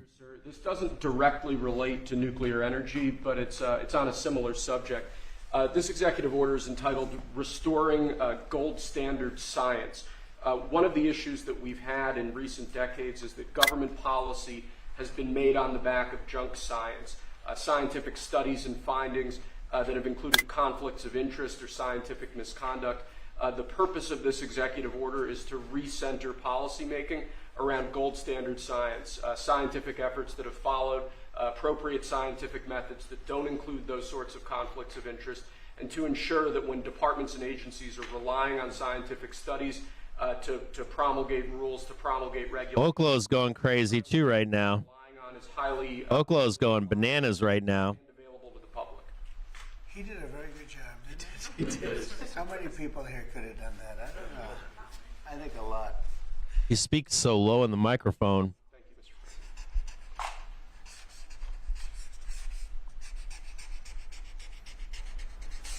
Mr. Is that it? That's all we have for you now.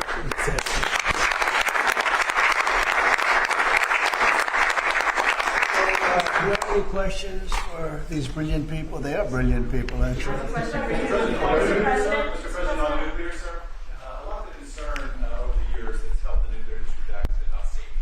Are you satisfied with those safety concerns? Yeah, we are. It's become very safe. Actually, it's become very safe, and tremendous work's been done on that, more than anything else. And it's really the automatic shutoffs. There's so many different things that they have now that they would have never had. You know, my uncle was a great nuclear person years ago, and that was a different, if you would have asked that question, probably it would have been a much different answer.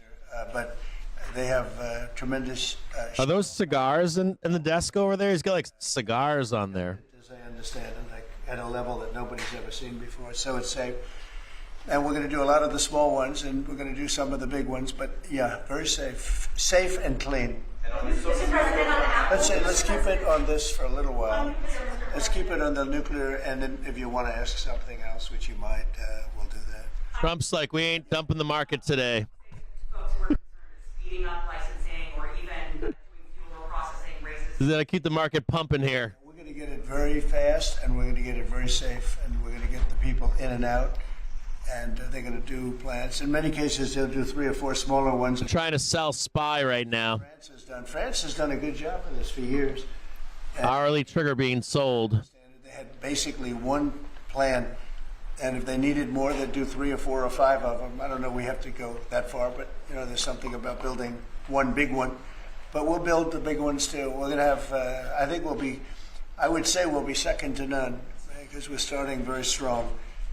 But it's time for nuclear, and we're going to do it very big. Yeah, please. Trump says talks with the EU are slow moving. Are going kind of points where they're moving. Reiterating his criticism on EU cars now as well. Over the years, it was formed in order to hurt the United States, in order to take advantage of the United States, and they've done that. We have a big deficit with them. They sell millions and millions of cars, as you know, Mercedes and BMW and Volkswagen and many others. And protect your trade from macro headline risk with Financial Juice Pro. Now only $99 a year for our real-time service. Voice news disconnected. And I just said it's time that we play the game the way I know how to play the game. You know, they've taken advantage of other people representing this country, and they're not going to do that any longer. Yeah. Mr. President, you are a deal maker, deal breaker. What are you hoping to achieve with a 50% tariff on the EU? Well, I think this is there is no tariff, because what they'll do is they'll send their companies into the U.S. and build their plant. You know, we have, I guess, over $12 trillion practically committed. You look at other presidents; they haven't had $1 trillion for a year, for 2 years, for 3 years. We have numbers. Nobody's ever seen numbers like we have. And if they build their plant here, then they have no tariff at all. Are you looking for a deal in 9 days? Will you be able to do that, sir? I'm sitting in a trade right now. I'm watching it close. I'm in CEG. But again, there is no tariff if they build their plant here. That's why I'm not talking. I'm watching this trade really quick here. I can talk to them about a little bit of a delay, but you know, while they're building their plant, which is something I think that would be appropriate, maybe. What is this? Is there anything? Oh, fuck yeah. I don't know. We're going to see what happens, but right now it's going on June 1st, and that's the way it is. No, they haven't treated us properly. They haven't treated our country properly. They banded together to take advantage of us, and the people behind me know, because they had some of that with their industry. But generally, you know, we signed a great deal with United Kingdom. We have numerous other deals that are ready to be signed. We've signed a deal with China. We have some really amazing deals, but the European Union, I mean, the sole purpose was really not to hurt us, but to take advantage of us, and we're not going to be taking Mr. President, on Apple, you said this morning that if they don't make their iPhones in the U.S., you're going to hit them with a 25% tariff. Right. Do you have the power to tariff one single company? And why would you want to hurt an American company in that way? It would be more. It would be also Samsung and anybody that makes that product. Otherwise, it wouldn't be fair. So anybody that makes that product, and that'll start on, I guess, the end of June. It'll come out. I think we have that appropriately done by the end of June. So if they make that product. Now, again, when they build their plant here, there's no tariff. So they're going to be building plants here. But I had an understanding with Tim that he wouldn't be doing this. He said he's going to India to build plants. I said, that's okay to go to India, but you're not going to sell into here without tariffs. And that's the way it is, yeah. Well, why would you hurt an American company? Apple reversing all of its gains right now. In the United States at a price that American consumers. Oh, they can. No, they can. And a lot of it's so computerized now. These plants are amazing if you look at them, but they can do that. And you know, actually, as you know, Apple's coming in with $500 billion. So are the chip companies. We have all of the chip companies coming in. The biggest, $500 billion, $200 billion, $250 billion they're spending. But we're talking about the iPhone now, and you know, the iPhone. If they're going to sell it in America, I want it to be built in the United States.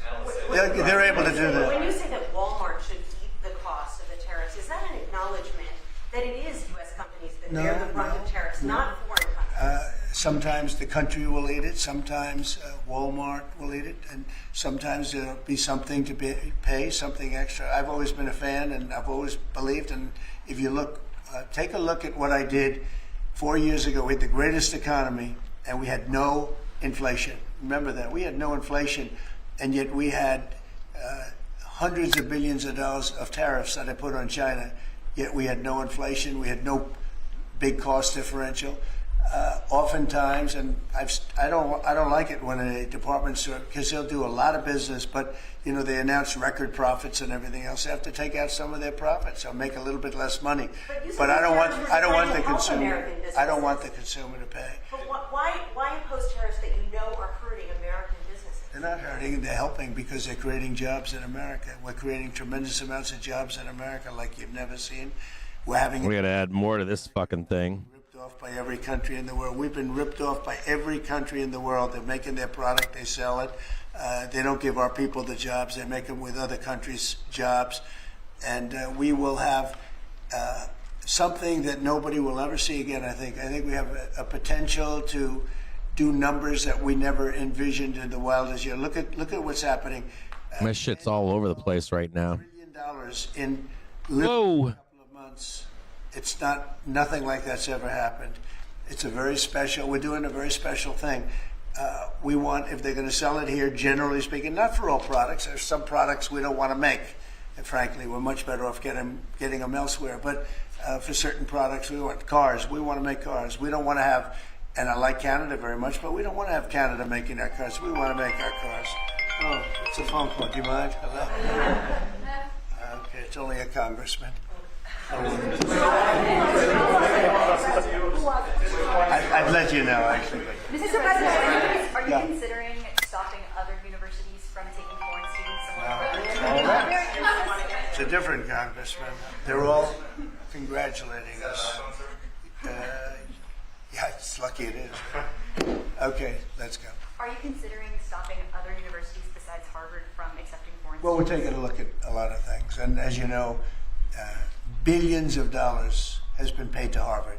How ridiculous is that? Sorry, I got up some money riding on this trade here, and I'm paying close attention to it.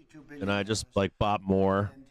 This country is paying billions and billions of dollars and then gives student loans and they have to pay back the loans. So Harvard's going to have to change its ways. And so are some others. On that note, a lot of CEOs in the United States, big companies, are foreign. What is that going to do? I'm fine with that. No, I'm fine with that. Competitive- No, competitive we want how- to do that. We're actually going to be doing something in the near future that's going to make it possible for people to come into this country and come in and, have a road toward. I got to see what this looks like on this chart here. It's too soon to speak. You don't think that banning students? The best and brightest from around the world to I do. come to Harvard? I do, but a lot of the people need remedial math. Did you see that? Where the students can't add 2 and 2 and they go to Harvard. They want remedial math, and they're going to teach remedial math at Harvard. No, wait a minute. So why? I'm sitting on CEG calls. It's like I bought it right on the half-hour trigger.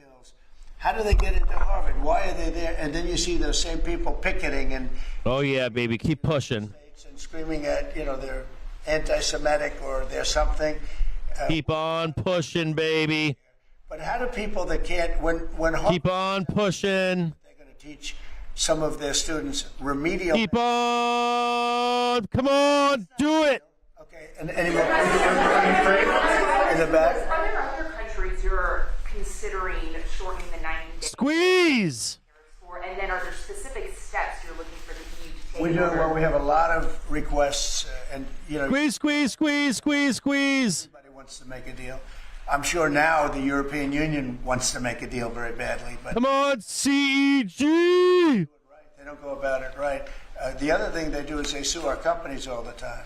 They have suits where their judges, I don't know if they're appointed by them, but they're definitely Europe-centric, and we're not going to stand for it. They won a $17 billion lawsuit for Apple, and I read that case, and that's not a case that should have been won. They're suing other of our companies. They use this as a weapon, but they use it really to raise funds for what they do. It's almost like a fundraising mechanism. So we add that to the fact that they do the non-monetary tariffs and lots of other trading, you would call them trading barriers. They don't take our cars. They don't take our agriculture. They don't take anything, but we take their cars by the millions. And therefore, they have the jobs. They get the money, and we get closed plants. It's not going to happen that way anymore. Thank you very much, everybody. Thank you, press. Thank you, press. Thank you, press. Thank you.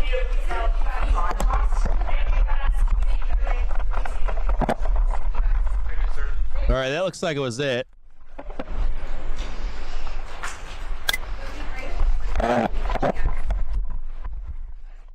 Can we catch a hot mic here, maybe? Nope, no hot mic. All right, so that was all of the executive orders. Just heads up to you out there, I picked up some CEG twice now. I picked it up here at 299.02 and then 298.44. But I'm a little scared here if we're going to go up any more with this presser being done. I wish that guy had spoken a little bit more.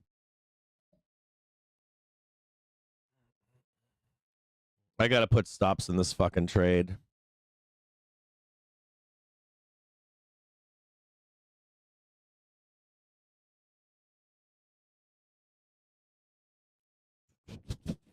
I don't want to get eaten alive here with the presser being over.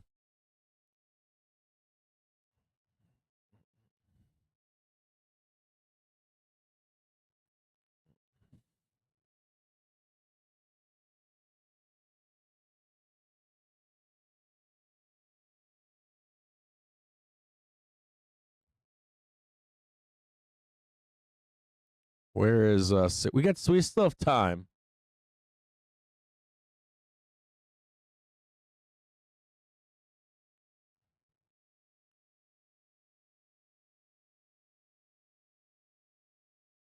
I'm not going to stare at it. I'm just going to chill. I'm going to relax here. I'm not going to stare at it.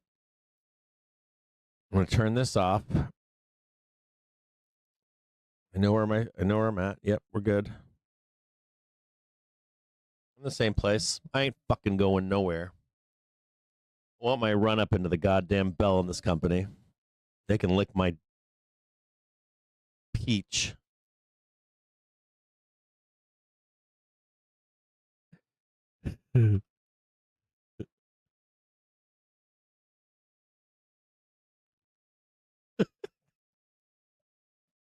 We be diamond in it in this motherfucker.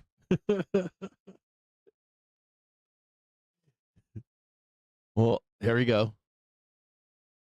Too many people in the trade. You can already see it. You can see where all the buying happened, and then you can see the dealers bought the underlying. We got a nice little red bar afterwards after everybody stopped buying calls. I went in there and bought some more. I'm watching it on a 15-minute basis right now. I want to see us hold 298.67. As long as we're somewhere in there, I'm good.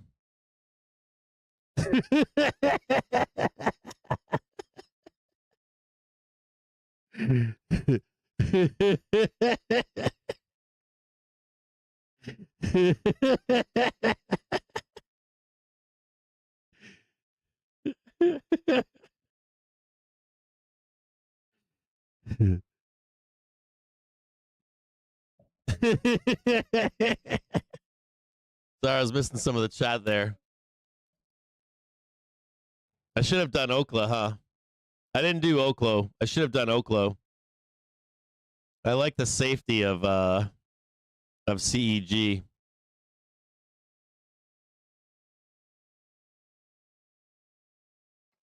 It stays on into the end of the day. Ain't doing shit until 3:30, so I'll find out at 3:30 what happens. I mean, I'll give it till 3:30. There we go, 3:30.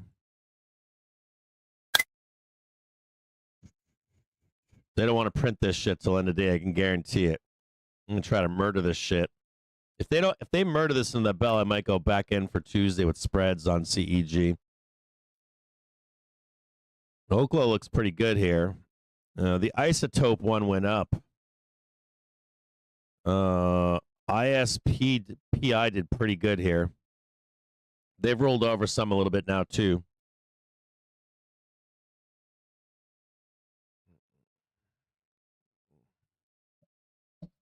I'll give them. It's already 2:32. Okay, let's go over a few things here. Let's regroup here for a minute. So we are going into a long weekend. There are some markets that are open at different times. I'm going to read a few things off to you here, if you're not aware. In observance of Memorial Day, all major U.S. trading markets will be closed on Monday, May 26th. On Friday, today, fixed income markets will close at 2 p.m. It's already 2:33, so fixed income boys, they're already on vacation. Stock and option markets will follow their regular schedule, closing at 4 p.m., with extended hours trading continuing until 8 p.m. this evening. Trades involving equities and options executed on this day will settle on Tuesday, May 27th. The overnight trading session will be open as scheduled at 8 p.m. on Monday. So you're going to expect futures on Monday night, 8 p.m. And then we get back into our regular thing. Now, I want you to realize that as we come into the end of the day today, there are a couple different outcomes on the market. Number one, I want you to think about the low today. I want you to think about a possible low over the weekend, or even a ramp up over the weekend. I'm assuming they're going to try to murder some options here. We discussed early this morning a long bull trade. Well, it's a bull bear trade for this summer trade. And that was where we're chasing price higher and then a roll into volatility into mid-June, early July. We went over that trade in depth if you want to go back and watch the early show. There's still plenty of time. The market's trading higher right now for you to execute that trade. You were also able to verify today that Trump can tape bomb. Also, the market's pumped today.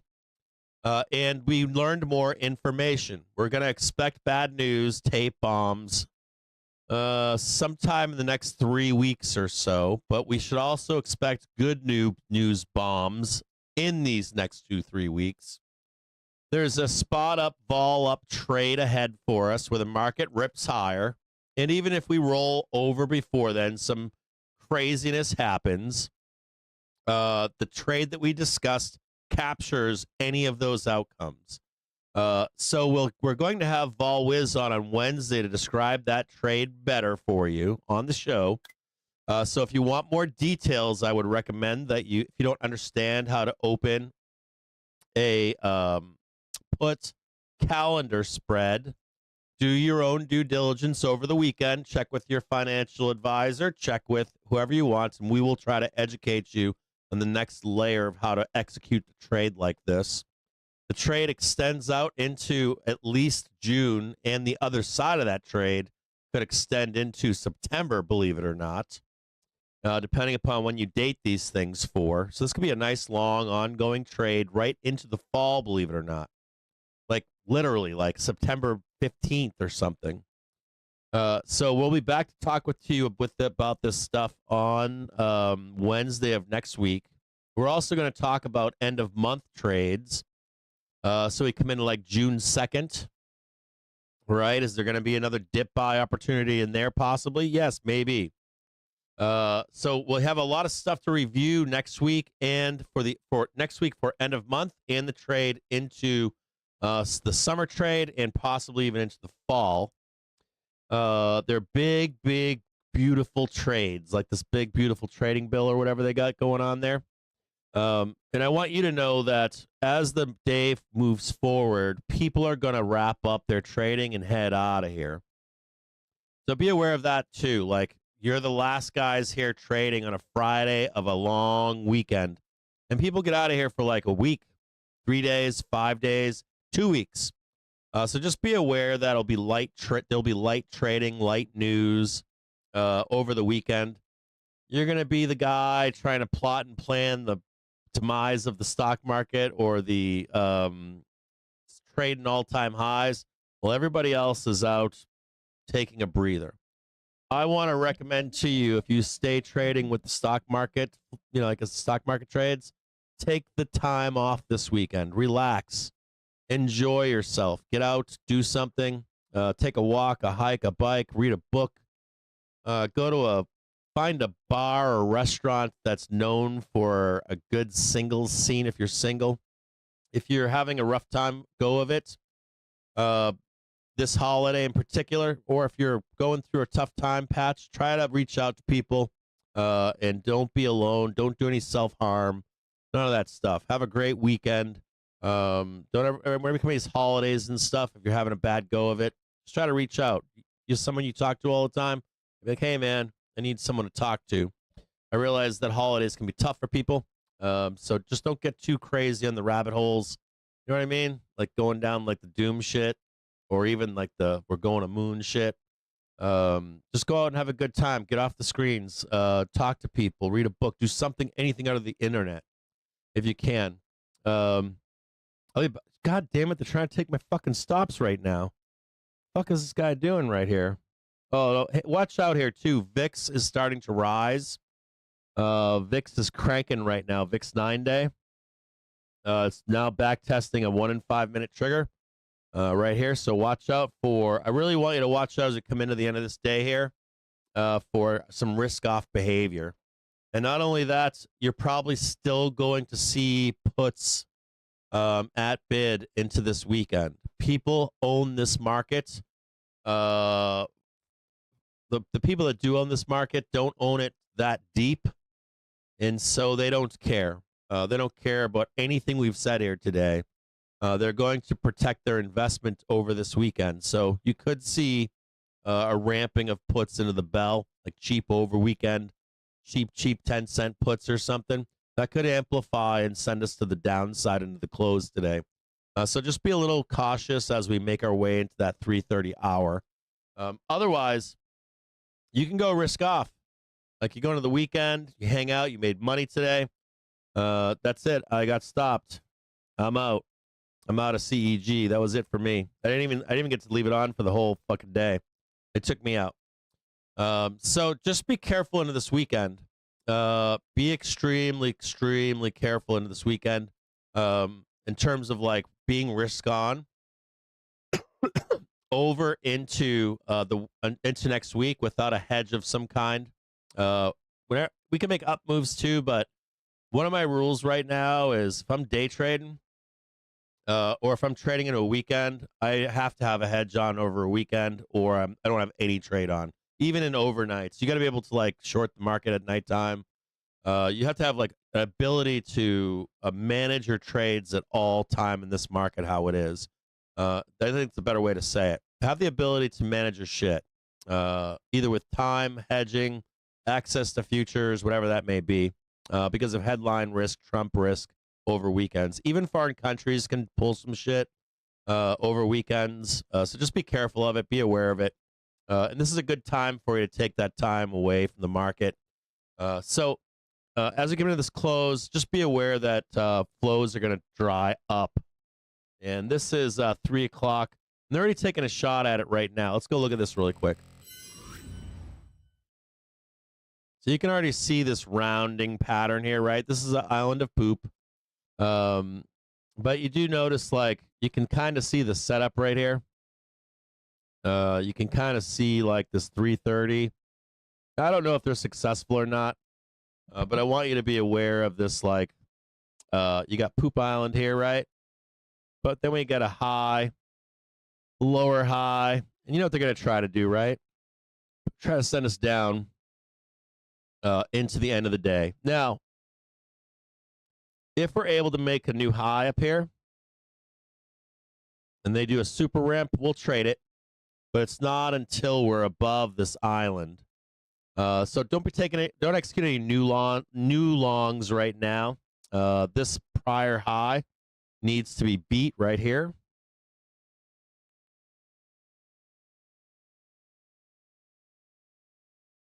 If you want to stay long, if you're already taking a long or something like that, and you want to see it through to the end of the day, I was buying some CEG down below, but if you're like already long down here, stay with it if you want. Just don't instigate any new longs until you catch that high. We start bouncing around and stuff, or we beat this one, at least this one right here. What else do I got to say to you guys? We're going to give you an outlook right now for everybody out there on SPY over the weekend, so that you can have some kind of guideposts over the weekend. If you're like looking for, hey Cap, what do you think is going to happen from now into Tuesday? Now I will say this to you. I want you to look at the weekend as a wave to kill theta. If I was a dealer and I wanted to make a move up or down, depending upon whatever your bias is, it's a perfect time to make large moves and not pay single options. So if you're going to do something over the weekend, spreads, way to go. Spreads don't care about time kill in the market. And if you want to think about what I think is going to happen over the weekend, hang tight here.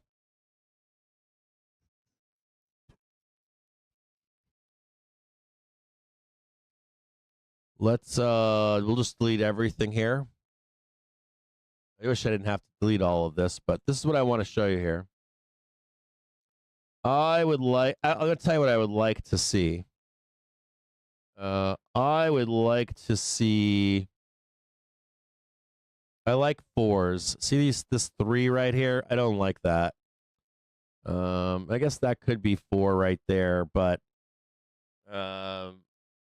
what I would like to see here, give me a minute here, an hour.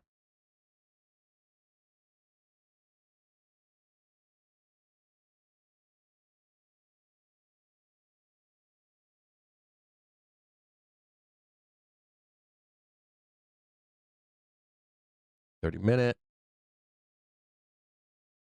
This is bullish as fuck right here. That's really fucking bullish. That's really fucking bullish. Not that one, wrong one. Let me just check this one real quick. That's not though. See that? God damn.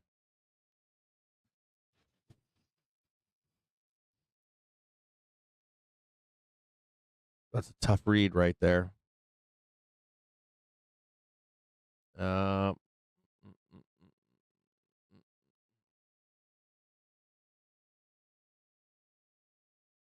Hang tight here, guys. I got to look closer at this.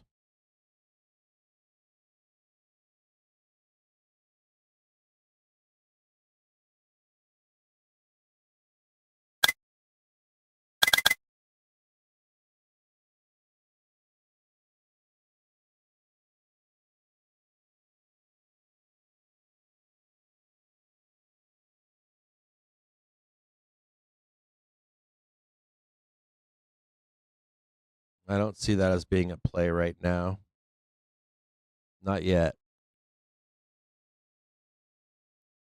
They're already rejecting us here, trying to send us back down to the scene of the crime over here. They do not want this passing here. That rejection right here. I was watching this earlier. See this rejection over here? This weekly? They're looking to pound this back down here.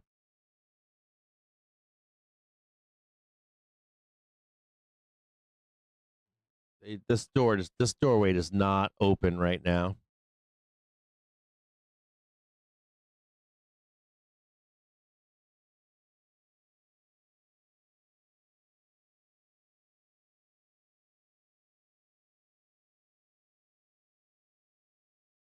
Not really a good look right here. This isn't a good look. Like, that's 552. God damn, hold on a second here.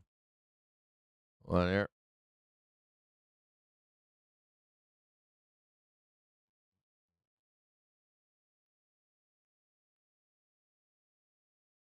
Here's your weekly and your monthly. Daily candle looks good and healthy. Actually, I like this. Isn't bad. Isn't too bad. I like that. I like this. Holding up. This is holding up. I like all this. That's better. That makes me feeling a little bit, or thinking a little bit more positive.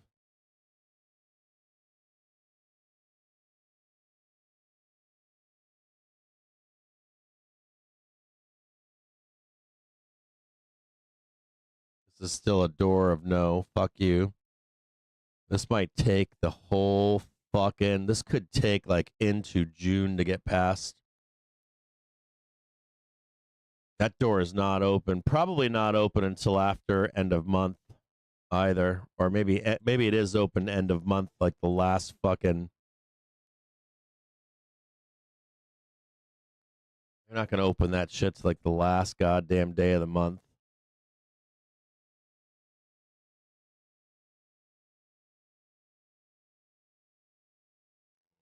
Back into that 4-hour candle again.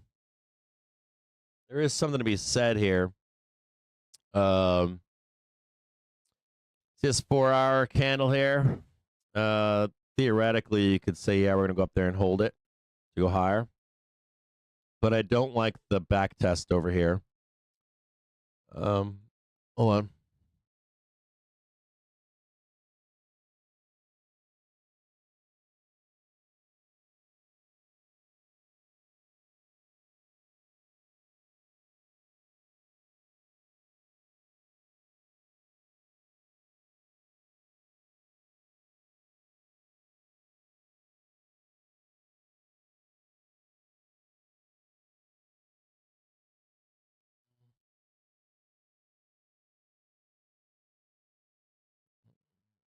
See what we got going on here in the hourly. What's showing up now? All right, this is good to see. This is actually good to see right here. Really good. This is all good new information. Okay. Make that one green.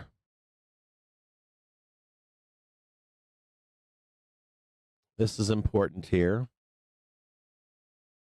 And this is important up here.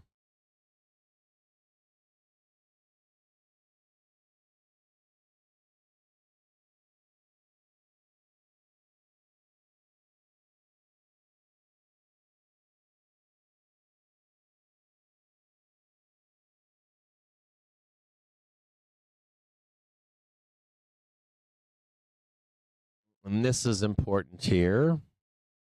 Good information.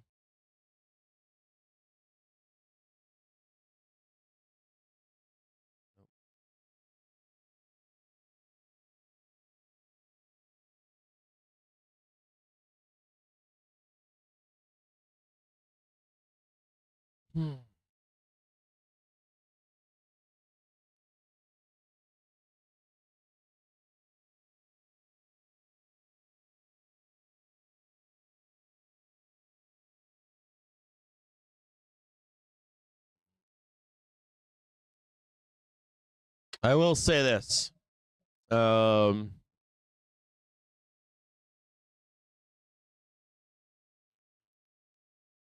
on an hourly basis, we look pretty good.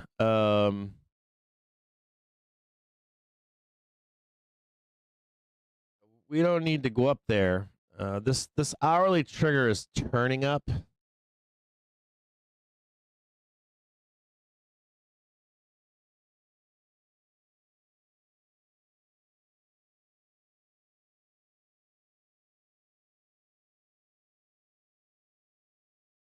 A 1 hour here.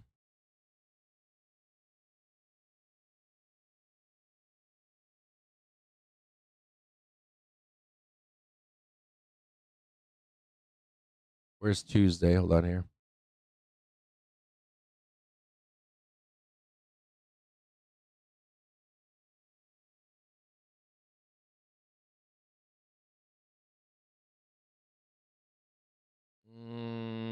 So see this right here? I'm going to leave this kind of like this. Like, we don't have to do this. But if there is a path to downside, it's over the weekend with some kind of headline risk.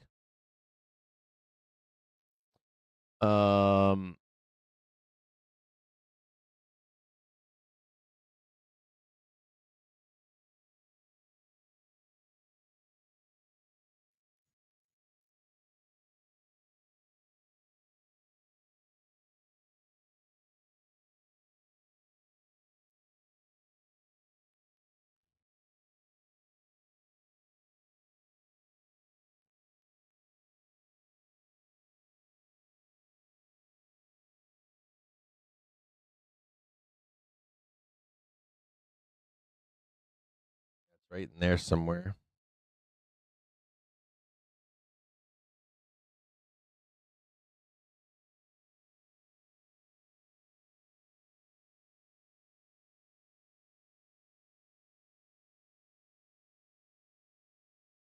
I don't think that this is required. That's why it's a dotted line. Just want you to see that that is a dotted fucking line. Not required that we go down there, but I want to leave it open to you for headline risk. But otherwise,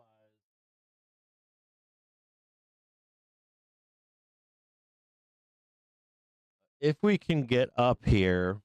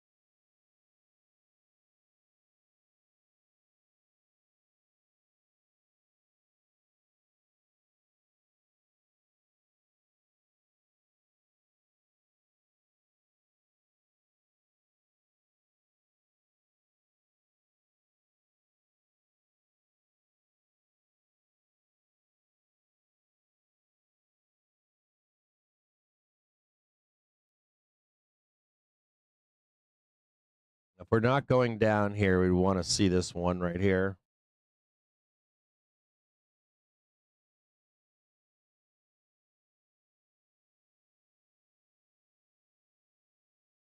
I would actually want to see higher than that.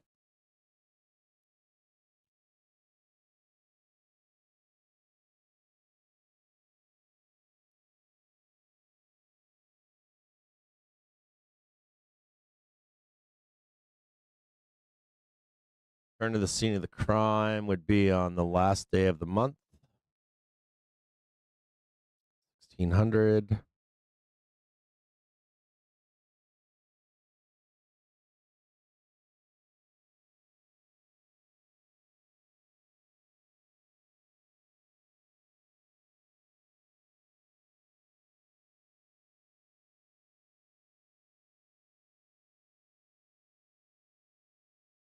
That would be a good back test back there too, like come in on Tuesday. 1, 2, 3, 1 here. So it would be what, 1? That would be 1. There's your 4. Hold the half-an-hour trigger. 2.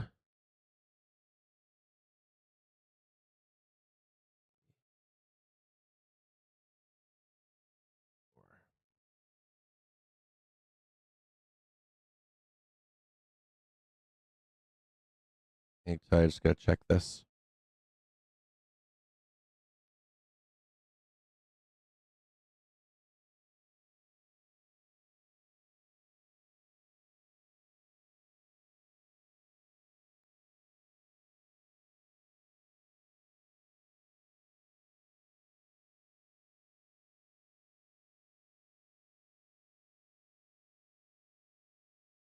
Higher low. Higher low.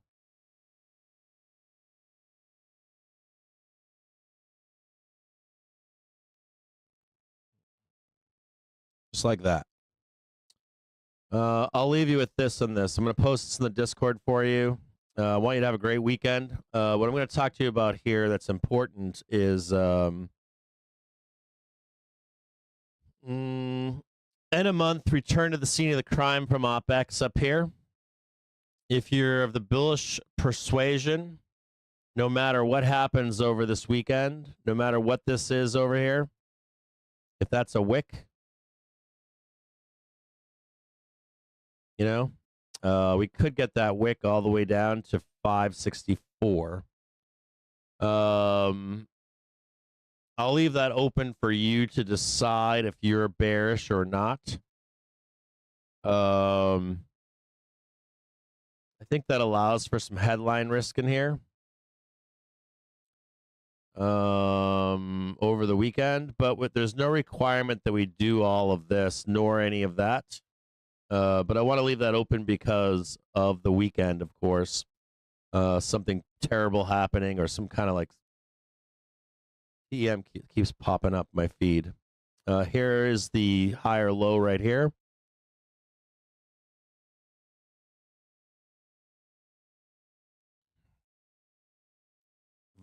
Hourly velocity looks good.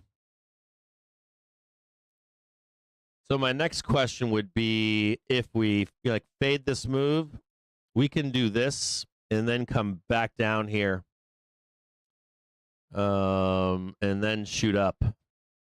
So I just want you to know there's like a different outcome here. There's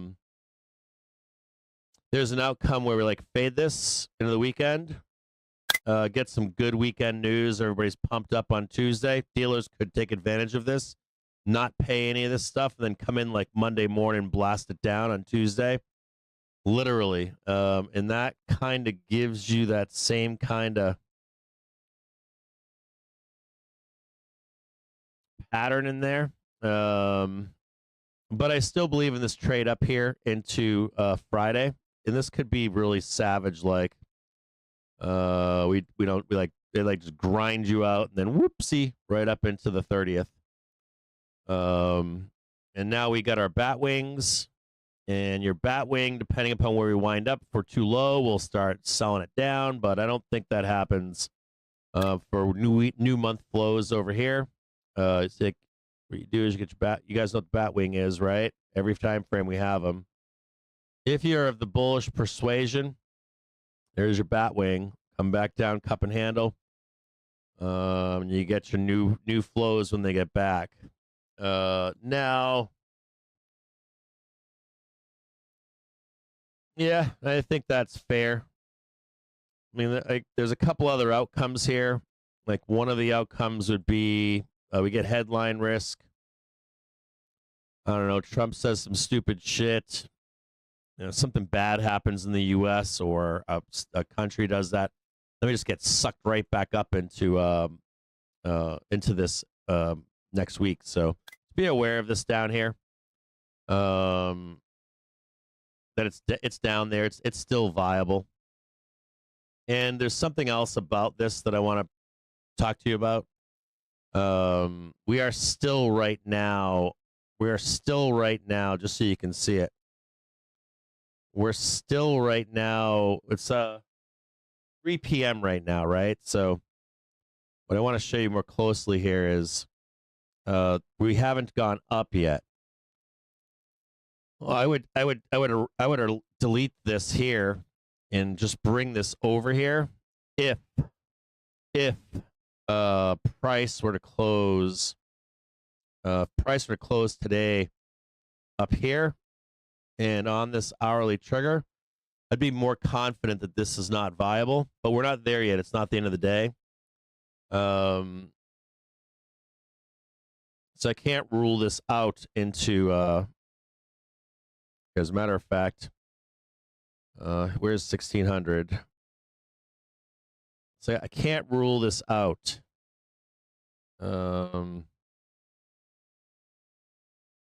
It's not 4 p.m. yet. And if we slip under here, and you know, puts are at bid into these weekends. So if puts are at bid, you know, there could be some danger in here. Just to say fuck you. And I get why they're buying puts. Like I would too. If I own SPY, I would own 10-cent puts over the long weekend like that if we had something bad happen. So I can understand the hedge, respect it 100%. And there's still put hedges that are on the market today, a whole bunch of them. So this is viable depending, like I would change my opinion of this only if we closed, you know, rocket ship up here into the bell. I'd say, yeah, we'll come back on Monday, test that, and hopefully run away.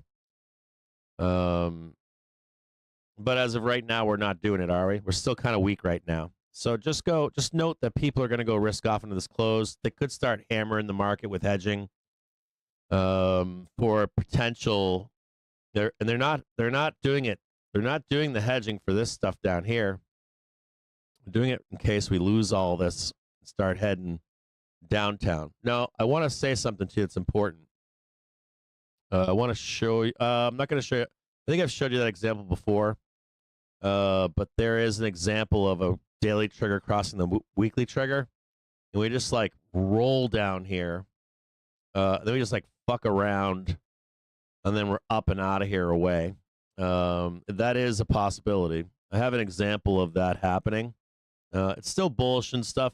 And also note in here that if you're planning that trade for June 20th, it's gonna you're gonna be in nightmare town, but way out here, you're not even gonna think about it. You know, I want you to like scale out from a 1 minute chart right now. We're fighting on. I want you to think about if we dipped down here and then just sideways and up into the 20th. Or even up there into the 20th. Or even if we go up here and then back down again to go up there, or not even up there, it would be up. Hold on. There's your all-time highs right there.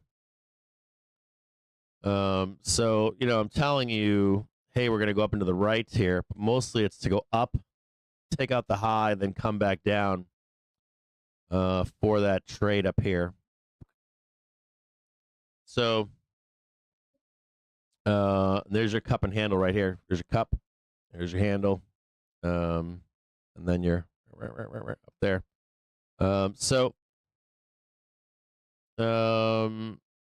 This is in the greater idea of where we're headed into the summer trade. Hanging out down here is not something you can't say we're not going to do that. I think it's easy to get down here for that trade over there. So just be aware of it. I think you get, depending on how we close, I think you get another opportunity to buy a dip on Tuesday. And I also think that you get a third dip. Even if you wake up here on Tuesday, I think if you go up here and hit that one, you're still going to get another chance. So you got a couple more opportunities. You got one here. You got another one right here to get long into that summer trade. Now, in any strength, you know how to build these trades. I do want to see this, though. This is a nice sign of strength into end of month. We go back to the scene of the crime. And this also implies something else, too. I always like in these bat wings, I always like to see this as a positive sign that we're going to head up for summer, even if we come back down. I always like that. Like seeing that. Now, do I know if this is going to happen? No. Don't know, don't care if this happens or not. But I want to see it.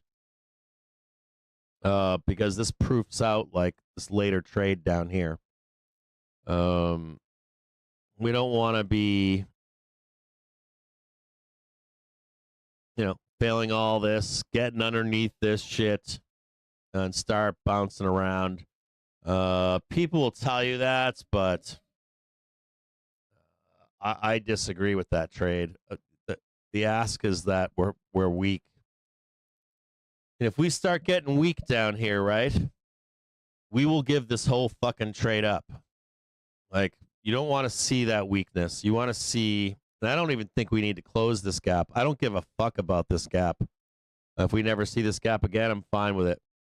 We have plenty of time to come back for it later in summer, after the summer trade is done. So just be aware of like you have more chances to buy a dip, is my point. And this isn't required. I'm putting this in here for headline risk. So beginning in headline risk, let's see if I can put this down for you.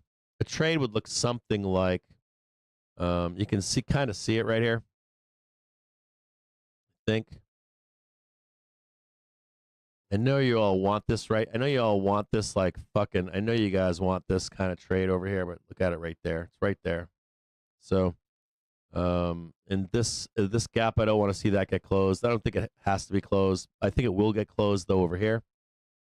We'll come back for it, and then we'll slam down in there. And that might be farther out, like July or something, but I think 560 is the jump point. So yeah, I think that's good. Hold on here. You want to see it?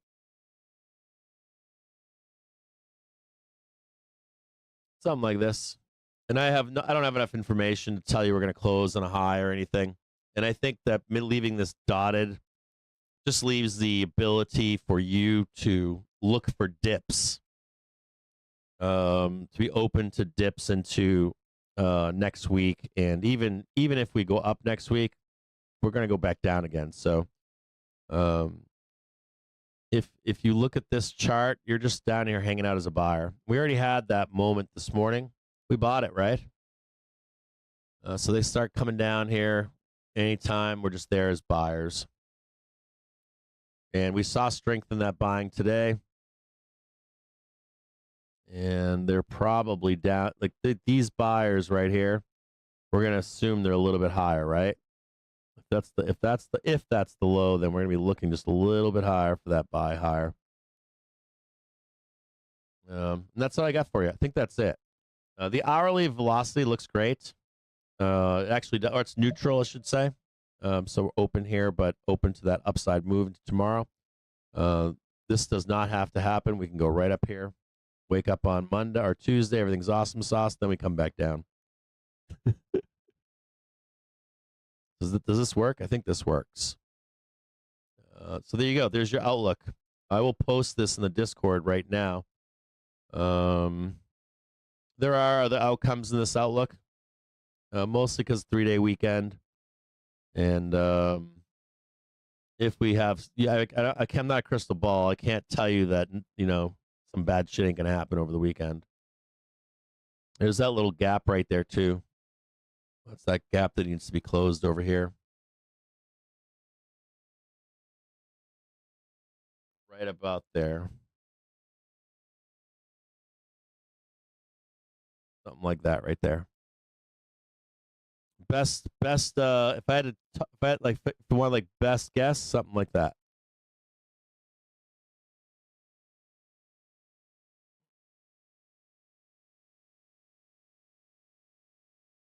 Let's go back and look at this for a minute.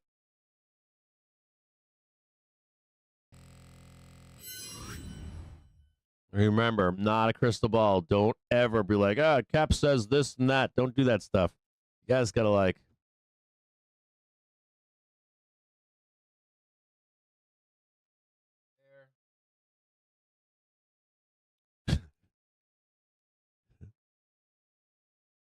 You are winning the 4-hour right now, and the hourly looks great.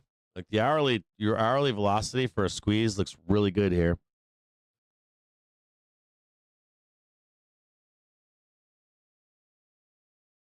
There is 330.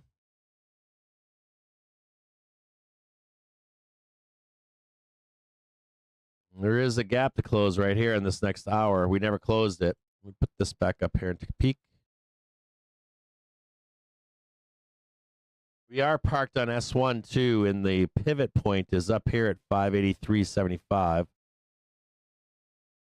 Second here. Hold on. You do have a cluster here too of bullishness. Hold on here. Posts in the Discord.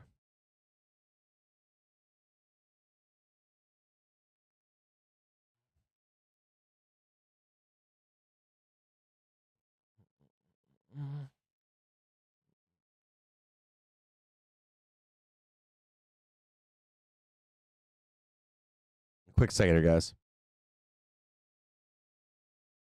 We got a lot going on here.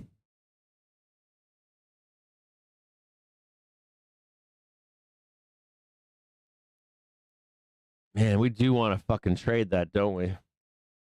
We do want it. This looks like squeezy time.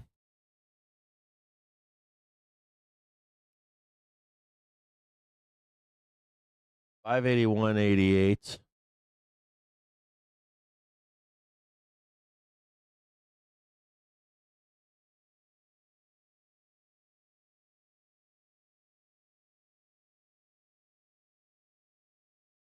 We did squeeze right here.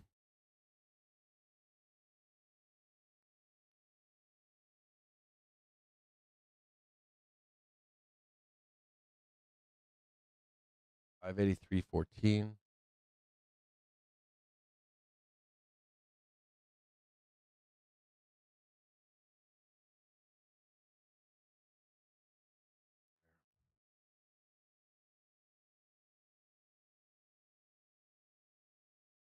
If you think we're going to squeeze up here for some liquidity,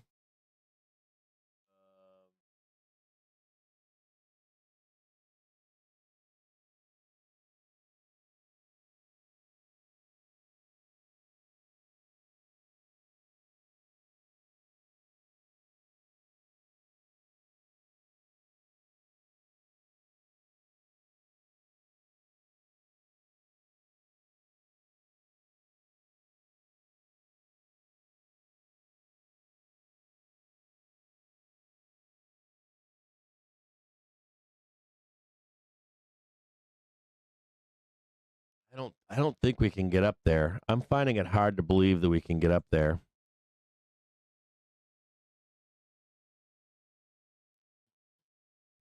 We're already batwinging this one too. You can see it. Like there's a, hold on, you guys can't see all of this, can you? There's already a batwing up here, like boom, right? W. You guys see it? It's like right there. Fail that and then run down.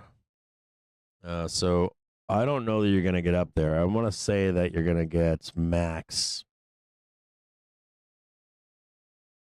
Something like that. And then roll.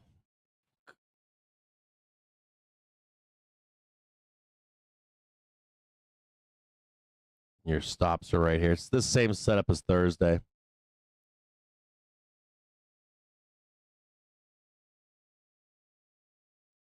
You're like fucking around. They're like showing you a fucking squeeze, and then it's like sell right into you.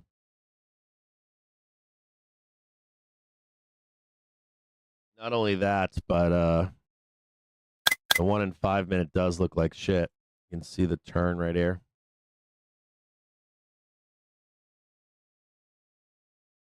They're trying for the second trade right here. They're trying for the move down right here, and they're doing the same fucking trade as they did on Thursday. If it worked once, it's gonna work twice.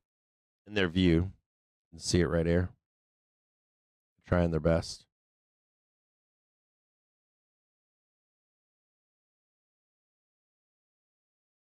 Beware of the squeeze and the close. I don't think that's real. Right there. There's a trap here.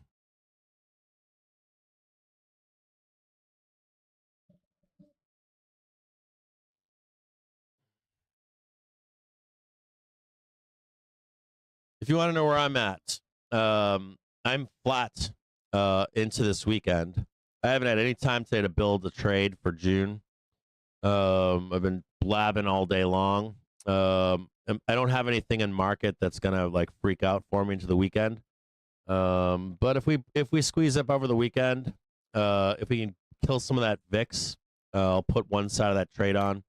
I'll put on the long puts for the end of the either September. I think now I'm gonna do like later now. I think I want to do like October. I think I might even do them farther out. I got to look at it over the weekend because I might want to capture that whole fucking thing through summer and fall.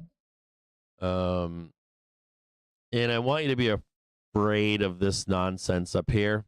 And we'll build more of this trade. We'll build it together on Wednesday of next week.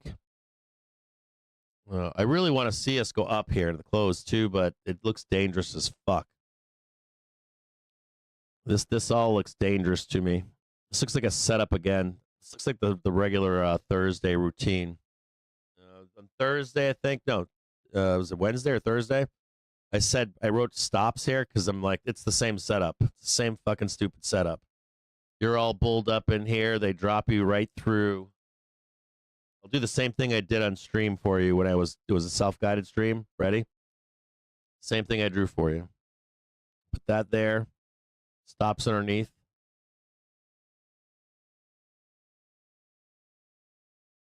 You lose that. That's real stops too. You're out.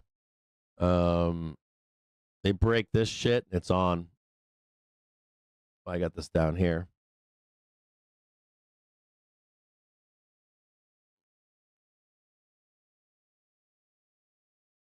You're all like bulled up and shit, and they're just gonna rain it on you. It goes straight down. You can see it right here. The don't fuck around box. Wham. Just like slam it on you.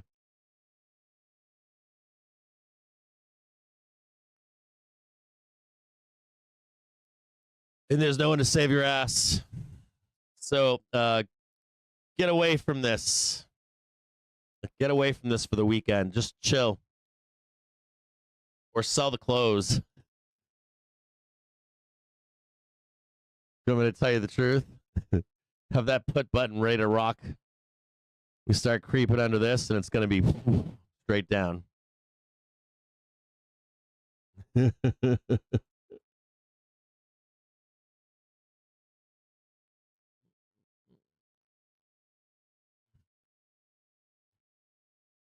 Hold on here. God damn, thank God I got out of fucking seg. That shit got annihilated.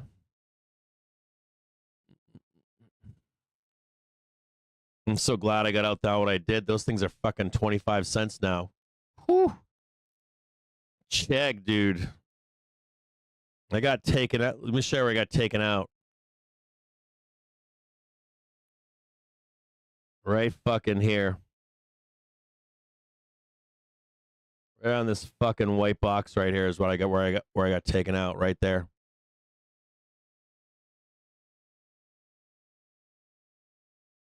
It stops right in fucking here.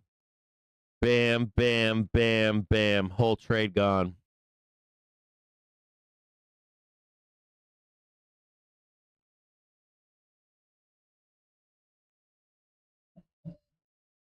Can't win them all.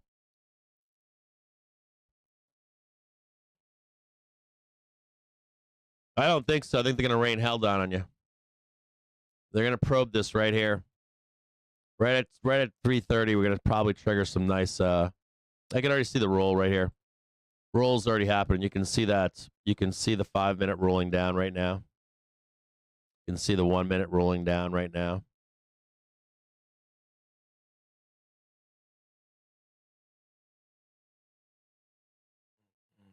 Puts will be bid. I don't think people care. Like, I got to say this to you guys. Like, no matter what I say to you guys, like, I got to be honest with you guys. Like, fully honest. On board. I am in, like, our mentors and stuff. These are my friends. Like, I trade with these guys. And I had a conversation with one of them when I got out of SPY. And if you want me to repost it, I will. I'll post it for everybody to see.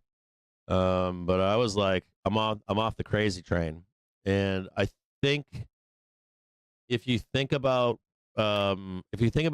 February until the bottom of the market and then the run up to 90, I think a whole bunch of people got off the bus. And I don't think everyone did, but I think a bunch of people did. And I don't think any of those people, even if they stayed on the bus, are not well hedged, or they're unwilling to buy underlying unless it's like a fucking bloodbath. This is not talking about margin, any of that kind of stuff for margin trades. I'm talking about investing in the stock market. There is a portion of people that I respect that are like me. They're either like going to hedge heavily, or they're not buying this market, and they're definitely not going into a weekend, any weekend where they don't have control over their investments right now. That shit's real, and most of these guys traded through Trump 1. And they know that we can wake up on any fucking day and be down like 18%, not 18, but like 7%. That's a reality in this market. No matter what we plan on or know or any of that stuff, you have to. I'm telling you, I had $500,000 in this market, and I was on fucking edge. the entire time. That feeling is horrible. And I've never felt like that ever until this year in particular. So I take them seriously. I take Trump seriously. I used to not take him seriously. You take him seriously, but not literally. Now I'm taking him seriously and literally. So I don't put anything past him. See what we're doing right now? Watch this. Watch this close right here. They're going to run this fucker straight down. You can't. If you have any real money in this market, you are, and especially the ride we've been on. The ride we've been on has been insano. It's been fucking insane. And there's no fool me twice here. Most of these people, they will not be fooled the second time. Absolutely fucking not. So you will see behavior like this heading into long weekends. This is to be expected. And there are people that know that too, so they'll ride on top of it. They will like amplify the effect if the opportunity persists for them. We're losing it right now already. They're already stepping in right now. These guys already know. Like, real traders know. They're like, people are afraid. God,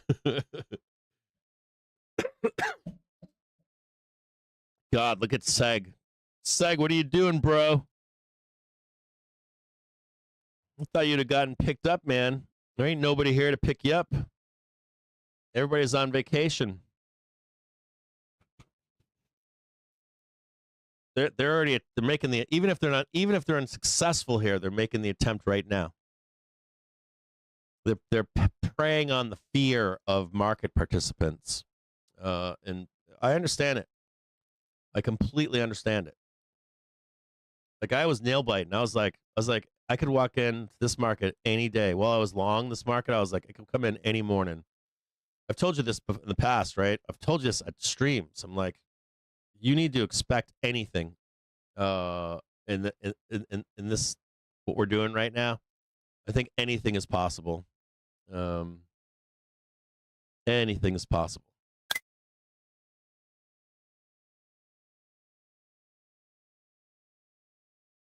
Like, literally anything. I don't trust anything anymore, and I won't.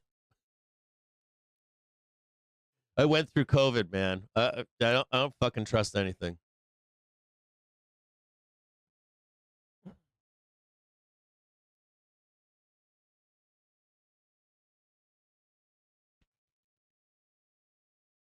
Let's see if we get the ramp to the downside here. It's looking like it. That one down there. This whole move started way down here too. You see this? All this move, like all that gap there. I'm telling you guys, people are gonna take their money and they're gonna run right now. Trading 579.25 right now. There goes your stops right there. And they ain't coming back either. We're done.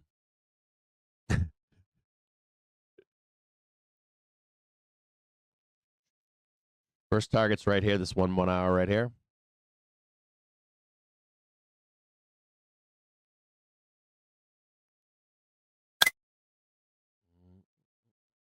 One now becomes yellow.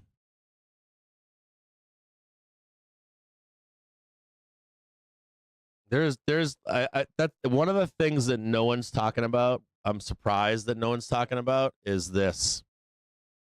I haven't seen any discussion about this. Maybe with panic markets, I don't know. Maybe that's the case, but I'm going to tell you truthfully.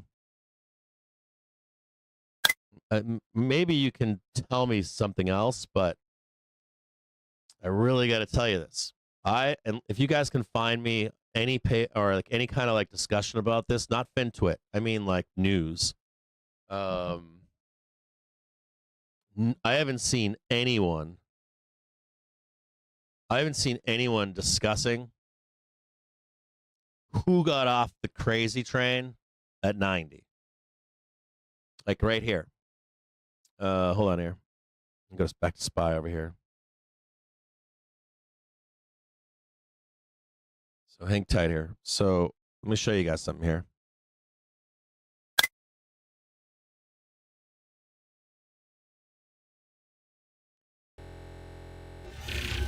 And I want you to know something. Don't be fooled here.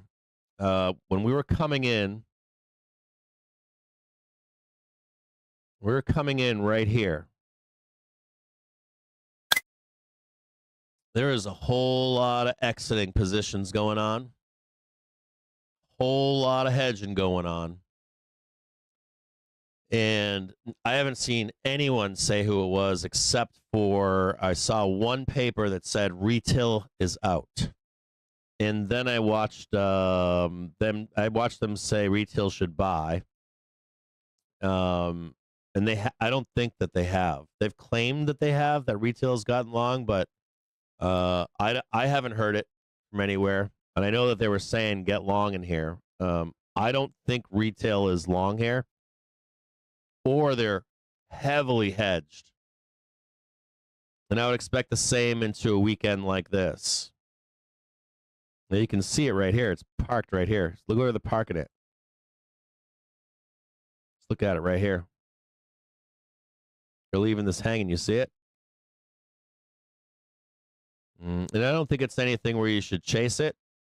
But where they're parking it right here, there's no way you're not hedged. No fucking way. If you're long the underlying, or if you're not long the underlying, you're just sitting on your hands. There's no way that anybody's messing with that shit.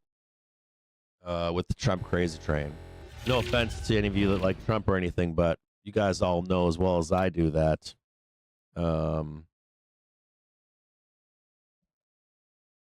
This market is like, it's full of fucking crazy.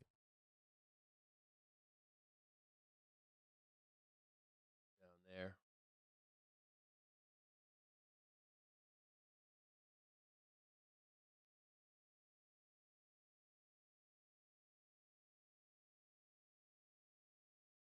It's full of crazy.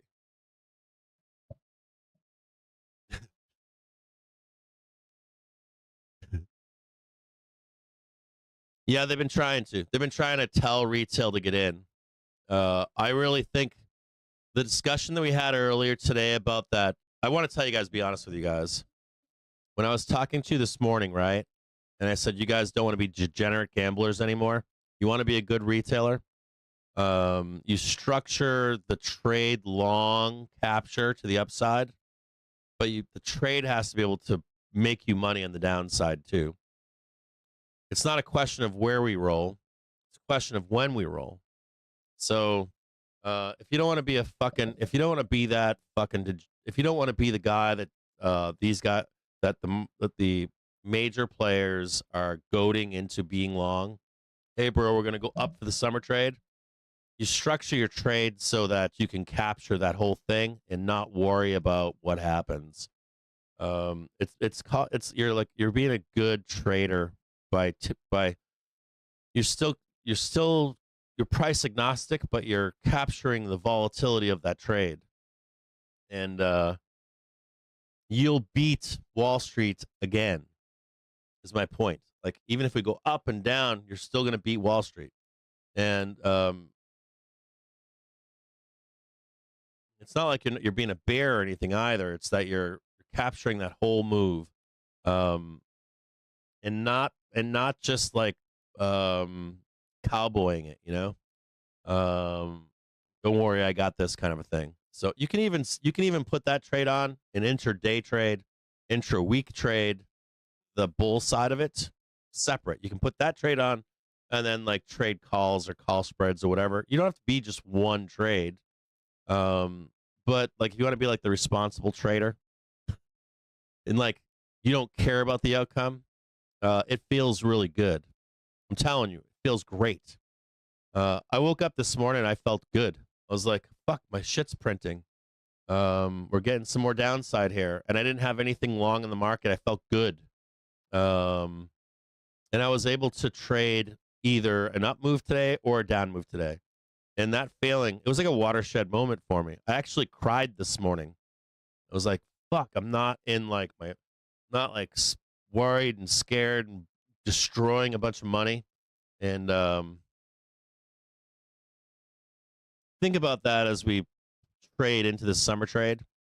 To be smarter, beat the market as a retailer. Be a smart retailer. And we can do this together in the face of uncertainty. And I want you to remember a part about this morning when I showed you how the market is all poised for that one trade.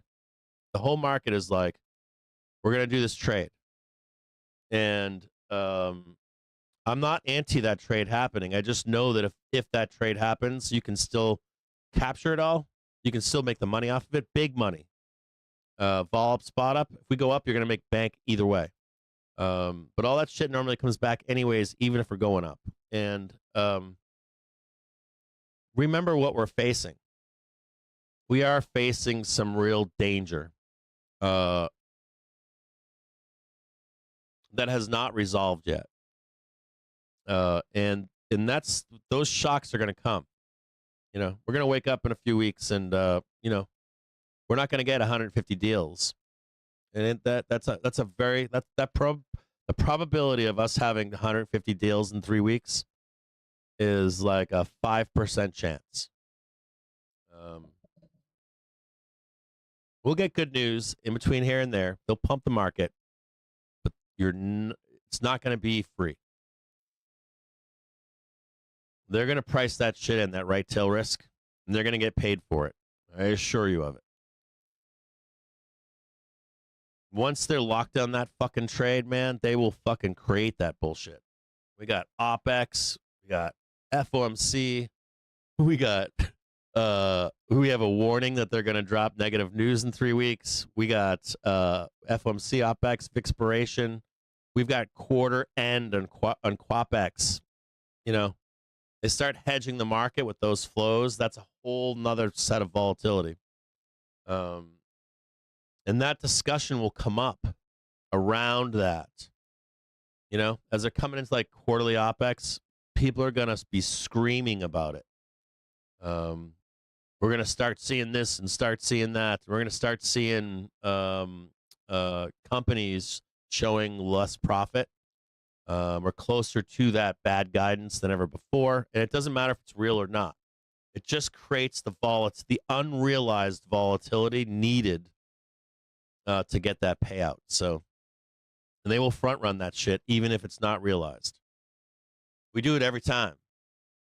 It's kind of like it's the same idea behind a bond auction on a smaller time frame. You ever notice in a bond auction, whether it's good or bad, it doesn't matter, right? Like 1 p.m. bond auction, market's going up. We pause. We get the bond auction, and no matter what, cha-ching. Bond auction's great, no problem, we're out of here. Bond auction's bad, bloodbath. But this trade here, is what I'm talking, or all of this trade is what I'm talking about. Even on a smaller frame, they're getting paid one way or another, whether you like it or not. And you want to be in that trade. You want to be in the trade that goes up and the trade that comes back down. And the volatility are associated with it. So if you look at a bond auction, it's that bond auction on a larger time frame. And these guys get fucking paid. They do every time. These are the smartest guys in the room. It's their market.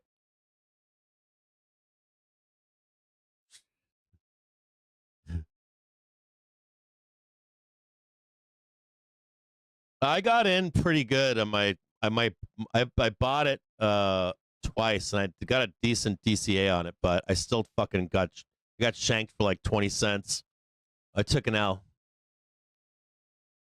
David MS saying he thinks that we pump and take out all the shorts into the close here. David's amazing. He's one of the best day traders here. So he thinks we squeeze the bell. You think so, David? I trust you. I got to make my money back, bro. Hold on, I'll jump on that trade with you. You think we squeeze the bell? Hold on, brother. I got some money to spend here. Going a weekend. Hang tight. David AMS saying that we're going to squeeze the bell. Hold on, brother. Calls expiring today. 53. Okay, hold on. How about 82s?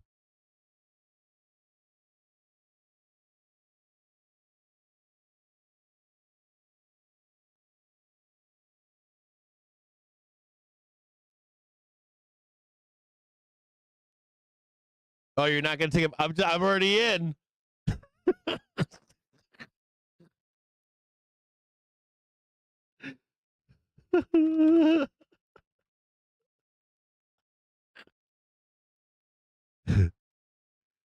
Take out the stops.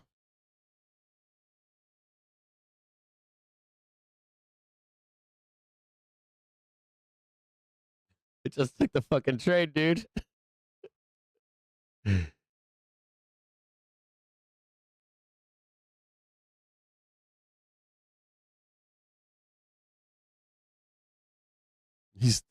I love you, David. I'm in. I trust you, David. Whenever you pop in and say cap, it could squeeze. I'm down with that. Do it. Get rid of this then. Got that one right there. I don't know, man. Think we can get above this fucking 4 hour into the bell? It did just form a new bull plane here.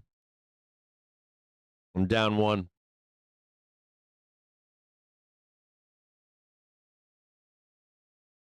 Look at that fucking VIX, dude. The VIX is coming down right now, too.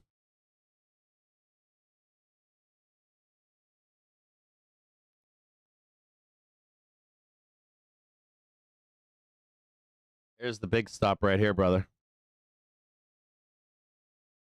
Hourly triggers a big stop.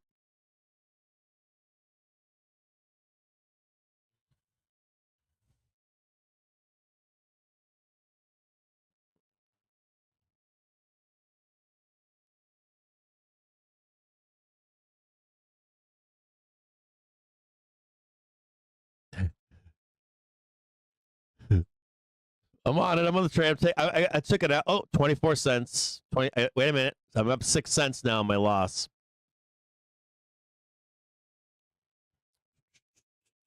$0.07. 9 cents. I got to put an upside stop on this fucking thing. Give me 40. Give me 40 on this. 582 C's, by the way, is the trade.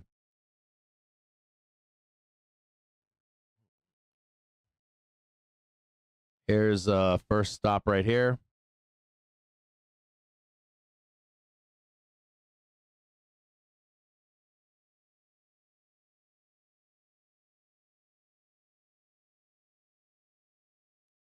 Trading 31 off 20.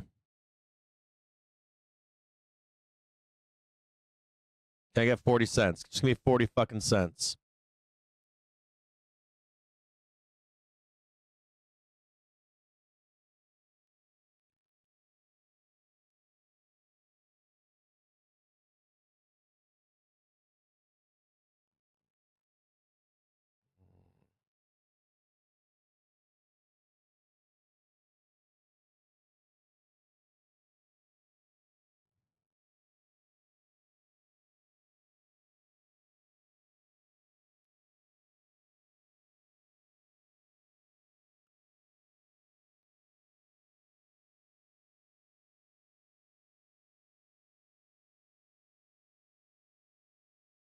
You want to sweep him out of here before you let him fucking get short again in the close, huh?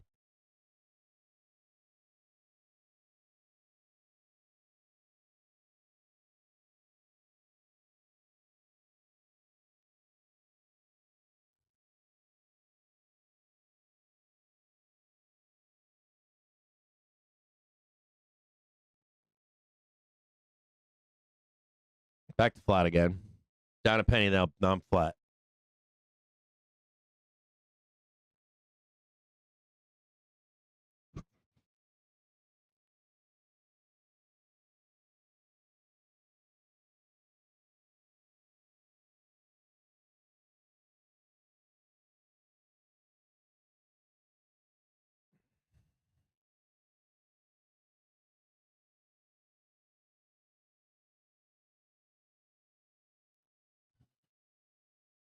Down 2.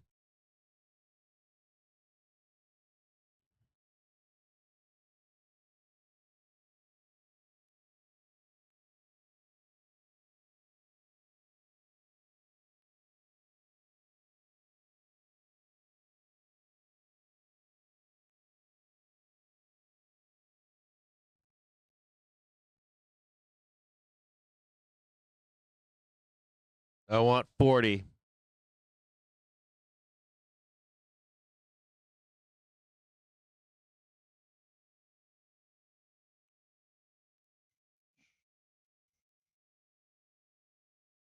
I was up on SEG for a minute or two, but it wasn't a ton, and the fucking spread was so wide.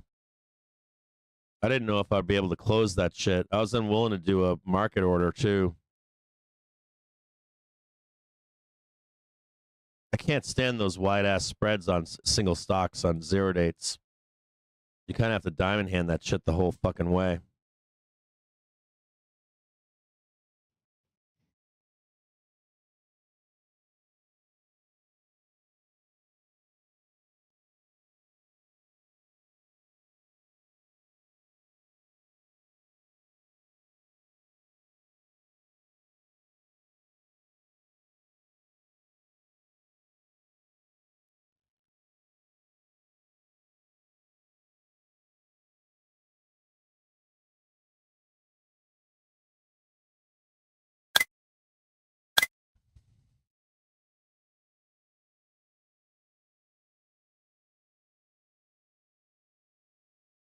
Yeah, I got it there, brother.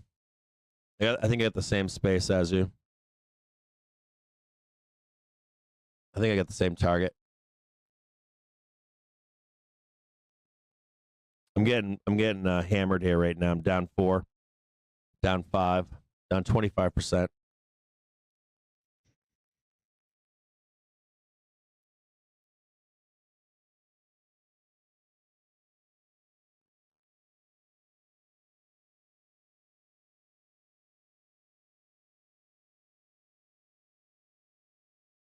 Add more here, maybe. Nope, not blue. I'm gonna have to add here.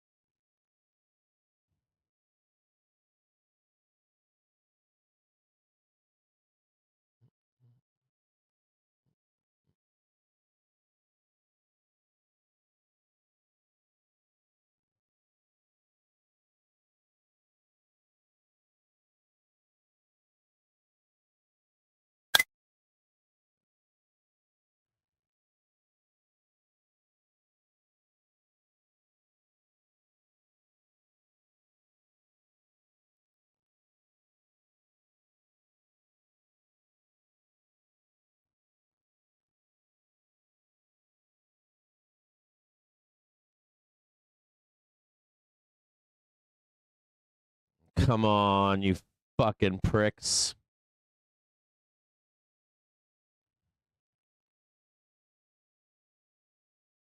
I'm going to give it to 50, man. We better move like right there.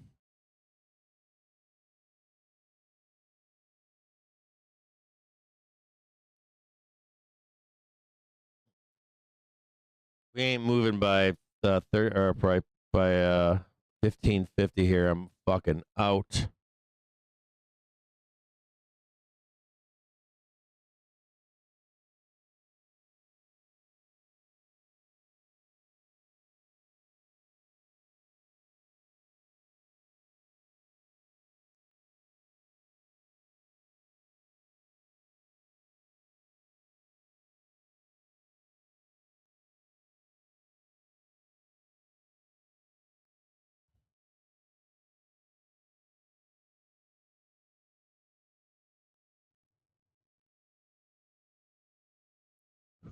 Nope, you're not taking my stops, bro. Sorry. No stoppage. All gas, no brakes. No, get the fuck out of here. Fuck on out of here.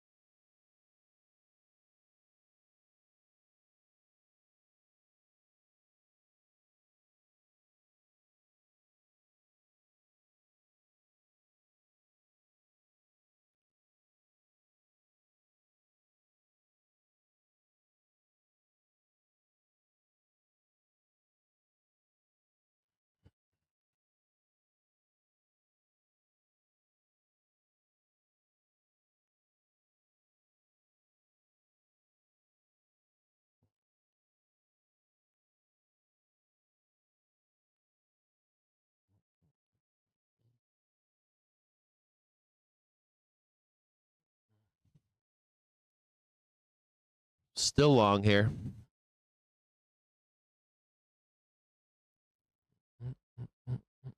Start moving.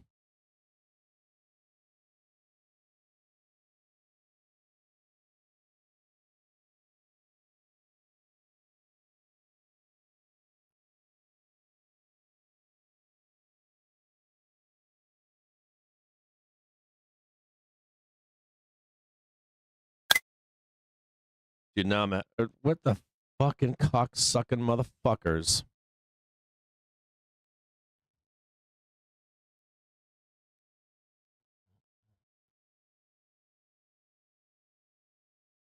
God damn these fuckers. Well, that ain't good. They just fucking ate that whole chain right there. Gone.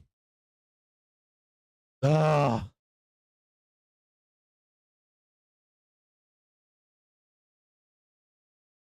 I'm out. I'm stopped. They got me right here.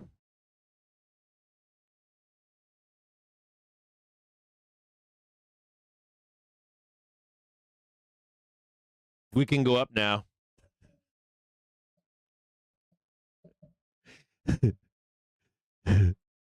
we can definitely go up now.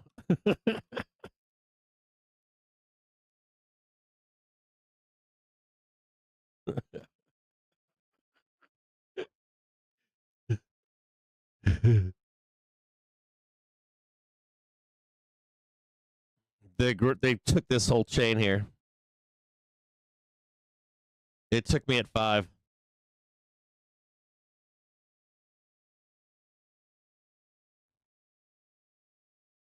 Fuckers. Goddamn fucking. I'm not telling it. I'm not going to say this shit on public anymore.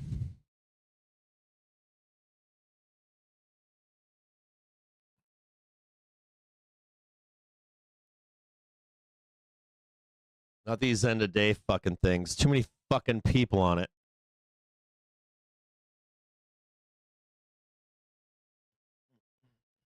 I like that idea though, David. I like the idea of taking their stops before the weekend.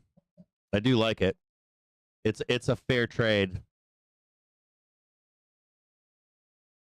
If they ramp this fucker into the close, I'm gonna be fucking pissed.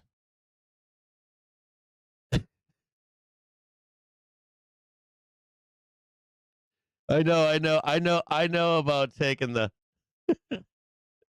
I know about them taking the stops, bro. Look at them. They're over just eating this whole fucking chain, man. These fucking bastards here. I want to get back in with 80s. 80s are 20 cents right now. I really want 80s right now.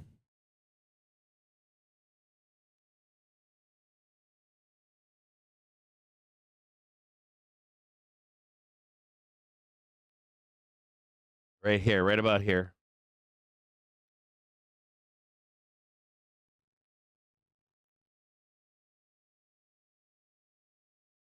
Fucking going to the casino and giving my money away on a fucking Friday. I don't even have to go to the casino.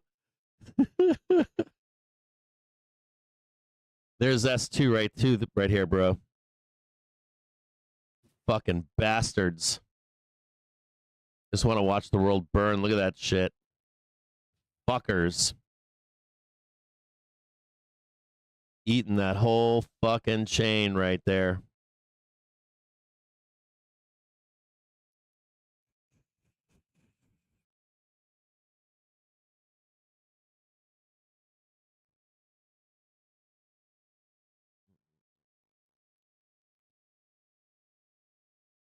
Oh, I'm making money again. For a minute there, I was making money.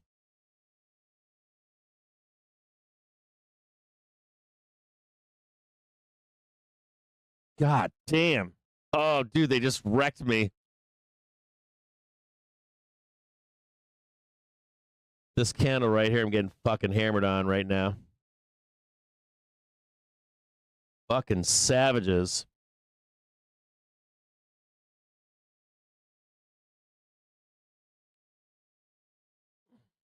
Fucking leave no stops behind. Woo.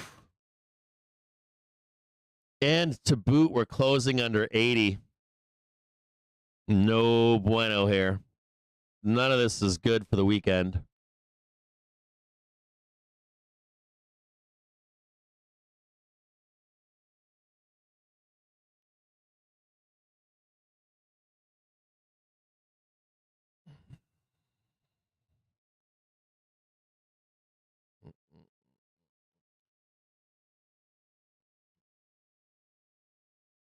See SPX. And VIX is falling right now, too.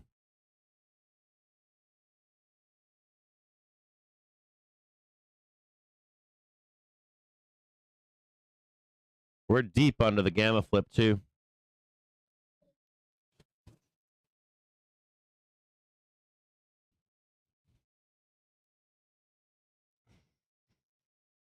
I'm still long here. I'm on 80s. They're not letting this shit up. I don't think they let this up after the bell. Maybe. I'm still long again, so. Fucking gnarly. That move right there was fucking gnarly.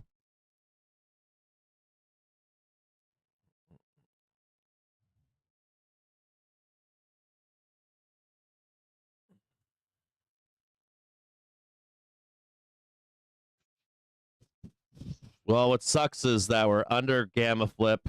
So this looks way more viable for next Tuesday. They're not fucking around, man. Like, we're underneath gamma flip. We're underneath 80. We're at 5805 on SPX. On ES, where are we at on ES right now?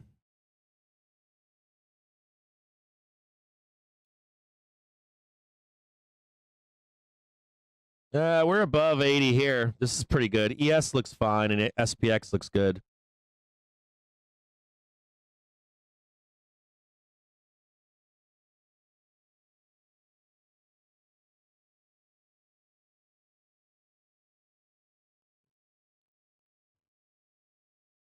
I'm up back to flat right now on 80.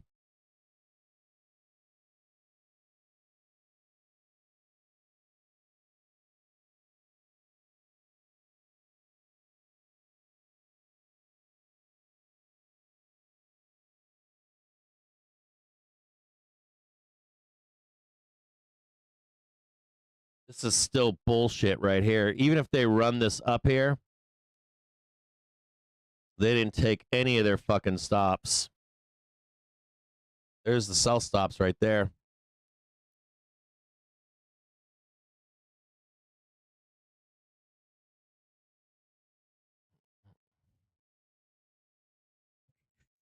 Oh, trading 30 right now.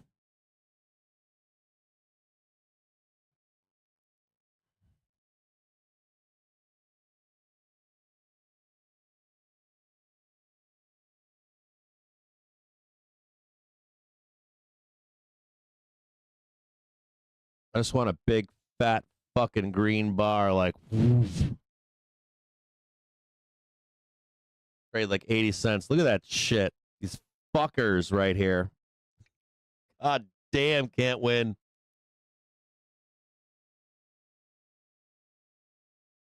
Like, there's no more arbitrage, bro. That shit, those days are over.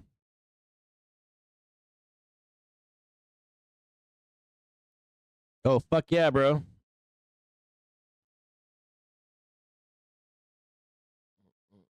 Now I gotta sit in this bullshit till 4:15. I can't even get the fuck out of here.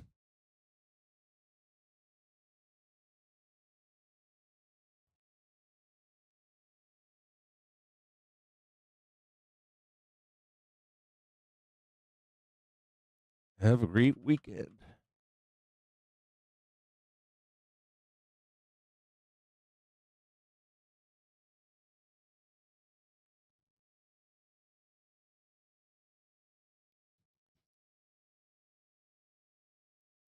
Yeah, they're eating me alive in here. I'm going to end up eating this whole fucking trade. It's going to go to zero. I ain't getting out of it. Fucking left the fucking cells up there again. Dude, I'm telling you, like, every fucking weekend right now, they don't give a fuck. They don't fucking care, man. They're like, we're at bid on puts into every fucking Friday close right now. Like, every single one of them. I should not even taken those trades. Oh, I'm angry now. We are fucking bid, dude, like right into Bell. Yeah, you guys have a great weekend, too. You guys have a great, great weekend. We're bid every single... Look, we can watch this shit. We are bid on fucking Doom every Friday. Nobody gives a fuck right now. They don't care. They don't trust him at all. Yeah, I'll have a great time. I'll see you guys soon. I'm seeing a bunch of you in like an hour or two, or maybe a few hours. We got some dinner reservations tonight, I guess. So I'll be seeing some of you guys out there tonight. I'm a little pissed off right now. I just blew through some fucking serious cash. I guess I'm not going to the casino tonight. You guys have a great weekend. I love all of you. Stay safe over the weekend. Yeah, it's no bueno, David. Listen up here closely. Listen up here real close. This close points towards a red open on Monday. This chart that I showed you here, I should have said that to them. This firm rejection here validates this trade. This trade is validated right now. You can just fucking change that right now. We're going down. We are without a doubt going to trade into Tuesday right down here. If not, or if not Tuesday day. That is not a good sign. See that close right there? Not a good sign. They're going to run this fucker all the way down. Check that high right here. And to boot, you're going to get the daily trigger. Should have remembered this. You're going to get the daily trigger right about there. DT will be up 2 days. It'll be up 2 or 3 days. It'll be up here. As a matter of fact, price will be on that daily trigger when we wake up on Tuesday, I think. We got 3-day weekend. So this shit will be... We will be testing this.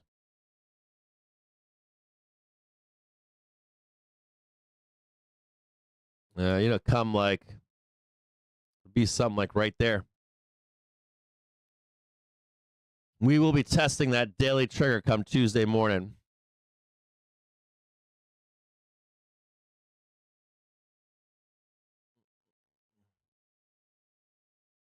Yeah, I'm happy. I made money on my fucking hedge, so I'm okay. But I don't like closing a weekend like this. Look at this shit. They're grinding all that shit down. We're going to go see that daily trigger on Tuesday, guaranteed. This is all valid. We're going down here. We got till 8 p.m., but this is all bid puts. This is load the fuck up.